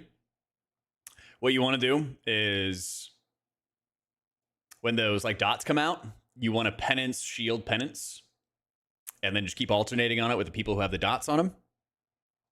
That's always a really good way to do it. When you're on IPA and there's like the big burst damage that's going out, when he spins around, that's a pretty good area to just mash penance 3 times.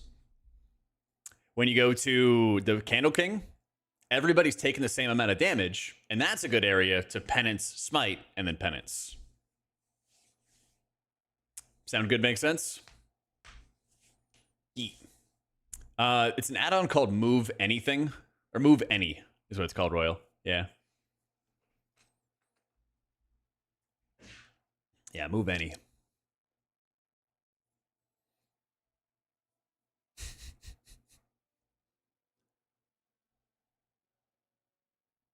Discombated Mistweaver, it's still really good. You just have to like, you got to be on your toes a little bit. You got to be thinking about how you're setting up your shields. Yep, exactly, Star. Just follow your gut. You're gonna use all 3 different ways of using insight, so don't just only use one way. You know. Nice, we got our craft. Let's go. Let's go, Lulu, my king. It's so nice having so many crafters in guild, dude. I never have to hunt down people in trade chat. Shit owns.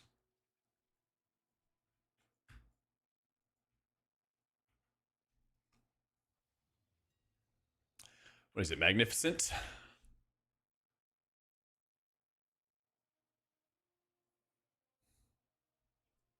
You do? Yeah. I'm sorry to hear it, boo. I'm sorry to hear it.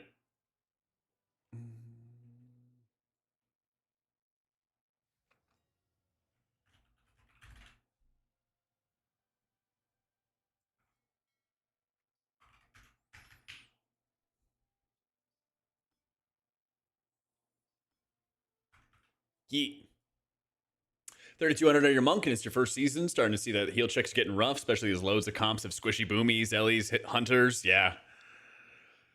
Well, if you haven't already, I definitely recommend the video I made for how Ortimus was healing the 18 Dark Flame Cleft. Because there's a lot of moments where he's healing hunters, for example, and setting up like Enveloping Mist in advance, specifically on like the squishier targets, prepping healing on the squishier targets. All that.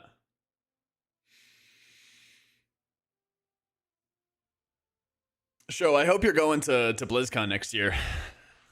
I hope, man.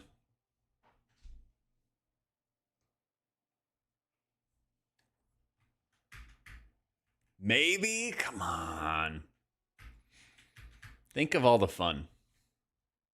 You know everybody is going to be there. Like, the entire community is going to be there. Like, last time, I ran into, like, an entire pack of mages. I ran into an entire pack of mages. And, like, I was walking by, Fired Up was there. I was like, hey, what's up, Fired Up? And then, like, the people were behind him. And, like, that's how and, like, Hopeful was there. And I was like, oh, it's, like, Hopeful, you know? But, like, I'd never seen Billy before because he doesn't stream with a cam. And he's like, hey, what's up, man? I'm like, hey. I was like, your voice sounds familiar. He's like, oh, it's Billy. And I was like, oh, my God. Dude, it owns. Is it normal that a DK dies within a single global? No. If you're pugging with a blood DK, you should always try to use like an external on them as they walk into a pack for the first time. Yeah.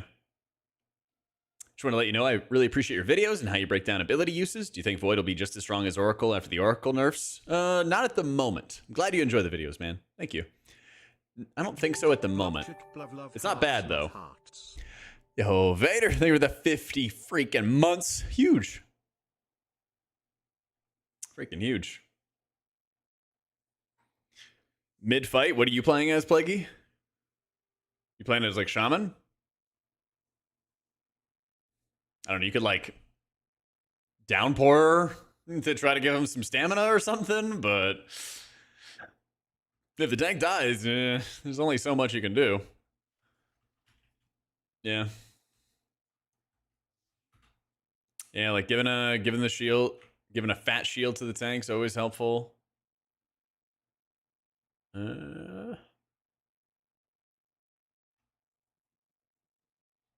only so much that can be done, though.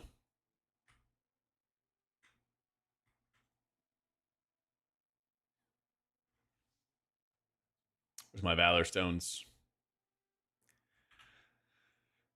He dropped in a 12 on the mini boss from like 70 to 0 in 1.6 seconds twice. He's got to hit that death strike button. Yeah. Yeah.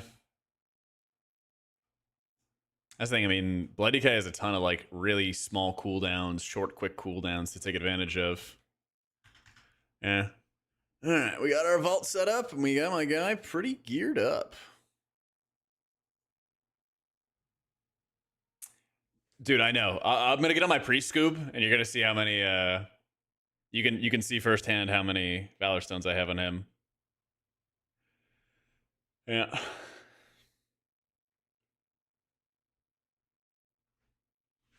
Yeah, I mean, all you can really do for Blood DKs is like track their runic power, try to set up some hots and some healing in the moment when they're death striking and stuff like that. I always try to shield them or put a little external on them as they first walk into pulls for the very first time, stuff like that. But sometimes they just die. So not only do I have almost 2,000 Valor Stones, but I also have 2 of the Crimson in my bags and then 1 of the Void Touched. So I have 450 Valor Stones in my bag and basically 2k there. Yeah. And I can't send any of these to my alts.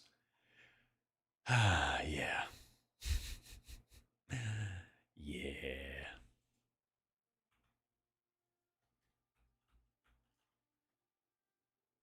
What can you do, man?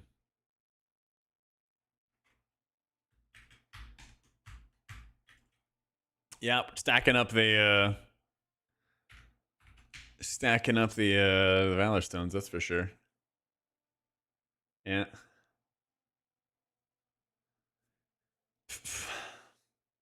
That's good stuff. That's good.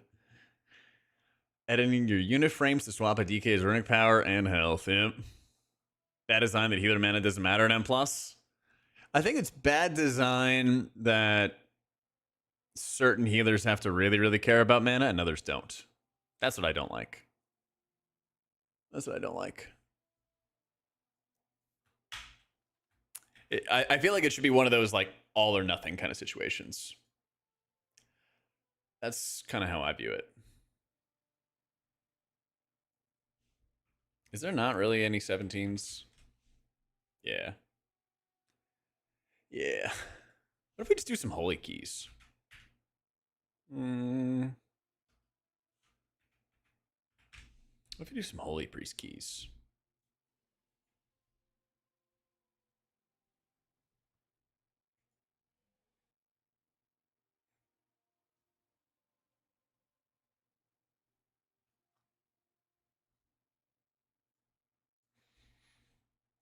Maybe that would be a good holy priest key.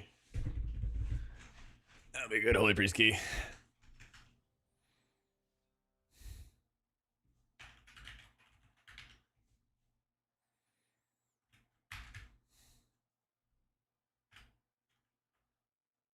Iteration of class or spec that I'd want to see back. I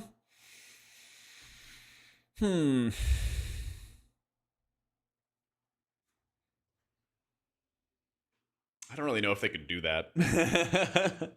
Like, I really enjoyed how Disc played with corruptions back at the end of BFA. I think like the class, especially in raids, was like peak. It was not overly complicated. It was just pretty straightforward. You know, you wanted to squeeze out as much value out of every penance as you could, but the entire game was very different. Like, healing was slower, so like for the entire period of your ramp, people were not at full HP. They didn't get fully topped off instantly.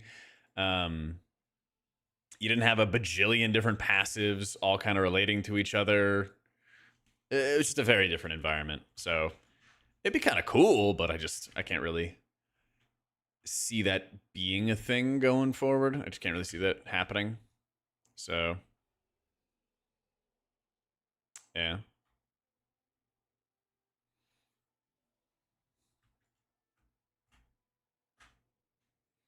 And it's really a problem. People just ignore it after they run keys a lot of disc and pull everything without mana breaks. Yeah. Pelagio Trinket. Yeah, I think it's good for Holy Priest and keys to like help with some like on-demand AoE healing. I think it's kind of like the good niche for it. I also don't have a Blazicon Wax. I don't have a Mugsy Jug. I think it's kind of the best of my rest of my options for what Holy can do. So yeah, people said that like, what's the reason? Like, why are people mass reporting? They just like doing it to fuck with people or what? Bury me, bury me. I heard it's happening. Just like, I've only heard it happening on EU.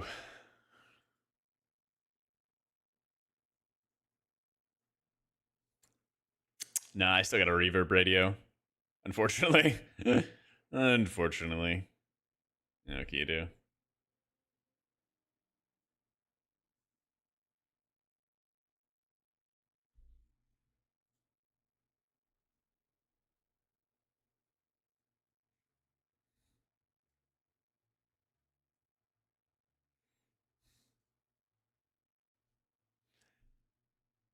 Addon, they got released and made it super simple to report people, and you didn't have to be clicked on. You just report anyone at any time.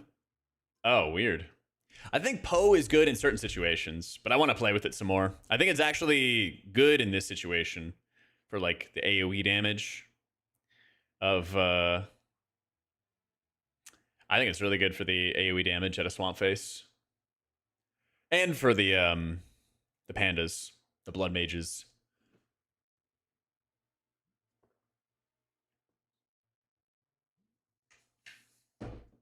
He got banned for 7 days today. Didn't even play for 20 days. I logged in for a weekly raid and boom. Blizzard needs to be super heavy-handed about that. They need to find the people who are like abusing the add-on and just like nuke them from orbit.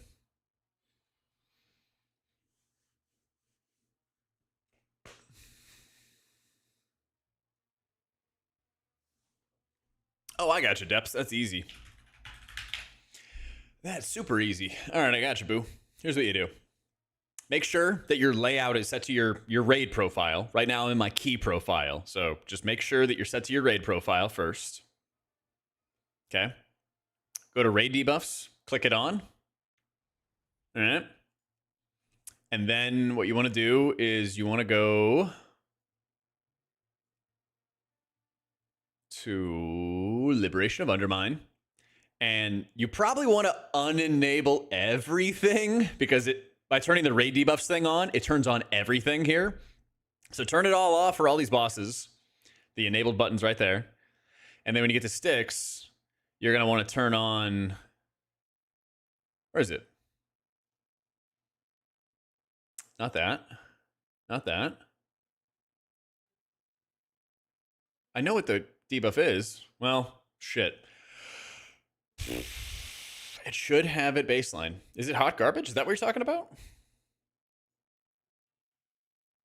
I thought it was the lightning pillar that he was asking about.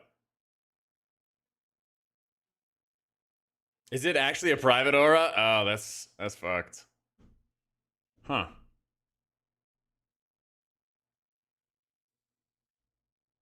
But I can see, yeah, the prototype power coil. I can see it on, I can see like the debuffs on it.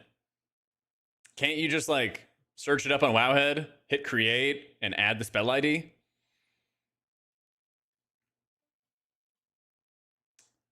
I feel like you could, but that's what you would do, Deps, basically. Yeah, that's what you would do.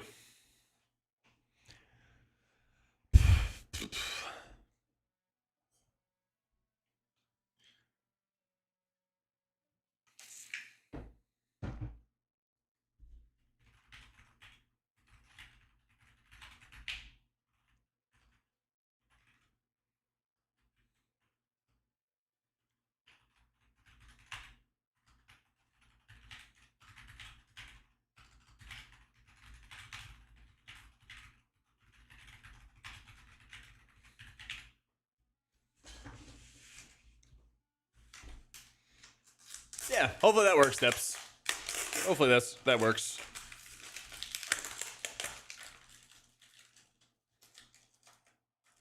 Aw, the apples went bad. I'll go get the other one. One sec.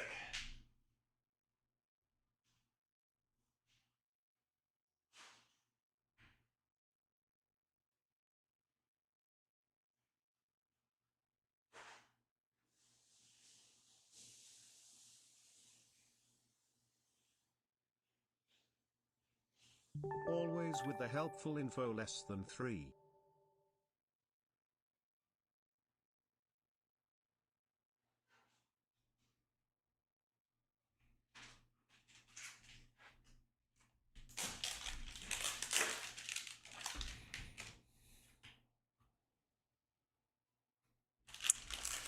The backup apples. That's right.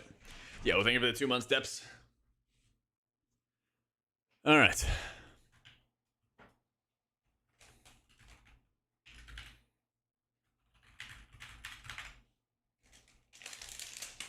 Oh, so I hung around with bad apples? I try not to.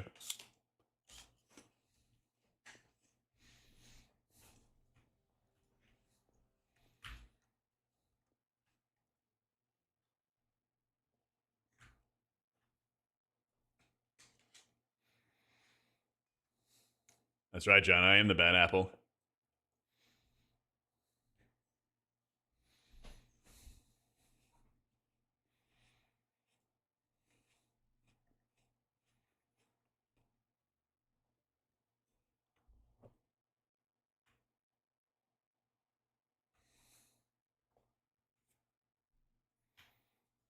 He said, I'm just trying to game with my feet, practicing toe dexterity.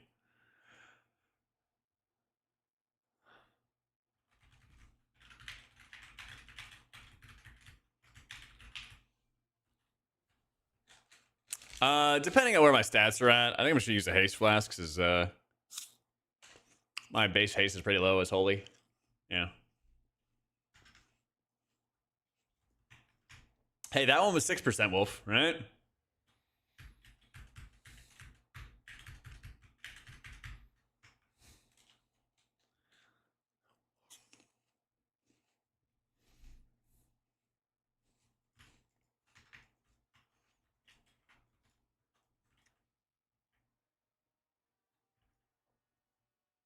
Yep. Oh, it was 3% for the tank. Yeah. What a shield. Full value. My breakdown with Oracle. Well, this is what it is for Disc Priest, but I'm playing Holy right now.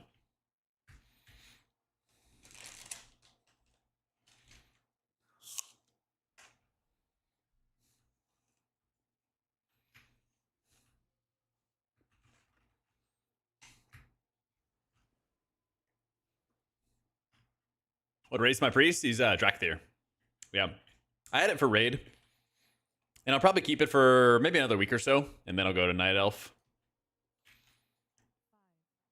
Because Drakthir is better for raiding. But I'll probably need to go Night Elf for keys.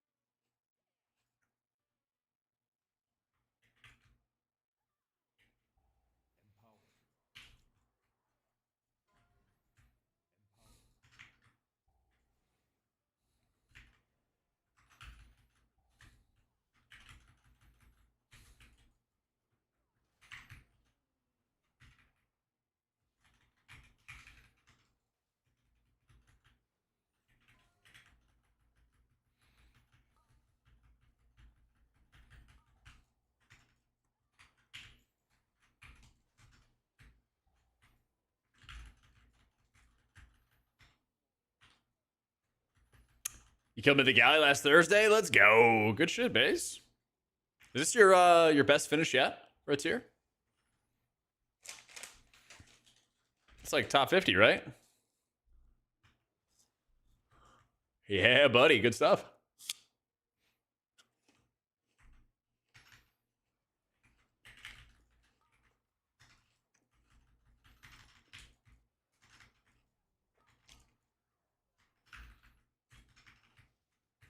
$37th on what? Raider IO?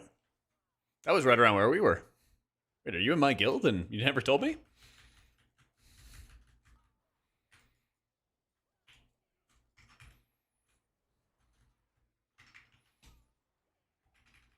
Oh, US 37th. I didn't even think there were 30 or 40 guilds that have killed it in US already. Damn. Fuck yeah, dude.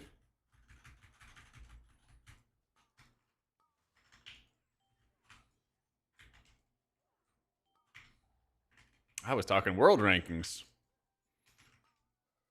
I feel like we just killed ours, like, I guess it was like 2 weeks ago. Yeah.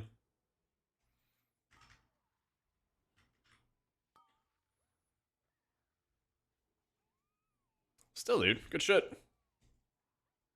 No. Rip Skyro.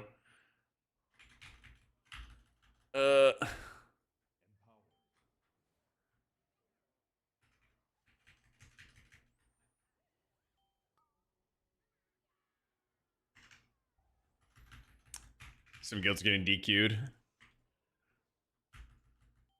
Maybe they're getting DQ'd if they're like skipping.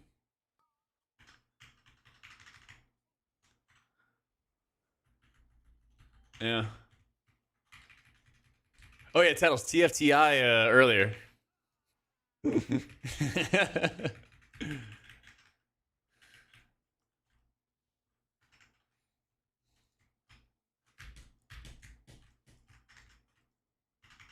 I was trying to make some content for you, dude. Just trying to make some content. My healer is 620.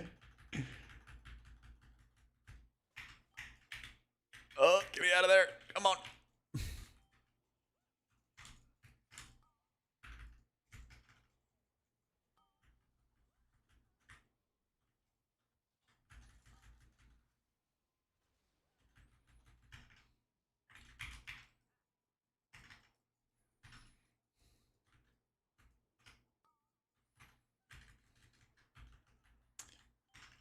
Even pugs now are going duo first. This is base routing. Yeah.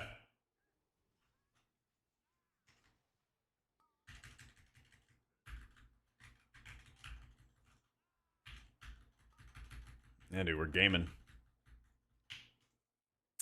I am confused. How did I get knocked up but also not killed?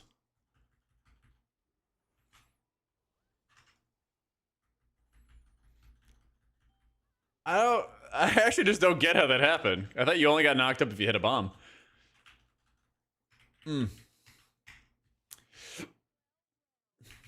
Get rid of Race to World first, Hall of Fame, and make the bosses a shit ton easier. Like 40, 50 tries for mid-raid and maybe 80 for end boss. Are they all mounted up? LOS. LOS. Okay. Yeah, well, tough.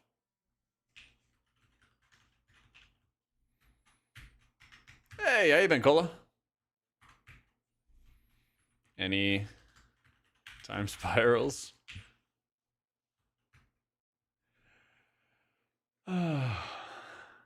Yeah, please don't get rid of Race to World first. Settles and I need jobs.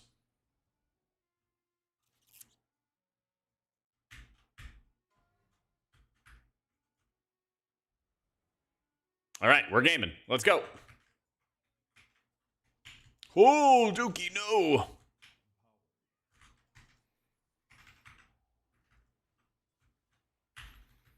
Is streaming my real job? I mean, yeah, but like, I also get to hang with my friends at Race to World first and see them. Can you fault a man for wanting to have two jobs? And one of which where he gets to see his buds?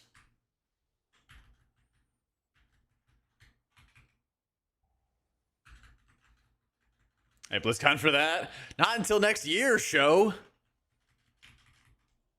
And I don't even know if my best buddy show's going because he's so non-committal and cool. That's right. Can you deny a man a side hustle in America? Non-committal? Do you not know? Reopen the schools. We need to reopen the schools immediately. God, I was playing with somebody in Marvel Rivals, and they, I shit you not, did not know how to read the scoreboard. And so I got to call them illiterate. It was very fun. Guy was talking shit the whole game. Made some crack at the end, and I was like, what? Your 6th income stream for your streaming career? I mean, that is streaming in a nutshell, yeah. Toxic, listen, that random guy started it, okay? My rule, don't be toxic unless somebody else starts it. And then once they start it, it's fair game. Okay? He was talking shit about my healing. And he was wrong.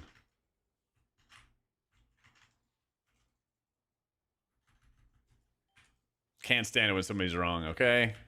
Especially on the internet.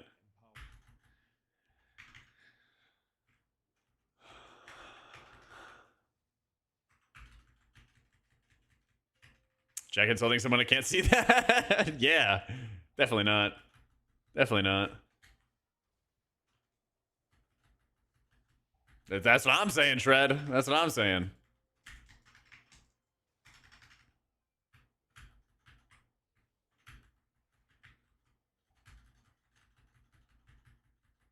Bam. Did you see that 1.6 mil crit? Woof.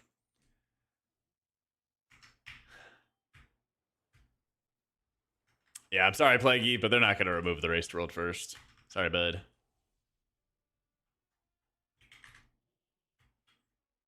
Holy meta? Oh, yeah. Definitely.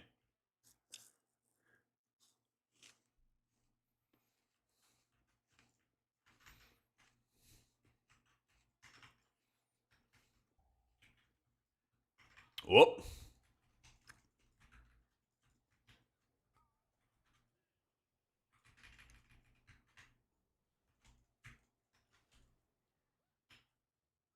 It's true, Quinlan. Every healer gets called bad.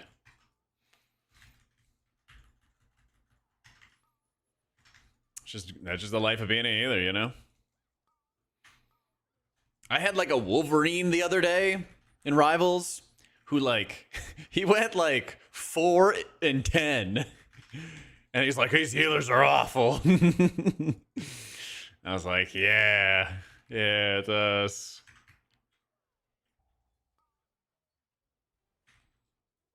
Yeah, man. Like, well, with him, a bad idea in raids? No, that's fine. Yeah, that's fine.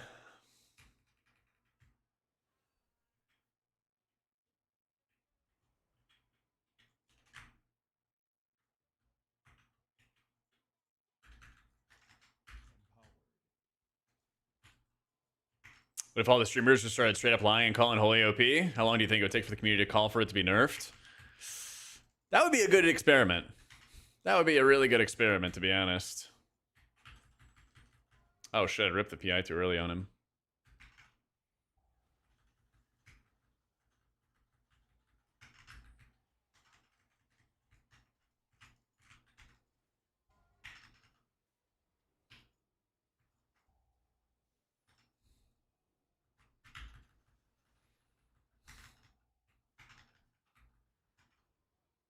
Bro, like, leave me alone.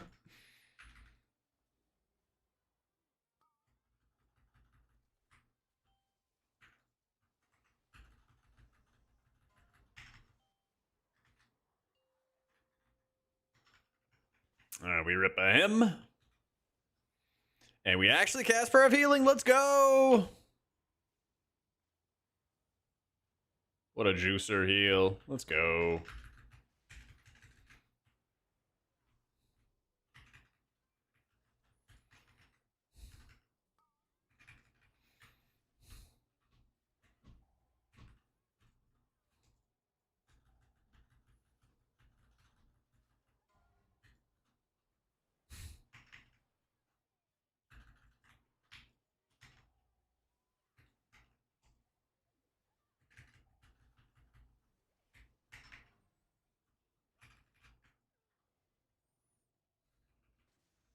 Just gonna hit symbol for fun.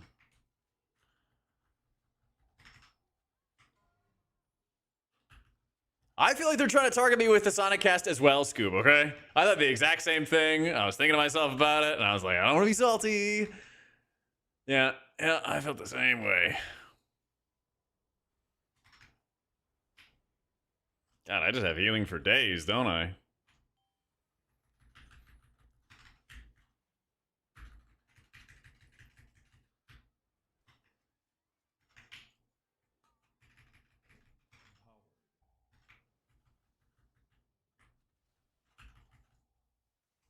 Only new meta confirmed? Sure, why not? Yeah.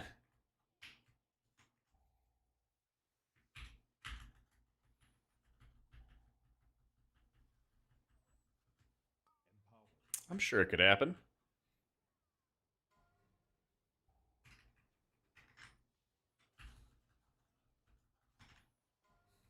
I kind of feel like I have a good amount of juice for a lot of damage. I didn't even use the Bellagio bottle service once.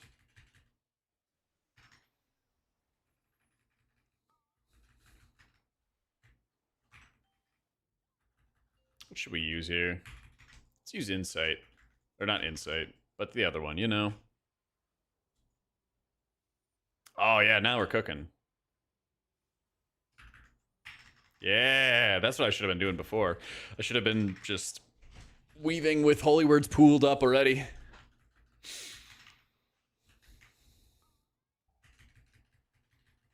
I feel like bottle service fits really well with Holy Priest because if you don't have the Light Weaver stacks and Resonant Word juice, your Prayer of Healings do not hit hard.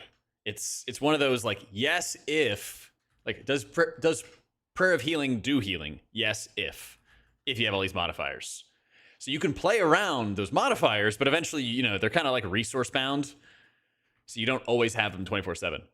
And that's where Bellagio comes in, where it can actually give you an extra AoE heal in between your CDs, you know?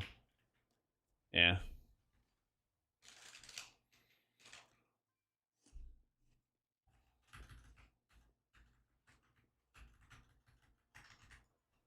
I'm just gonna give him GS here. Give Mr. Slender some DR.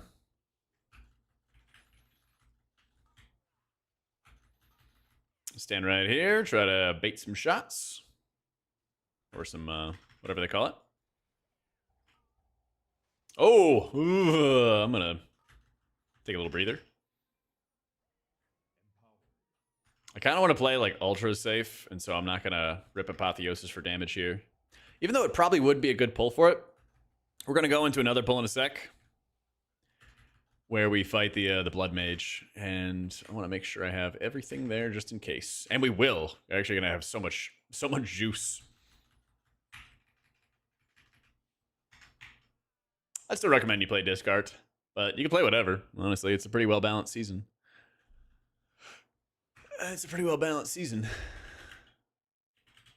Right here, I'm gonna drop Lightwell. Don't love that. Rip a him. And then I'm probably just doing Clairvoyance right out of this. Oh yeah, because we have instant cast. Oh no, that's if we have a Apotheosis up. That's fine.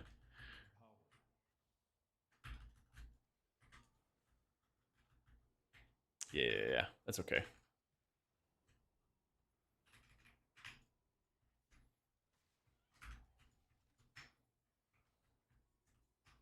Yes.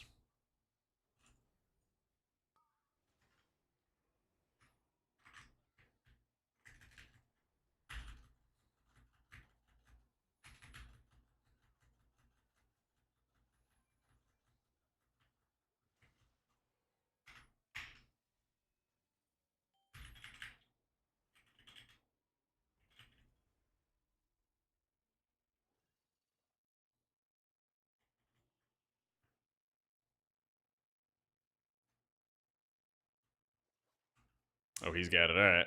That works. Uh-oh. There we go. I was like very much hoping that he had that. He was grabbing all the trash. All right, now we bottle service. Yeah. That stabilizes us. I fear. I pop my defensives, and now we just get ready to heal players. It's actually also a good area for prayer of healing use. Especially when I have insight. Or sorry, fuck, I know the button I'm pressing, but I'm just communicating it poorly. Especially when we also have piety up.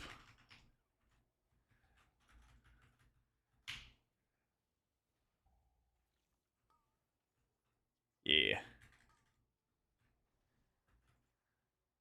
Purge, purge. Purge.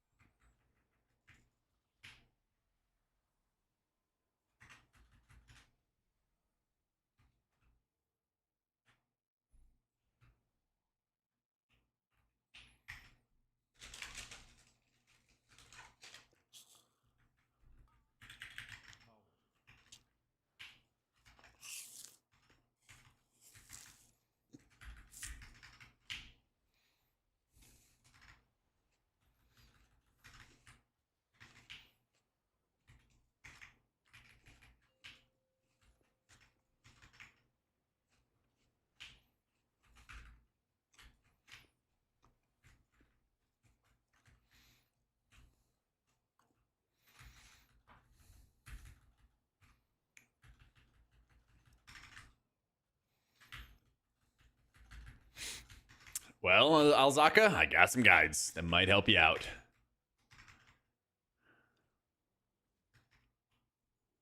It's gonna look a little sketch for a sec, but I'm gonna try. Actually, why am I even bothering?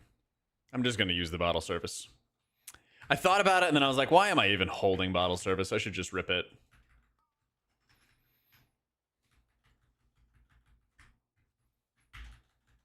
I have an uplift desk. Yeah.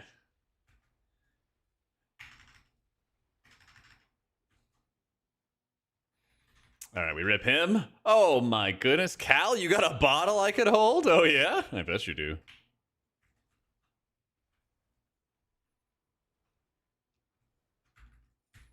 How you doing, big dog? How was WrestleMania?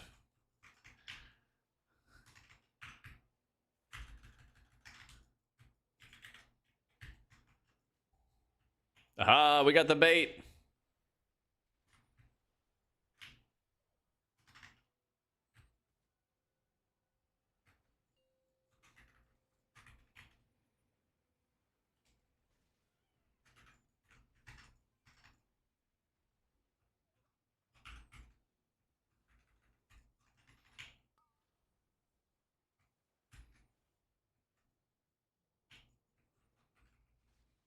All right, we got Symbol, Lightwell, PI, about to get Insight. So give me some Lightweaver stacks. Oh, yeah. Oh, yeah. Apoth again. Big heals.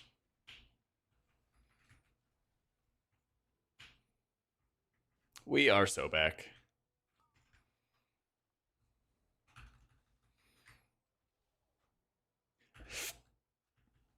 Mania was pretty shitty, but it's okay. Damn.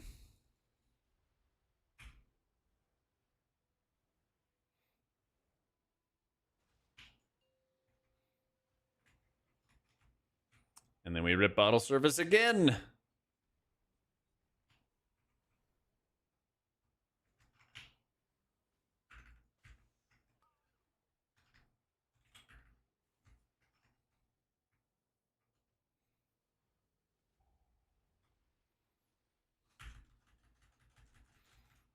Yeah, I got you, Drab.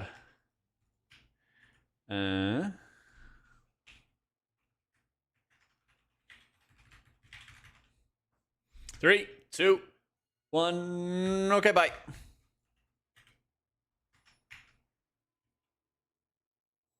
Oracle is much better than Archon in keys, and I don't think it's close.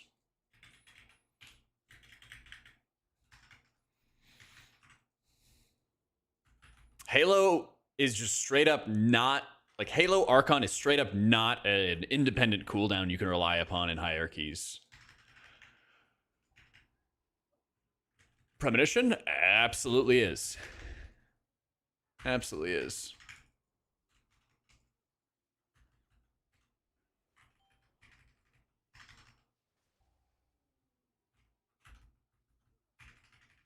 Voidweaver Disc is like viable, but I think Oracle's still better. Yeah.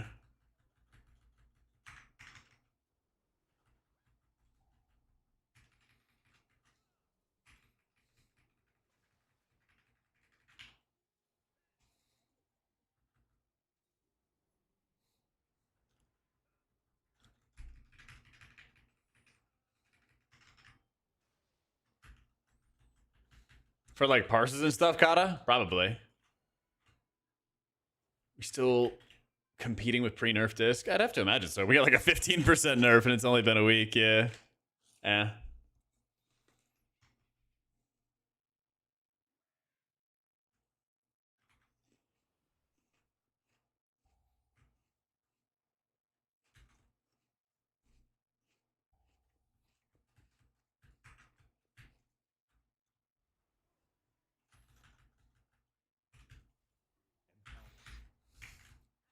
What talents did I give up for Prayer of Healing? I gave up like something about cooldown reduction for Divine Hymn was one of them. Some like other shitty talents. Basically like a lot of talents I didn't need, to tell you the truth.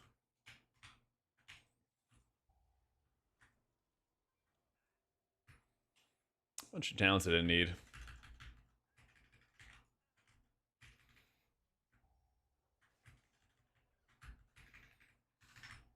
The lines connecting the characters is the Mr. Pick-Me-Up trinket. Yeah.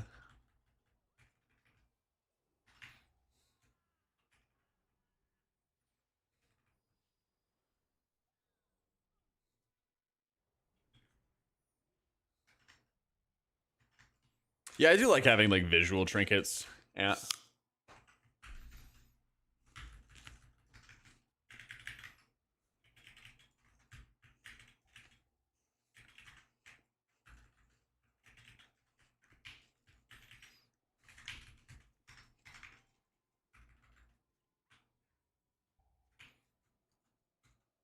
This is a crazy pull.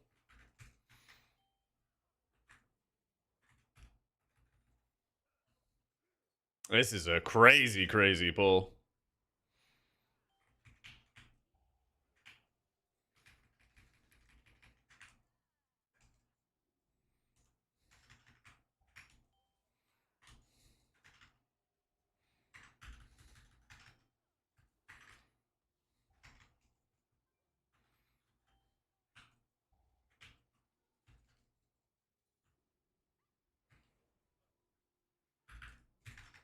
Making it not look bad, yeah. Well, I have a bunch of different cooldowns that I was able to cycle between, thankfully.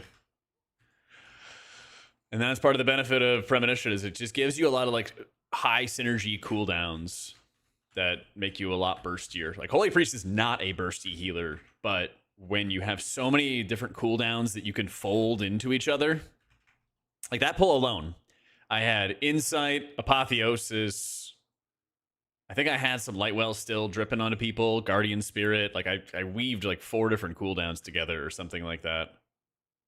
And it went super hard. Oh, fuck.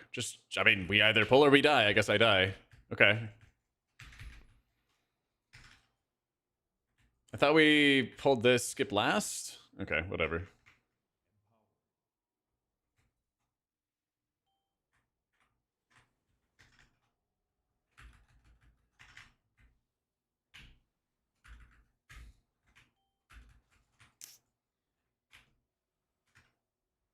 Fuck it. Bonus healing time.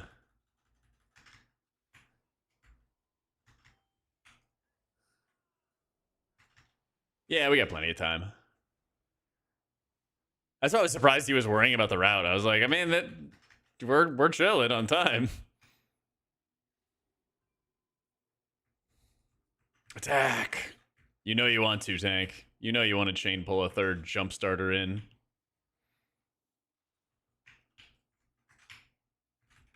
I think because this damage is so high and just bottle service on the rip. Ooh, that's a really lucky surge proc I just got. Because that lets me maintain my Lightweaver stacks that I had there. Carry it over into this pull, which is nice. And then we can keep on resonant weaving. Gonna cast a bunch of flash shields here. Kind of carry us through the end of this. Pop all my defensives. And then we're gonna hold that clairvoyance. So often what happens when Apotheosis is up, you kind of get a quick glut of resources. Like I haven't been able to actually use my Renew on cooldown until now. And you kind of want to like lean into glutting your resources, get a whole bunch of holy words out of it, and then you don't have to chain any other cooldowns together, and then you're vibing. I am starting drinking as fast as I possibly can.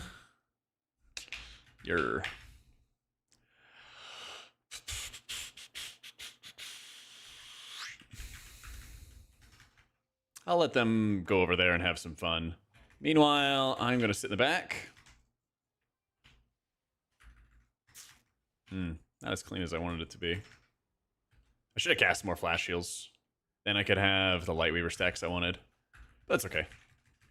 That's one of the things is like it's never going to be perfect when you're playing a Holy Priest. Ideally, you'd be able to stack up Resonant Words and Lightweaver and all these other modifiers together, but it's just inconsistent, basically.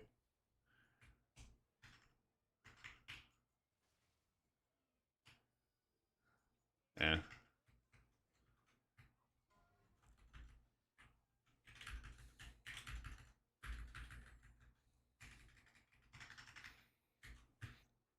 But right now, our goal is to make sure we are maintaining our prayer of mendings on tanks whenever possible, or on anybody. So this next one, I really want to cast it on myself. Refresh that. And we're not going to take any sort of risks, so we're just going to insta pop our Apotheosis, renew myself. We have lots of stacks of Lightweaver to help us along the way. And then you can actually use Prayer of Healing. And we Resonant Weave with the Prayer of Healing. And your primary target for Prayer of Healing matters a lot because you're playing Peripheral Litany. So you do 120% more healing to your primary target of Prayer of Healing. So you get a lot of value there. This may not be a good value out of Lightwell, but we'll see. I'm actually really curious if it's going to be good or not. Because I don't want all my Lightwell stacks to go away. I only have 5 left, 4 left, yeah. So I think that's kind of bad, but it's okay because I already have Piety up. What I wanted was like to maybe consume a couple stacks with Lightwell and then have all the stacks I could possibly get for the next AoE or the next Giga Zap here. But this should be all right. I'm going to channel him until Skyro's going to be low. Hopefully he's not at all. Oh, that's huge. So now that I was able to do that, I have the Divine Hymn buff going into this. And like, we're just insanely safe. Overheal redirect, bonus healing buff on everybody. Super safe. Is it 175%? Nope, 125%. Come on, you think I wouldn't remember the exact percentages of all the Holy Priest buffs and all the Holy Priest talents? Come on, come on, come on. God, I love being right on the internet. Yes, yeah, fuck you. I was right. Vindicated. Yeah, that's why I would know. That's why I would know, Jug.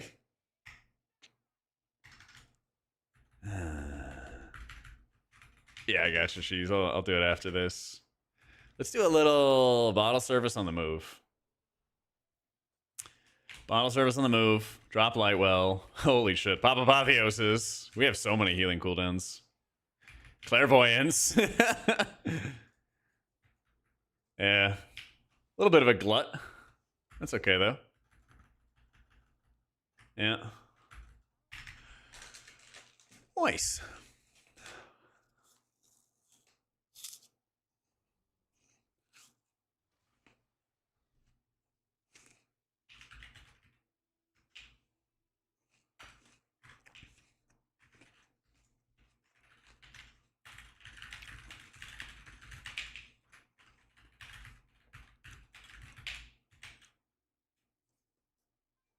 You read the Holy Risk Guide, just a disc apologist? True. And I never play Holy. Yeah. Yeah.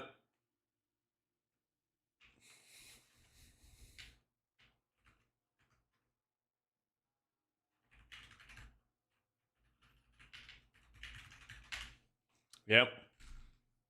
This is like a rando ass mog that my chat forced me to wear. Yeah. Yeah. I think either the hero talent choices is more accessible. I mean, Archon is, but the problem is, you know, like when you do like new player stuff, it's tempting to like put people on the like training wheels, I guess you could say.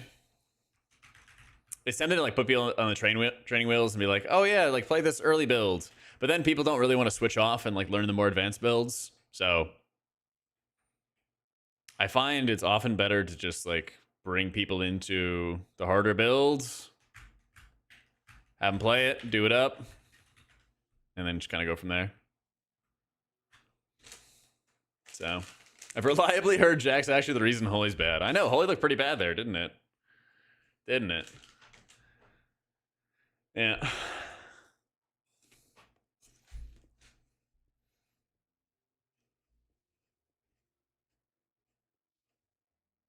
So I didn't like slam the bottle service on cooldown, but I kind of held it for like key moments. I kind of just held it for a couple key moments here and there where I needed it as a CD, and it popped off. Yeah. Yeah, I'll put up talents in a sec. It's a Crit Mastery neck. It's Crit Mastery neck. So like Poe's really good if there's the AoE damage. Like I don't know if I would really run it in like Theater of Pain, you know? Oracle and Keys are kind of raids knocked. Yeah. I recommend new players learn Oracle. Yes, 100%.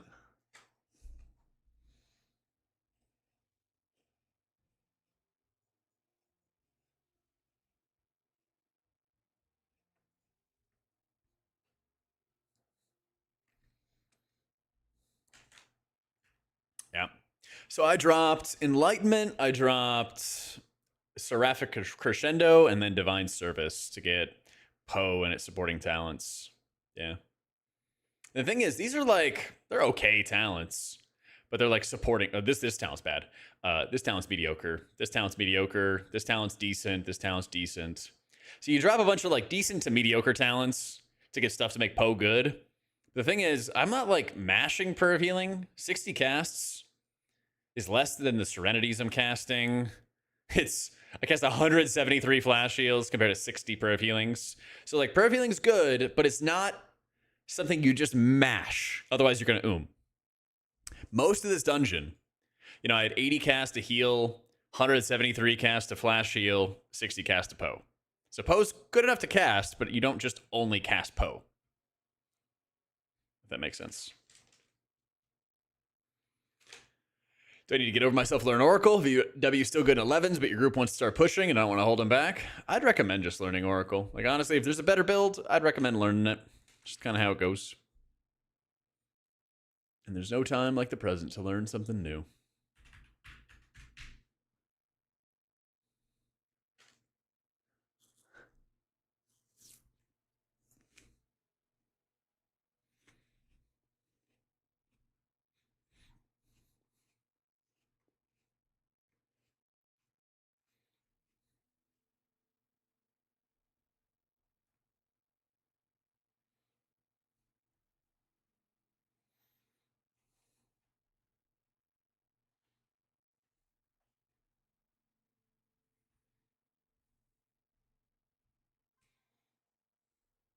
Blood Elf's good for Holy Priest. It's not the best. Night Elf's probably the best for keys.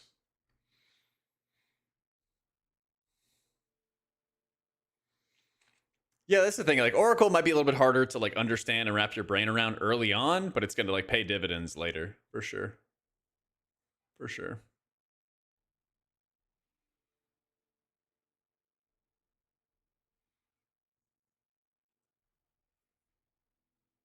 Trying to find out what my lowest keys are. Cinderbrew, Workshop, Priory, and I just got a Floodgate done at 15. So I'd prefer Cinderbrew, Workshop, or Priory as holy. Yeah. I just really don't want to play Cinderbrew. Fuck it. I would actually do a Priory if there was one on the board. Yeah, what can you do? I was thinking about the workshop or the Floodgate again, but I just did it, so we might as well do something new or try to do something new. Yeah.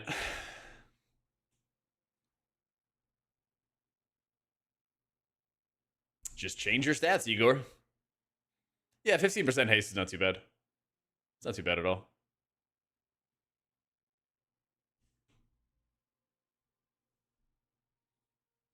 Yeah, Disc Oracle is still better than Holy Oracle, but like I feel like I could pretty reliably be doing all 16s as Holy. The problem is I just, you know, it's a pain in the ass trying to corral people to be like, hey guys, let's go do my off meta keys, you know? It's a lot of work. It's a lot of work.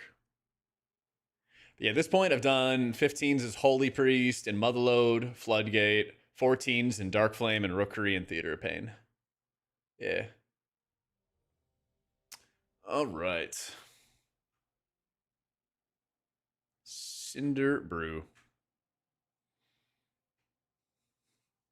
Tells to go with me.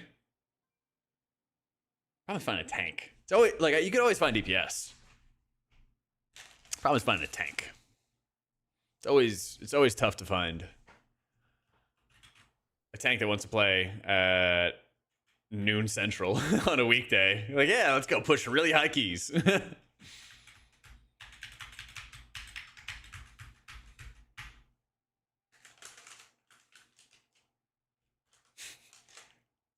Are you just volunteering titles to tank for me? Yeah.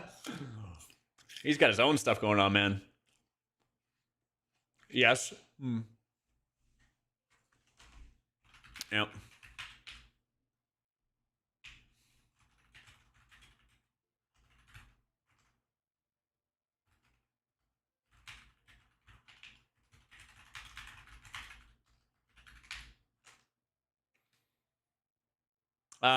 Pushing keys. I'd probably go like haste crit, haste verse. Like that. Yeah, you do play Prayer of Healing. I don't know if I would do it for every single dungeon. And that's why I kind of want to run it some more. Because it's not that you are casting Prayer of Healing for every single damage event that goes out there. It's really good to cast Prayer of Healing when you have like Piety up. And it's really good to use it on boss fights with lots of even damage. But I feel like in that last run, I was using it very sparingly. to avoid overheal because it costs a lot of mana. And I got a lot of efficiency out of it. But if I started like ramping up the casts, we might have a problem.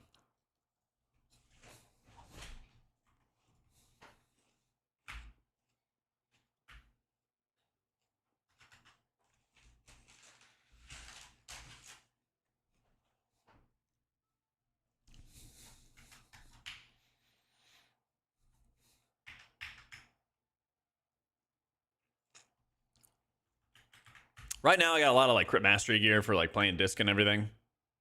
But if I could do like whatever stats I wanted, I don't know, I'd probably go to like maybe 20, 25% haste. And then either crit or versatility after that. I'd be curious to see how bad my survivability would feel in like a Priory. It didn't feel bad at all in Floodgate. Crit's better for healing, but verse is better for like survivability. So it kind of just depends on what you need.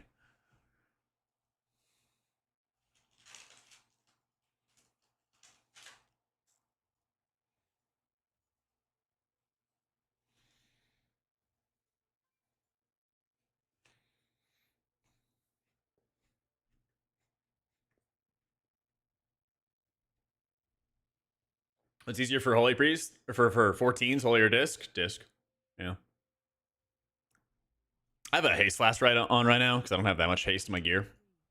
Yeah. But if I had all the haste I needed, I'd maybe get a burst flask on. So.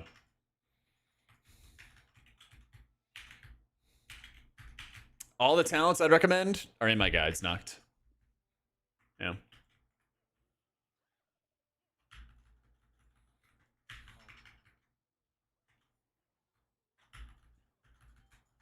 I'm not sure if I would recommend prayer healing for everything at the moment.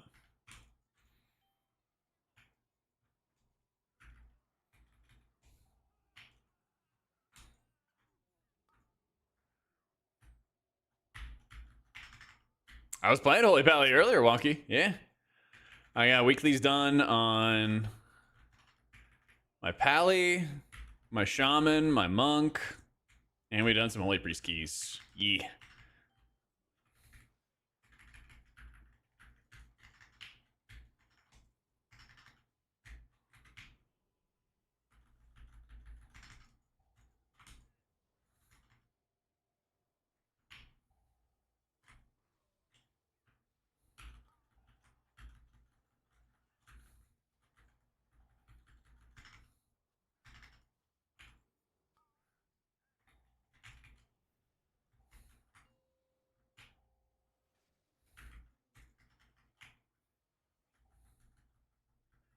I'm gonna try to be maybe a little more aggressive with my prayer of healing here. We'll see what happens.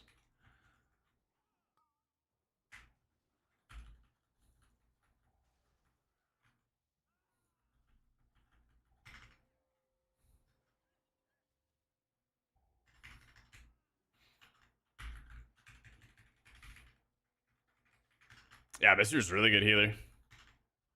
Oh, when Mop Classic comes around? I think they were. Been a while. It's been a while. I never really played much Monk in Mop. I made one and then I promptly forgot most of how it played.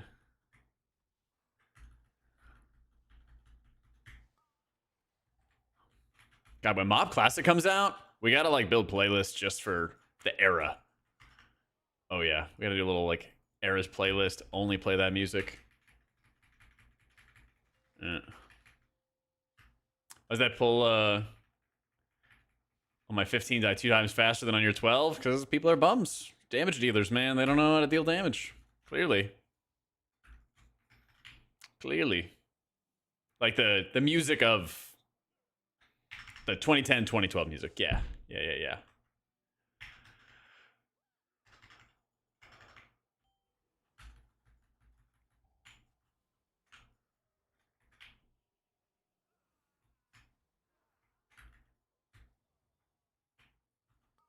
Let's cast a couple per mendings.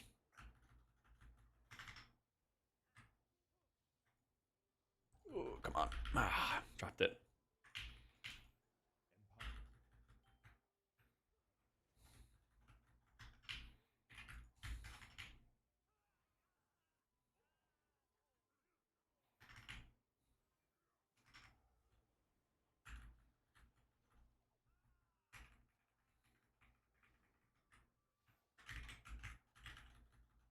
Play raid healing on stream, heroic or something? At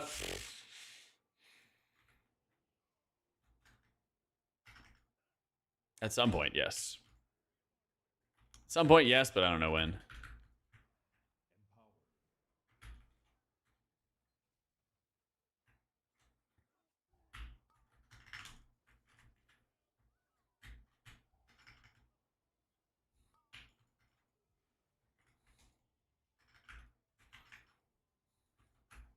I don't know. I don't really, like, stream my raids a lot. Because usually it's like in the evening. I just kind of want to chill, veg out with the boys. Yeah. But like everything I would do is in my guides. It's in my, like, I have the video guides for it. I have the written guides for it. All that. But I definitely get that seeing it live's better. I kind of like void shift whenever I'm playing as Oracle, because a lot of times I shield myself. It's just really difficult to like train yourself to use it properly, because obviously you can get yourself killed or your party killed if you misuse it. So I think it's like a niche thing. I like it. I use it maybe 1 or 2 times a dungeon. Yep, exclamation point guides, Mr. Beef. Got video and written guides.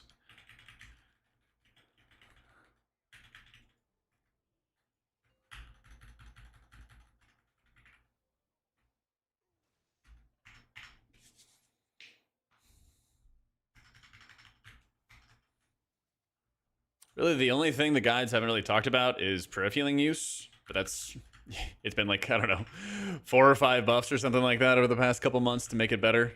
Right now, it kind of seems like it's good to use on higher keys where you need a lot of AoE output. So like this boss fight, I don't really feel like there's too much of a use case for it. And I'm just using my single target light weaving setup. But like when I was doing Floodgate earlier, there were a couple different good use cases for it when all the damage was like equal, you know? So you could kind of play it similar to, you kind of play it similarly to how you would light weave and weave between like your resonant words, but just use prayer of healing instead. Voice shifts in your blood DK tanks? Yeah, there you go. There you go. I don't know actually, else. It should. It should, otherwise it's bad. Yeah. Because bottle service does not have intellect on it, whereas Mr. Pick Me Up does.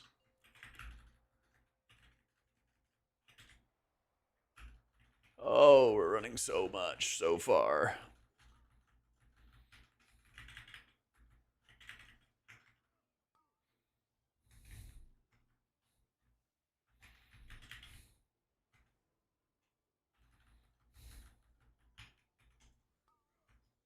He said, why skip that song? Yo, lock in.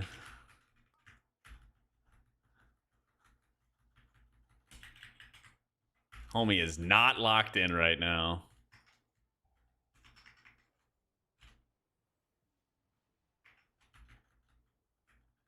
Who said that? The Boomy. He said, why'd you skip the song?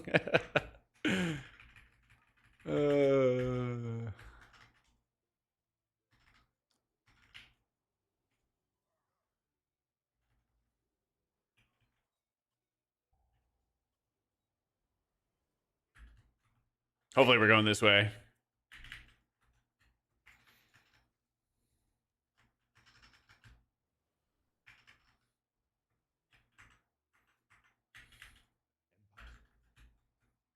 Juicer pull. Flame on.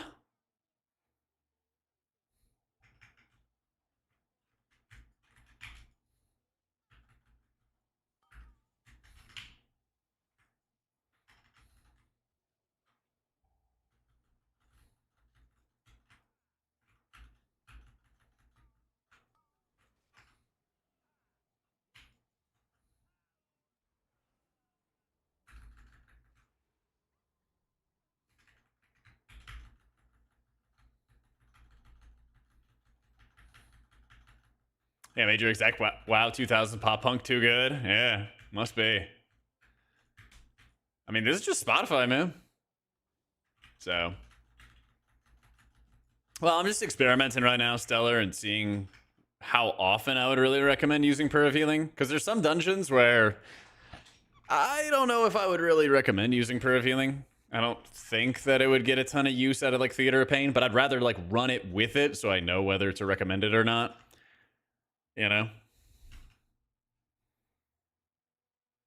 I'd rather take my time with it, explore the different use cases, go from there.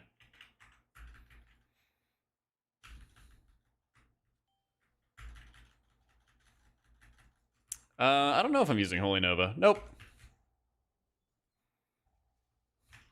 I'm sure I could find a way to use it, but it's not too much of a prior for me right now.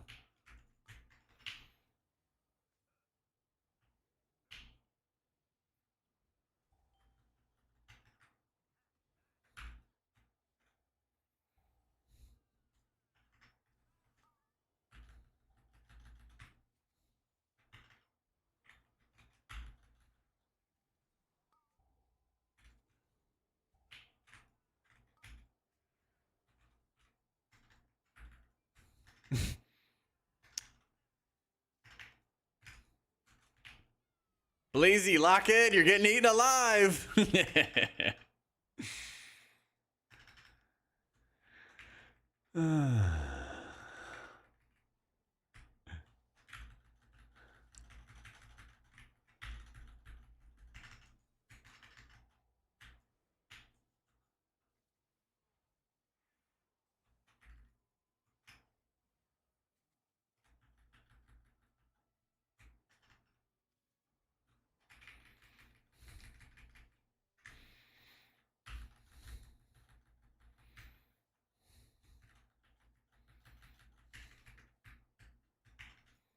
Yeah, what else do I got? I'm sure I could find a way to squeeze it in if I wanted to. He said locked in? Yeah. All right, we'll see it. We'll see it.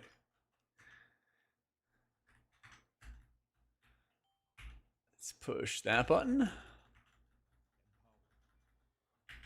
Hmm.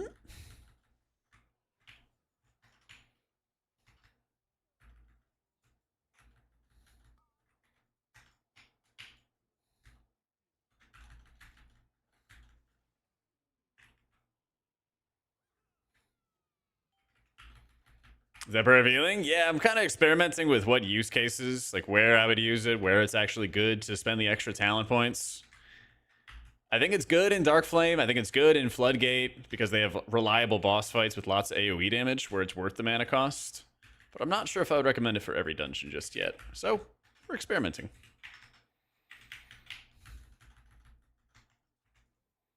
So, I feel comfortable with Holy? Yeah. Oh, yeah, I mean, I always play Holy. I think Holy's just a lot better. A lot better than it was last season. You know, I felt comfortable with Holy last season too, but it just was not good, you know?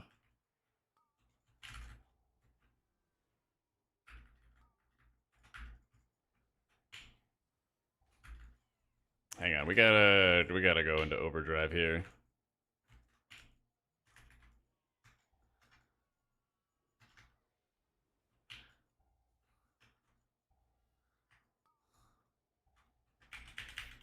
Oop. No, bro. Actually, it's fine. It's fine if I die. I don't care. It's fine. I have a resurrection. My character shall be fine. I don't remember if I updated this for the guides, but this is something I definitely am going to stand by, is having the free res. Holy is just so squishy that even if you're stacking all the versatility in the world, I think it's just straight up better for you to have the free res. Yeah.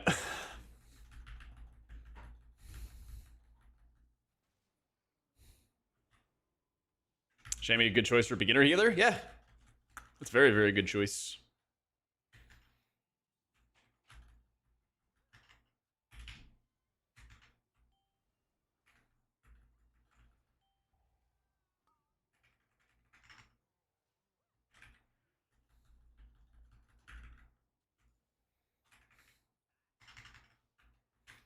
Whoever asked if it counts as a death, it does count as a death? Okay, I wasn't sure about that. I wasn't sure about that. Good comms.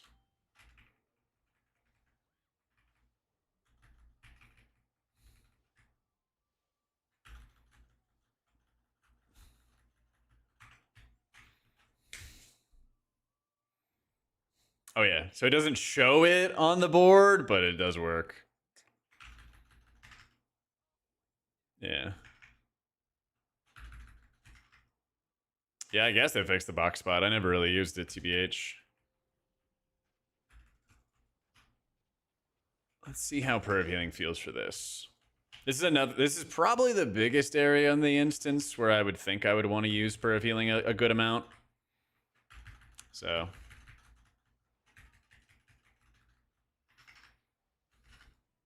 play Monk or Pally? I think Monk will get you more mileage, but they're both good healers. Like, it's not like there's many bad healers this season, you know?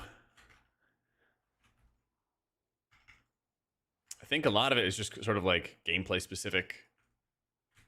What do you enjoy about the healers you play? Have you watched like POVs for those other healers? Yeah, I feel like actually Prez is probably the worst healer right now this season. Yeah, you're right. You're probably right.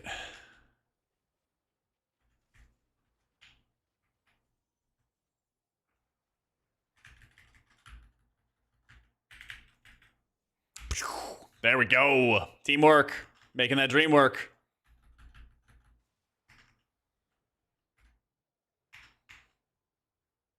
Yep.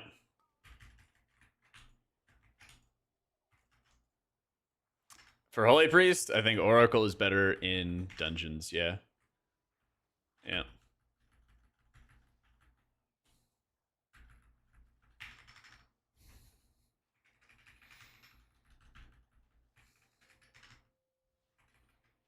What if I could just carry alone with the... Oh yeah, bottle service is doing it.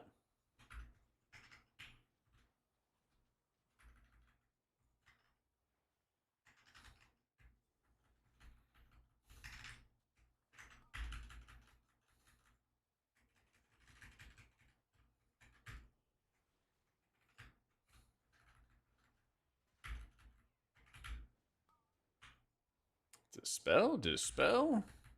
Oh, I kind of mistimed that. I could have gotten an extra Holy Fire. Oh well. So, I think I'd probably try to run bottle service in most of my high keys as Holy Priest. I think what happens is you are stacking a lot of healing cooldowns on top of each other as Holy to do burst healing. So I'm stacking a lot of like Lightweaver buffs that I've been sitting on with Apotheosis, which also gives me instant cast perv healings, which is really, really valuable. It's like a lot of like stacking buffs sort of on top of each other.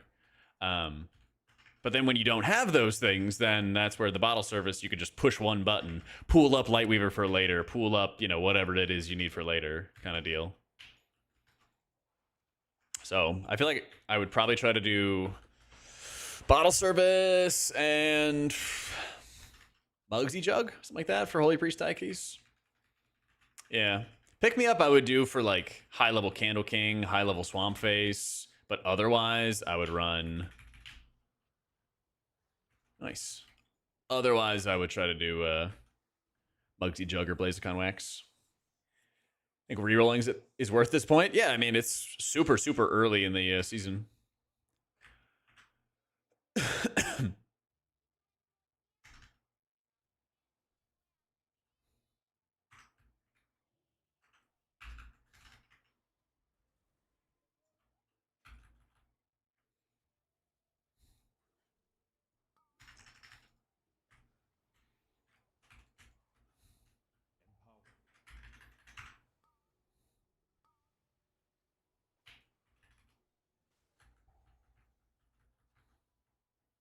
Let's just hit the bottle service.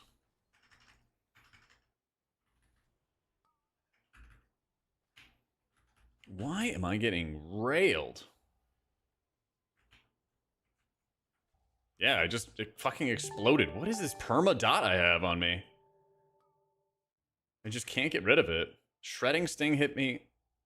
Why does it deal that much damage? I don't understand.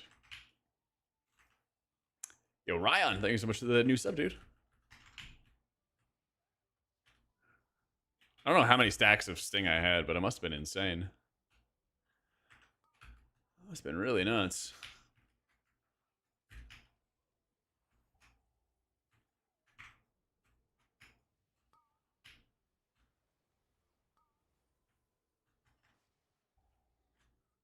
Maybe they're enraged, but like, I don't know. I was taking 6 mil ticks, or 7 mil ticks. Yeah.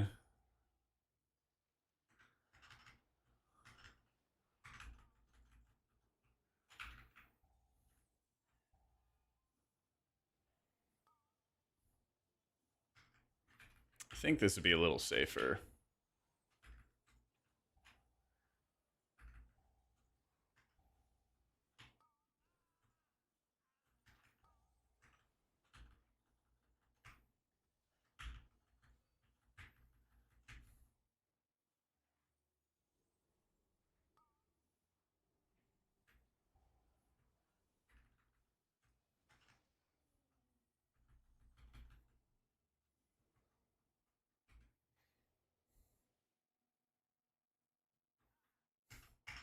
All right.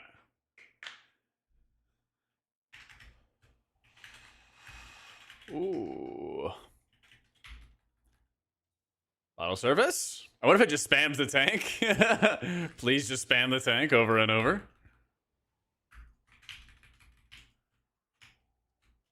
Please, please, please.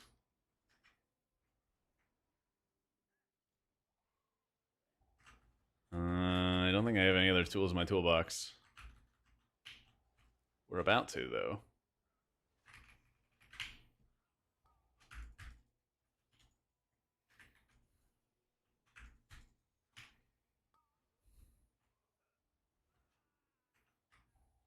Stopping you.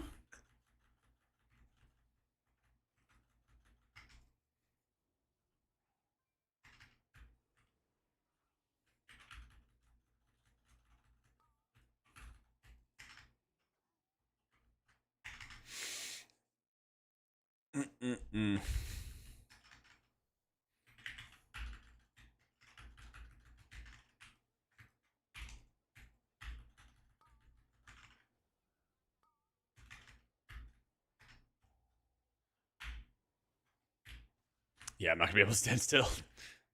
That is another big downside with prayer healing, is having to stand still to actually get the cast off in time.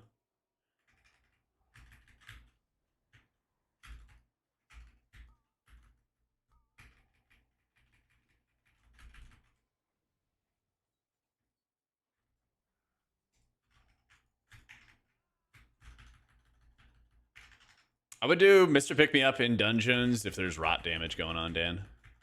That's the biggest area where you'd want to use it.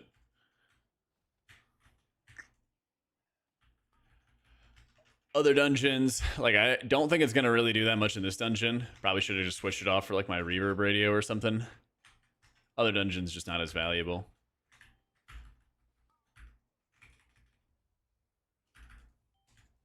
Oh, we're getting railed already.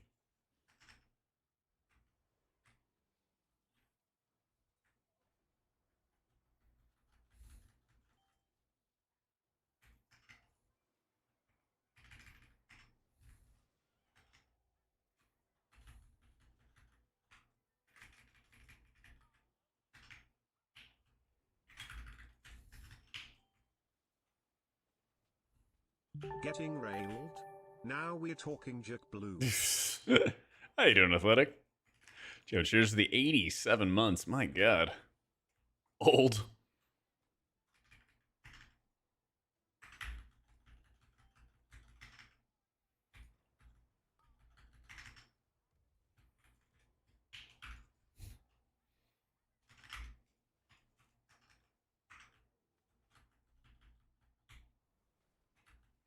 You've always wanted like a decent amount of haste in dungeons as Holy Priest. Oh, shit.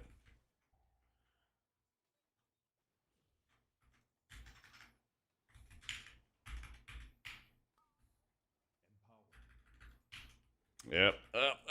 Come on.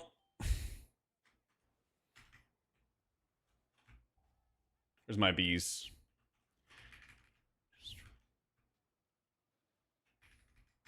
That is an insane amount of bees. Fearing. Please CC.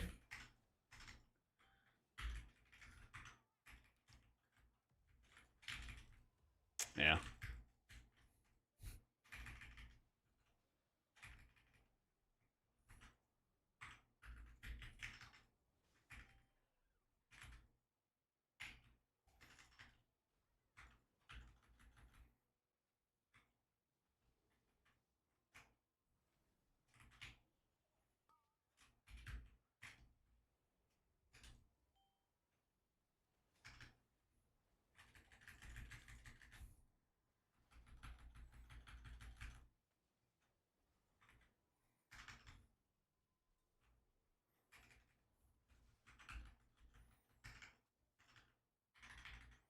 Okay, so we have time. I can get him off.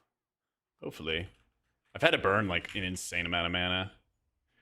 Which I really didn't want to do. But these bleeds, man.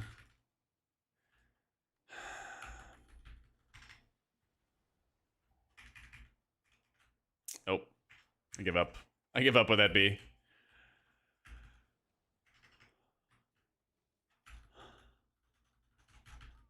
Yeah, this fight kind of just compounds.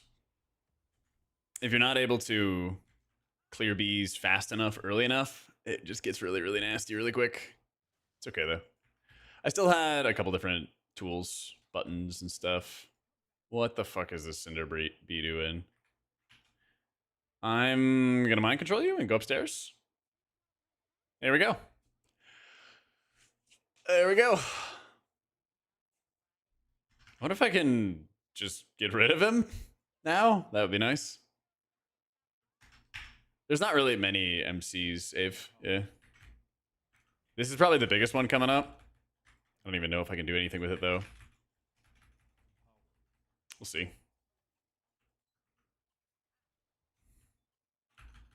I am gonna mind control this guy.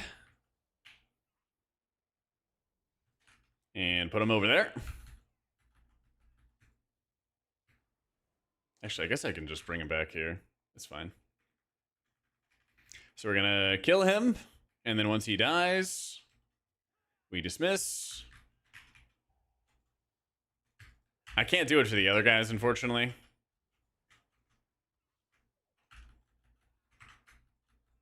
But then that helps you just kind of kill two back to back. Yeah. It's not like last season where like every dungeon had a bunch of mind control things. Yeah. That's kind of the only one I've been doing.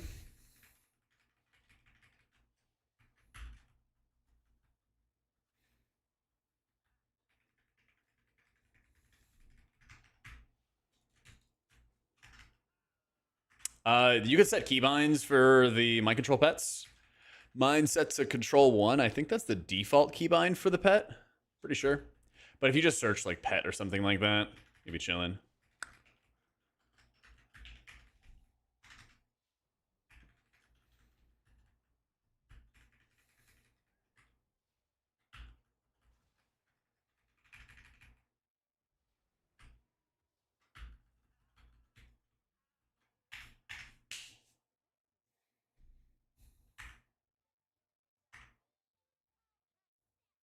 He said, gonna be tight. We got 4 minutes, right?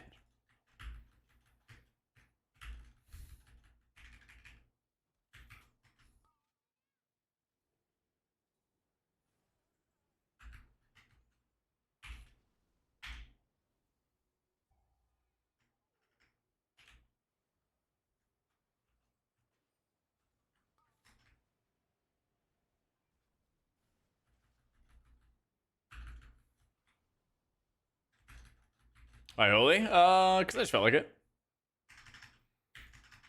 Didn't have my squad on to do 17s. So I figured I'd just go pug some 15s as Holy Priest. Go from there.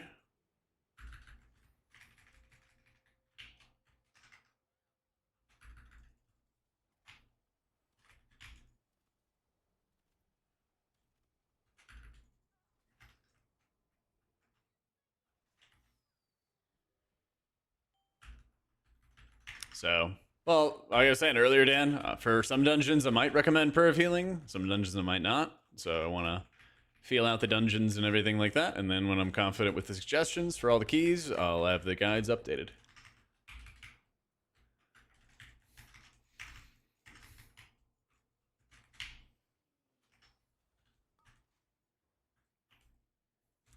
Just go poke some 15s? Yeah, as you do. As one does. I think Lightwell's enough on its own.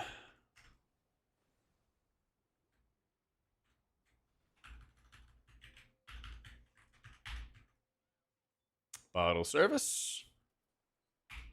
Clairvoyance. Ooh, that darkness is doing work. 20 mil? That's pretty good. Thousands are slowly going insane pugging Gallywicks. I mean, I went insane progressing Mythic Gallywick, so, you know, we're all kind of... I'm kind of like you guys.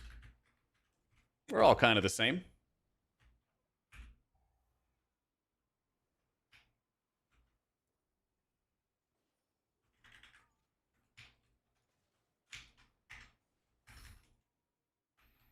Yeah, I bet Bleezy shit himself on that one. Yeah. Warning. Lots of shit.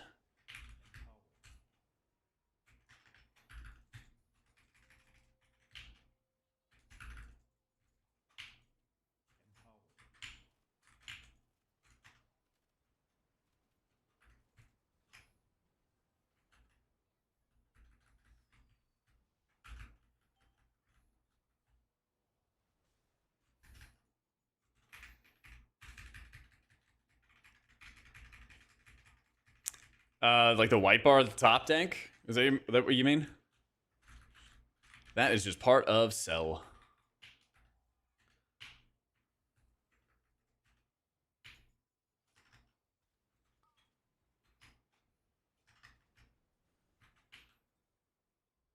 Yeet. Let's go. Not even close.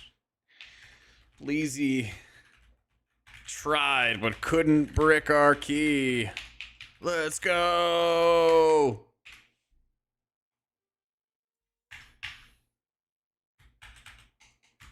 Man. I don't know. I'm just making stuff up. Hey, man. That's right. True.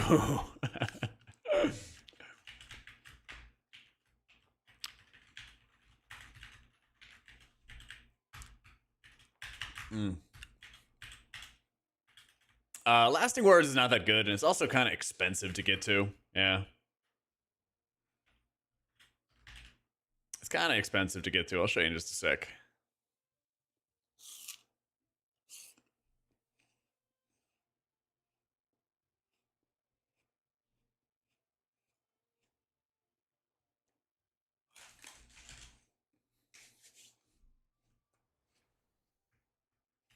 Let's look at the breakdown of the healing real quick.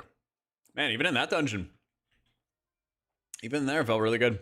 I thought it was going to feel a little bit worse. I thought it was actually going to feel just a little bit worse, and it wasn't. It was nice. Yeah, here's talent set up and running. If you wanted to potentially go to Lasting Words, you have to dedicate 3 talent points. And dropping, like, it's always a cool idea to, like, what if I got this? But you got to think about, like, what you're going to give up to get it. So, thing is, your renews are not a huge part of your healing directly. About 4% of your healing. And a lot of times it overheals. But the big part of renew is the uptime. And there's 2 areas for it. One of which is preemptive care, which increases the duration of your renews. And then the second one is empowered renew. Or sorry, renewed faith, excuse me. Renewed faith's really good because it basically just gives you a 10% healing buff on all your allies. So when you drop Lightwell, it places a couple seconds of renew, and it keeps on refreshing it because it has a really high health threshold. So if you put Lightwell down, it basically just blankets everybody in renew for, 30 30 seconds or something like that. And that makes it a lot easier to amp up the rest of your healing. So Lightwell on its own doesn't really do much healing. But let me see. It's 2% of my healing, but it applies all these renews to people, and then that is actually what's amping up all your healing. Yeah. But yeah, the Kaja is still doing like a really good amount of healing. Still doing like a really, really good amount of healing and using it as like a regular side healing cooldown and stuff. Yeah, thank you guys. Exclamation point UI has all my stuff. But yeah, if you wanted to get like lasting words, you know, you might have to drop Lightweaver, which doesn't sound great. Divine Image might have to be dropped, which is really, really a high cost because Divine Image is excellent. Super, super flexible healing. Yeah, it's like 5% or something like that. I have another one down here, plus the damage side of it that it gives you. So not really a great thing to drop. Lightwell, you can kind of use as amplifying a healing cooldown. Lightwell is a better version of Lasting Words because the idea behind Lasting is you just want to maintain renews so that you always have the healing amp up. But Preemptive Care, Oracle kind of does that for you already. And what Lightwell does is it allows you to control when it happens. Whereas you must have Holy Words available to use with Lasting Words, you know? Yeah.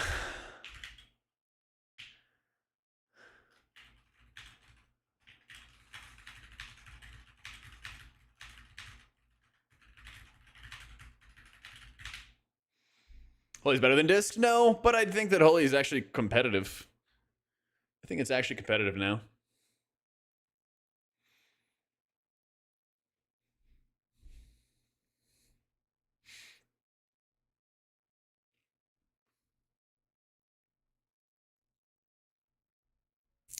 How you been, Danger Zone? Been a minute. Oh, is it the like we get sent down to the sewers and stuff? Yeah, I remember. I remember. They never let you skip it. Yeah. What gameplay do I like better? I kind of just like the variety. I don't know.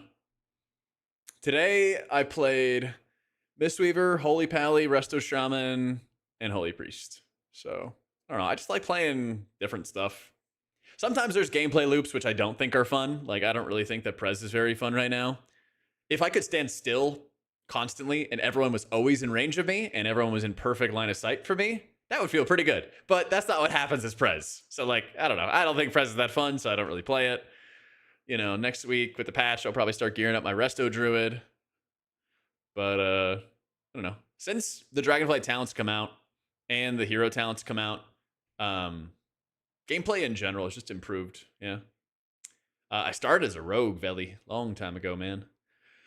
Got my first cutting edge as a rogue. But since then, I played DK, DPS, tank, a little bit of Shadow Priest. R-Druid meta? Yeah, you gotta teach me how to play R-Druid, Aubrey. Yeah. Yeah. Jack the Juven is not geared.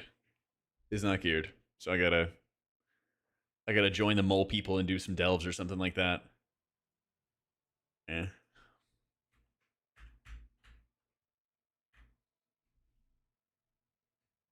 The mole people, they do delves. Come on, it's like it's common slang. It's common slang.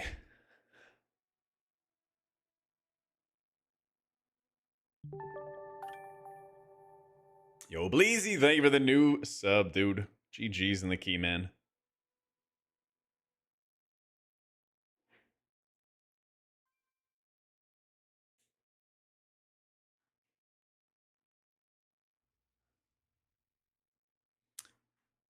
Folks even play the new race. Don't skip my song next time. There you go. All right.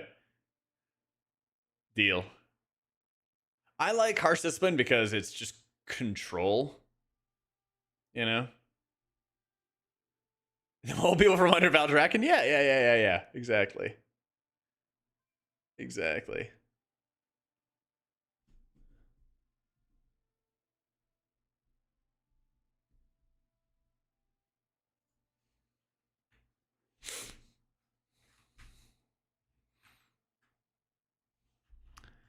One sec.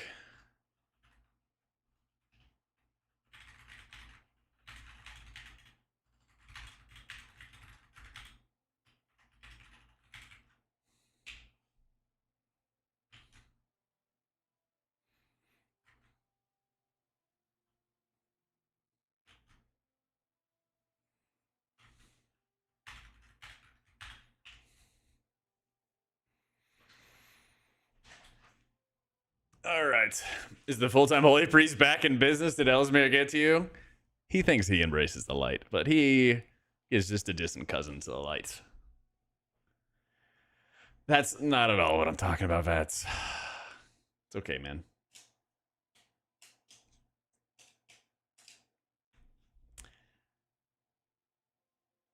Living for Kalamazoo breaking the Hall of Fame? Me too, man. Me too.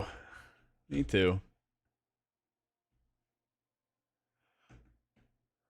Was reviewing log for friend. Why Disc Priest have so much renew cast now?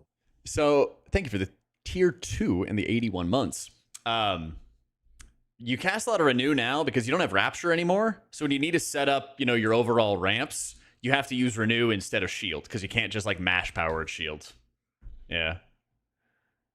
Yeah. The Pallies are so holy, then why do they always have to go full Scarlet Crusade? Exactly, man. Exactly.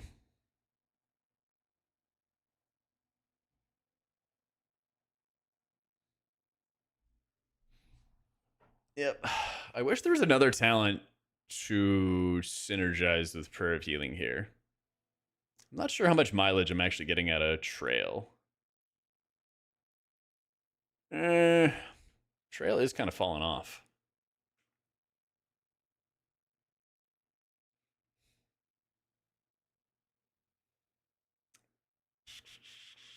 But I don't really have another singular talent point. I use KUI. Yeah. Exclamation point UI. Basically Copa, yeah. If you want the exact sequences, I have the exact sequences in my written guides. There's like a bajillion different tabs to break down the different situations. Yeah. It's on the website, Bix. Yeah.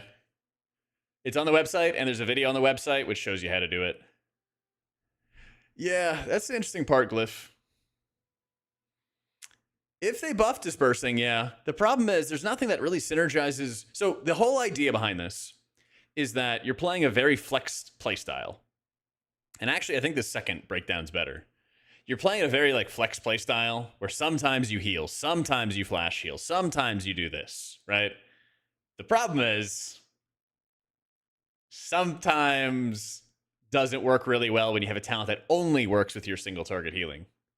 But you'd like to take Light of the Naru, but then you kind of can't because then you can't get the Lightweaver, And you would like to have an 18% healing buff every time you cast Prayer of Healing because that makes it really, really efficient. Really high value. So, I did 281 million healing out of 73 casts, which means on average I'm healing for about almost 4 mil. Plus there's the Echo of Light and everything like that coming into play, especially with how much mastery I have. So it's really, really high output, but it's also a lot of different modifiers. It's a lot of different modifiers. What, Symbol of Hope worth for M+? I think so. But also, you can't put more points down here. So these would be your options for where you could put it. Enlightenment's fine, but you need something to give you Prayers of the Virtuous. Something like that. Yo, Vats, can we drop this? It's just a meme. It's just a little joke. If you can't take the jokes, take a hike. I'm not gonna have this false outrage over something when nobody's insulting each other. This is silly. Was best healer to start now? Dude, you're in good position, because, I'll show you the stats. Actually, it's better if I show the stats. As much as we kind of love to bash the balance of WoW, the balance of WoW is actually pretty good. So here's the breakdown of the highest keys that people have done, which is cool. But this is actually where the hero talents come in. You have, if we're just looking at max keys, Pally and Disc have done 19s. Both Monk sub-specs have done 18s. The lowest that somebody's done as a sub-spec has been 14s. It's actually pretty good. It's actually really good. I don't want balance. I want to be mad. Yeah. So but basically you have a lot of good options. I like playing Priest. I got a bajillion guides. I'm playing Priest and everything like that. Always recommend that. But there's very few healers that I don't think are fun. I don't think Prez is that fun in dungeons right now. Can it work? Absolutely. People are doing 17s, you know? That's just my personal preference. Yeah. Like, yeah, exactly. Every spec can work. Every spec is crushing 12s and moving on from there. So it's kind of just, what do you think is going to be fun? What do you think is going to be appealing? So, most acceptable healer. Well, a lot of people are still playing Disc, and Disc is still good. But I think people are going to be more open to variety. I think Shaman is probably one of the best if you pug a lot. It's got a lot of mob control. It's pretty simple and easy to play. You have a couple of, like, I will save everybody in a heartbeat, things like that. So, every spec's beautiful except Disc. All right, Ellesmere Spy. Disc, is always best. Oh, okay, good save, good save, good save.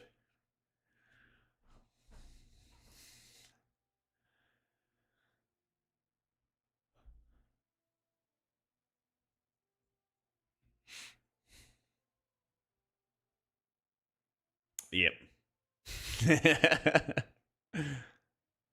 Isn't it crazy how we thought Dark Flame was going to be the worst?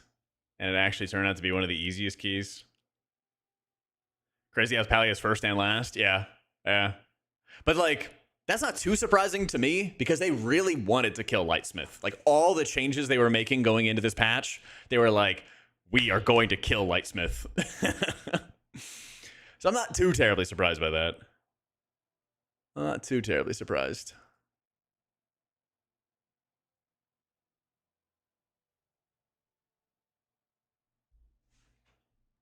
Oracle this that much better? I mean, it's a bit better, you know? Like, it's done 17s, but Oracle's done 19s.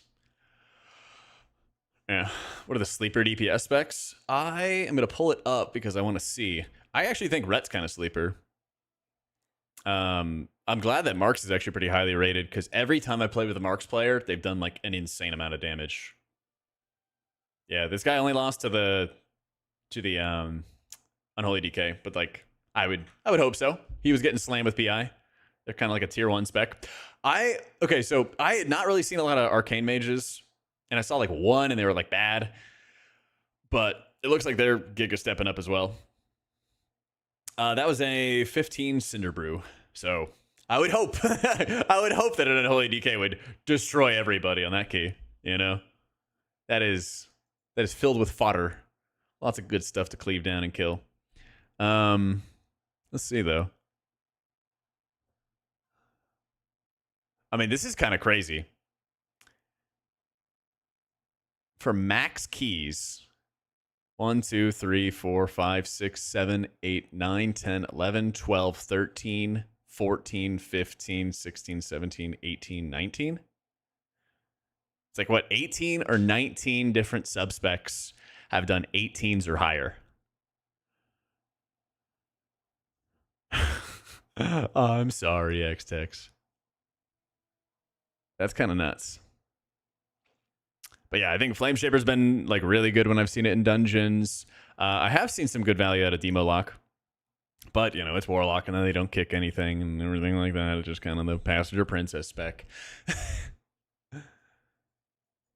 Yeah.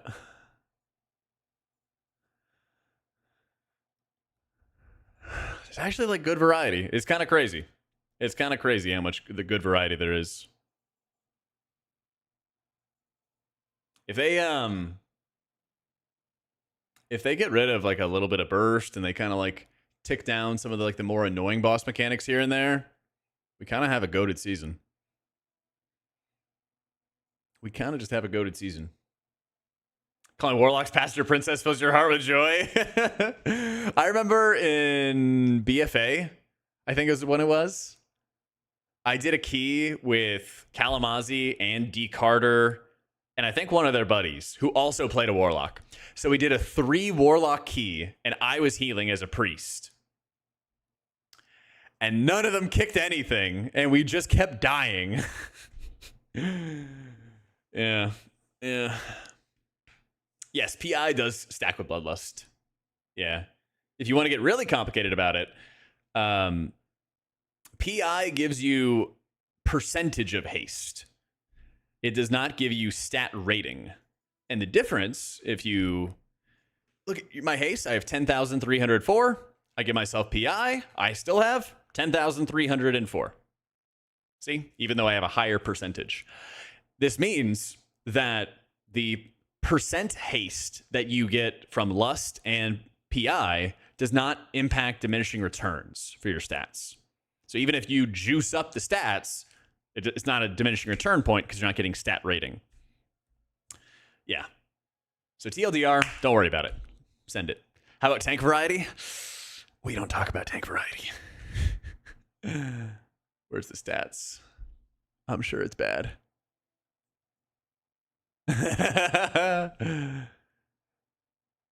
I mean, you know, some tanks have been doing some 18s. All right, we take those. I'm actually kind of surprised. I did not think it was that close at all. I did not think it was that close at all.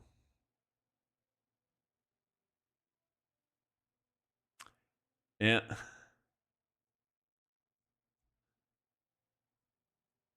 Does PI get better the more haste you have? No, it's just a flat amount. Well, I don't know. Maybe some specs like it when you reach higher levels, but that's like a niche thing. Yeah. Yeah, rip Brewmaster, dude. I also been surprised that Brewmaster's time at 18. Yeah. Your vaults a get oot. Main hand, weapon, crit mastery, and offhand from Cauldron Mythic. Currently have a crafted two-hander. What should I pick? Your other picks are Dark Fuse. What, the Meta Chopper? And a crit verse cloak, so that's shit. I mean, your vault in general is kind of shit. I mean, you could take the get oot, and then you could have like a crit mastery weapon and then a haste verse weapon if you wanted to. And like that would be a good way to separate your gear. Is it a mythic track get oot?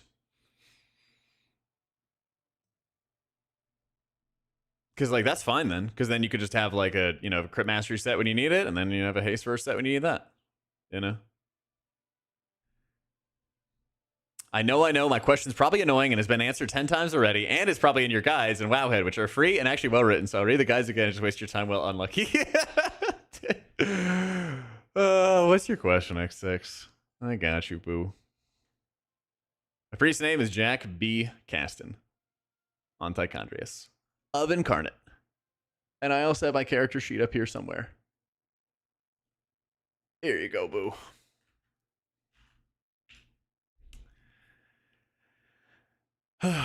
Yeah, I agree with what Frodo said. If it's not a myth track, it sounds like a socket angle.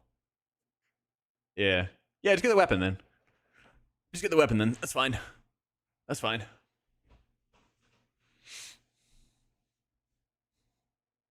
Yeah, that's totally fine. Ton of outrage about healers, but no one talks about the tank balance. I know. It's so messed up they nerfed Disc Priest Glyph. They never should have nerfed Disc Priest until they nerf EDH. I agree. Yeah.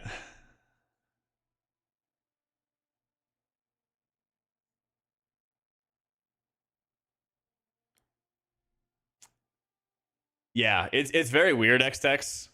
But you have a talent as this called Borrowed Time. And basically, every time you cast Powered Shield, you get 8% haste. And so it's super important to religiously cast Powered Shield on cooldown to get that extra haste and take advantage of it. But also, you don't really have as much incentive to just be like mashing lots of smites to get a lot of healing out, because your smites are just weaker when you're not buffing them up with like Void Blast as a Void Weaver. So you just want to have really juicy shields, really juicy penances. So, I don't know, Salisa. You could hope for anything, but it's Blizzard, so who knows what would actually happen, right? Yeah, who knows? So, tide goes in, tide goes out. Can't explain it. Yep. Buren is a very good M+ trinket. Actually, I should probably... I don't really want to have double on use. I would like to use it as Holy Priest, because the Absorb would be pretty clutch. But I like the AoE healing that Bottle Service does a little bit better. It's tough. It's tough. Either way, it is a good trinket. I think it's a little bit overkill as disc, but I think it's really good as like every other healer. Tide goes in, tide goes out, and Mage gets buffed at either way. Amen. Yeah. Ain't that the truth, dude? Ain't that the truth?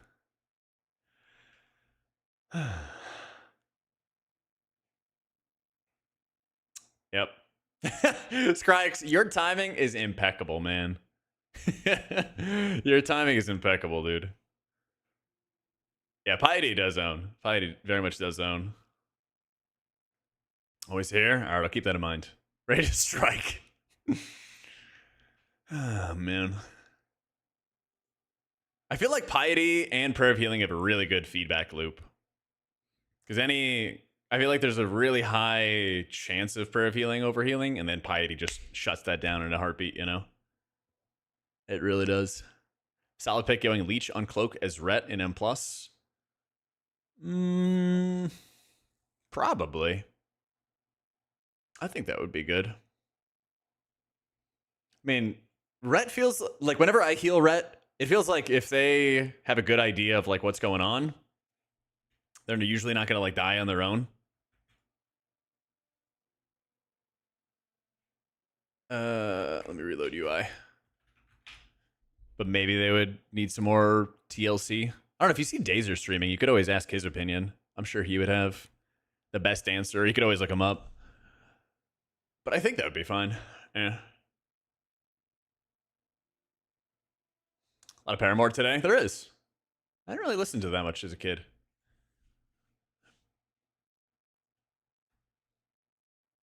I think this will fit in the copy paste. JIB is the last one. Yeah, that fits. I'm glad you guys are liking the music too. I am as well. What Weakora is that right front and center of my UI? It's the Luxos Weakora pack.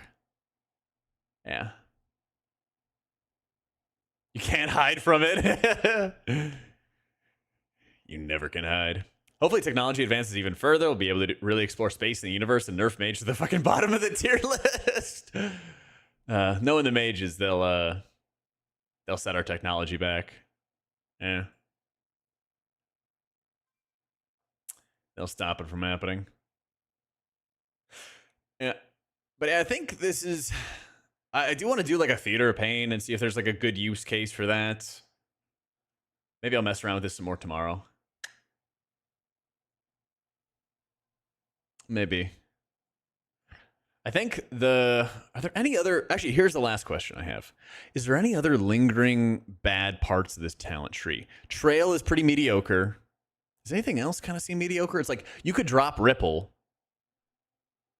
but get like what, you know? Like Divine Service is not that good. But what else is bad in this tree? Because I don't think there's much. It's like Trail's kind of bad, but you need it. Well, it's not awful, but you know, it's not, oh my god, OP. Yeah. Unless there's a specific guide or anything, Wheels, that says not to pass X point, you should just feel free to keep slamming. Shield naturally comes from casting Prayer of Mending. So I didn't actually cast it a single time, but it just naturally occurs from casting Prayer of Mending. So it's free healing. So it's not so much about Lightwell's healing directly, Sig. It's not so much about the Blessed Bolts, but it's the fact that they apply Renews. And then Renew causes you to do 10% more healing to your allies. And so you can kind of drop Lightwell. It does, sprinkles of healing, but it buffs all the rest of your healing by 10%. So it's actually quite helpful. He's working on it, RNG. Yeah, he's working on it. I mean, we did time back-to-back 15s manual. But it's also like, I think it's kind of fun, because if I don't have like a dedicated group, I don't really want to sit there and pug 17s with people I don't know that may or may not just brick it for 6 hours. So I'm like, why don't I play some alt healers? Yeah. Yeah. But yeah, Prayer of Healing seems pretty good. I still want to try a couple other dungeons before I like fully recommend it for everything all the time. But all my tests thus far have been really good. I sent out some messages to a couple other holy gamers who are smart in the ways of the math. So I'm going to get their opinion on it as well before we update the guides. But this is what I've been doing so far. So far, it feels like Trail's kind of weak, but I can't drop it for 1 point of the Light of the Naru because then I lose Lightweaver. Lightweaver actually does feel good. I think Divine Image still feels good. It's kind of expensive to start flexing into other talents. Yeah, I think Oracle is like objectively better than Archon and M+. The synergy between like preemptive care, giving you longer duration renews, renewed faith, increasing your healing if a target has renew on them, empowered renew got better as well. I think Archon and Oracle are pretty close right now. Long term, I wouldn't be surprised if Oracle pulls ahead. I wouldn't be surprised long term. But I don't know if it's quite there yet. Yeah. I think I'd still run the standard Archon build for right now. But I think as we keep on getting more of those 3% healing buffs week by week, or every 3 weeks or whatever, all that overheal is going to favor Oracle more. Yeah. Hey, glad to hear it, Bombcert. Other healers like Druid or Chamois, to see them have the same kind of burst? I think it's actually more balanced now. I think it's more balanced. Explain to me like I'm a 4-year-old how the bubble skip is done. You need a tanky night elf, basically. But they got to tag it, drag him away, and then get away from him to Shadow Meld. And you have to be like very far out of range to Shadow Meld too. Yeah. Yeah. Look at the builds. Yeah. Yeah, we were doing some multi keys. Feeling pretty good. It was feeling pretty damn good. But yeah, I wanted to get some more practice in before I update any guides or anything like that. So I make sure measure twice, once more, or measure twice, cut once. Doing more? I think I'm gonna get some dinner together because we've been streaming almost 6 hours. Yeah. All my UI stuff, Bomb, is on my website. It's all on the website. Aw, thanks, Manuel. My man. Highest Dark Flame is disc. I healed a 17 of Candle King, but we didn't time the key. So, Mugsy Trinket's really good for M+. The crit? Oh, yeah. Oh, yeah. Yeah, you can always rewind with the YouTube VODs if you wanted to watch any of the dungeons, but we did 15 Cinderbrew and 15 Floodgate as holy. Did we time this? Oh, I guess we did time the 7. Did we time the 17? No, we did not. That's right. We bricked it by a couple of minutes. Like 30 seconds. That's what we did. Yeah. Yeah. Yeah, I healed the 17 Dark Flame Candle King, but we didn't time the dungeon as disc. Unfortunately. Our like key group has not been that consistent, but that's how it goes. I figure in the meantime we might as well just play alts, chill. We got a long season to go. So I'm not in too much of a rush. So, hey, glad to hear it, Wheels. Very glad to hear it. But yeah, we're going to have a juiced up vault tomorrow. We're going to have a really juiced up vault tomorrow. I have Priest, Pally, Shaman, and Monk with a bunch of vaults. So, yeah. Season's halfway done. Is it? I think we're like 2 months in. We're like 1/3 in. If we had a March patch, I don't think we're getting a new tier till September. You know? We're about to get the 0.5 patch. Then we have the 0.7 patch. And then all the run up to that, you know? Yeah, waiting till 6 p.m. for the vault is going to suck. I'll probably just try to work on some videos until the servers come up. Yeah. Yeah. I know it feels like the season's like over kind of stuff, but it's still got a while to go. August or early September? I hope you're right. I hope you're right, and I hope I'm wrong. Yeah, we did some 15s earlier. Wheels, thank you so much for the prime, dude. Yeah, VODs are always going to be up, and it's usually easier to manage them on YouTube if you want to as well. Yep. Streamers will have to follow a normal 9 to 5 schedule. I know, it's so messed up, man. So messed up. But I'm going to get some dinner together, and I will be back tomorrow whenever servers come up at some point. And we'll open up our vaults and probably stream Raid. Maybe I'll play Holy on Reclear for Raid. Try out some Archon, or sorry, try out some Oracle stuff in Raids or something. We'll see. Anyway, dudes, I'm off. Have a great night. Take it easy. We got some new videos on YouTube if you want to check them out. And we're, of course, going to have more on the way soon. All right. Take it easy, guys. Whoop.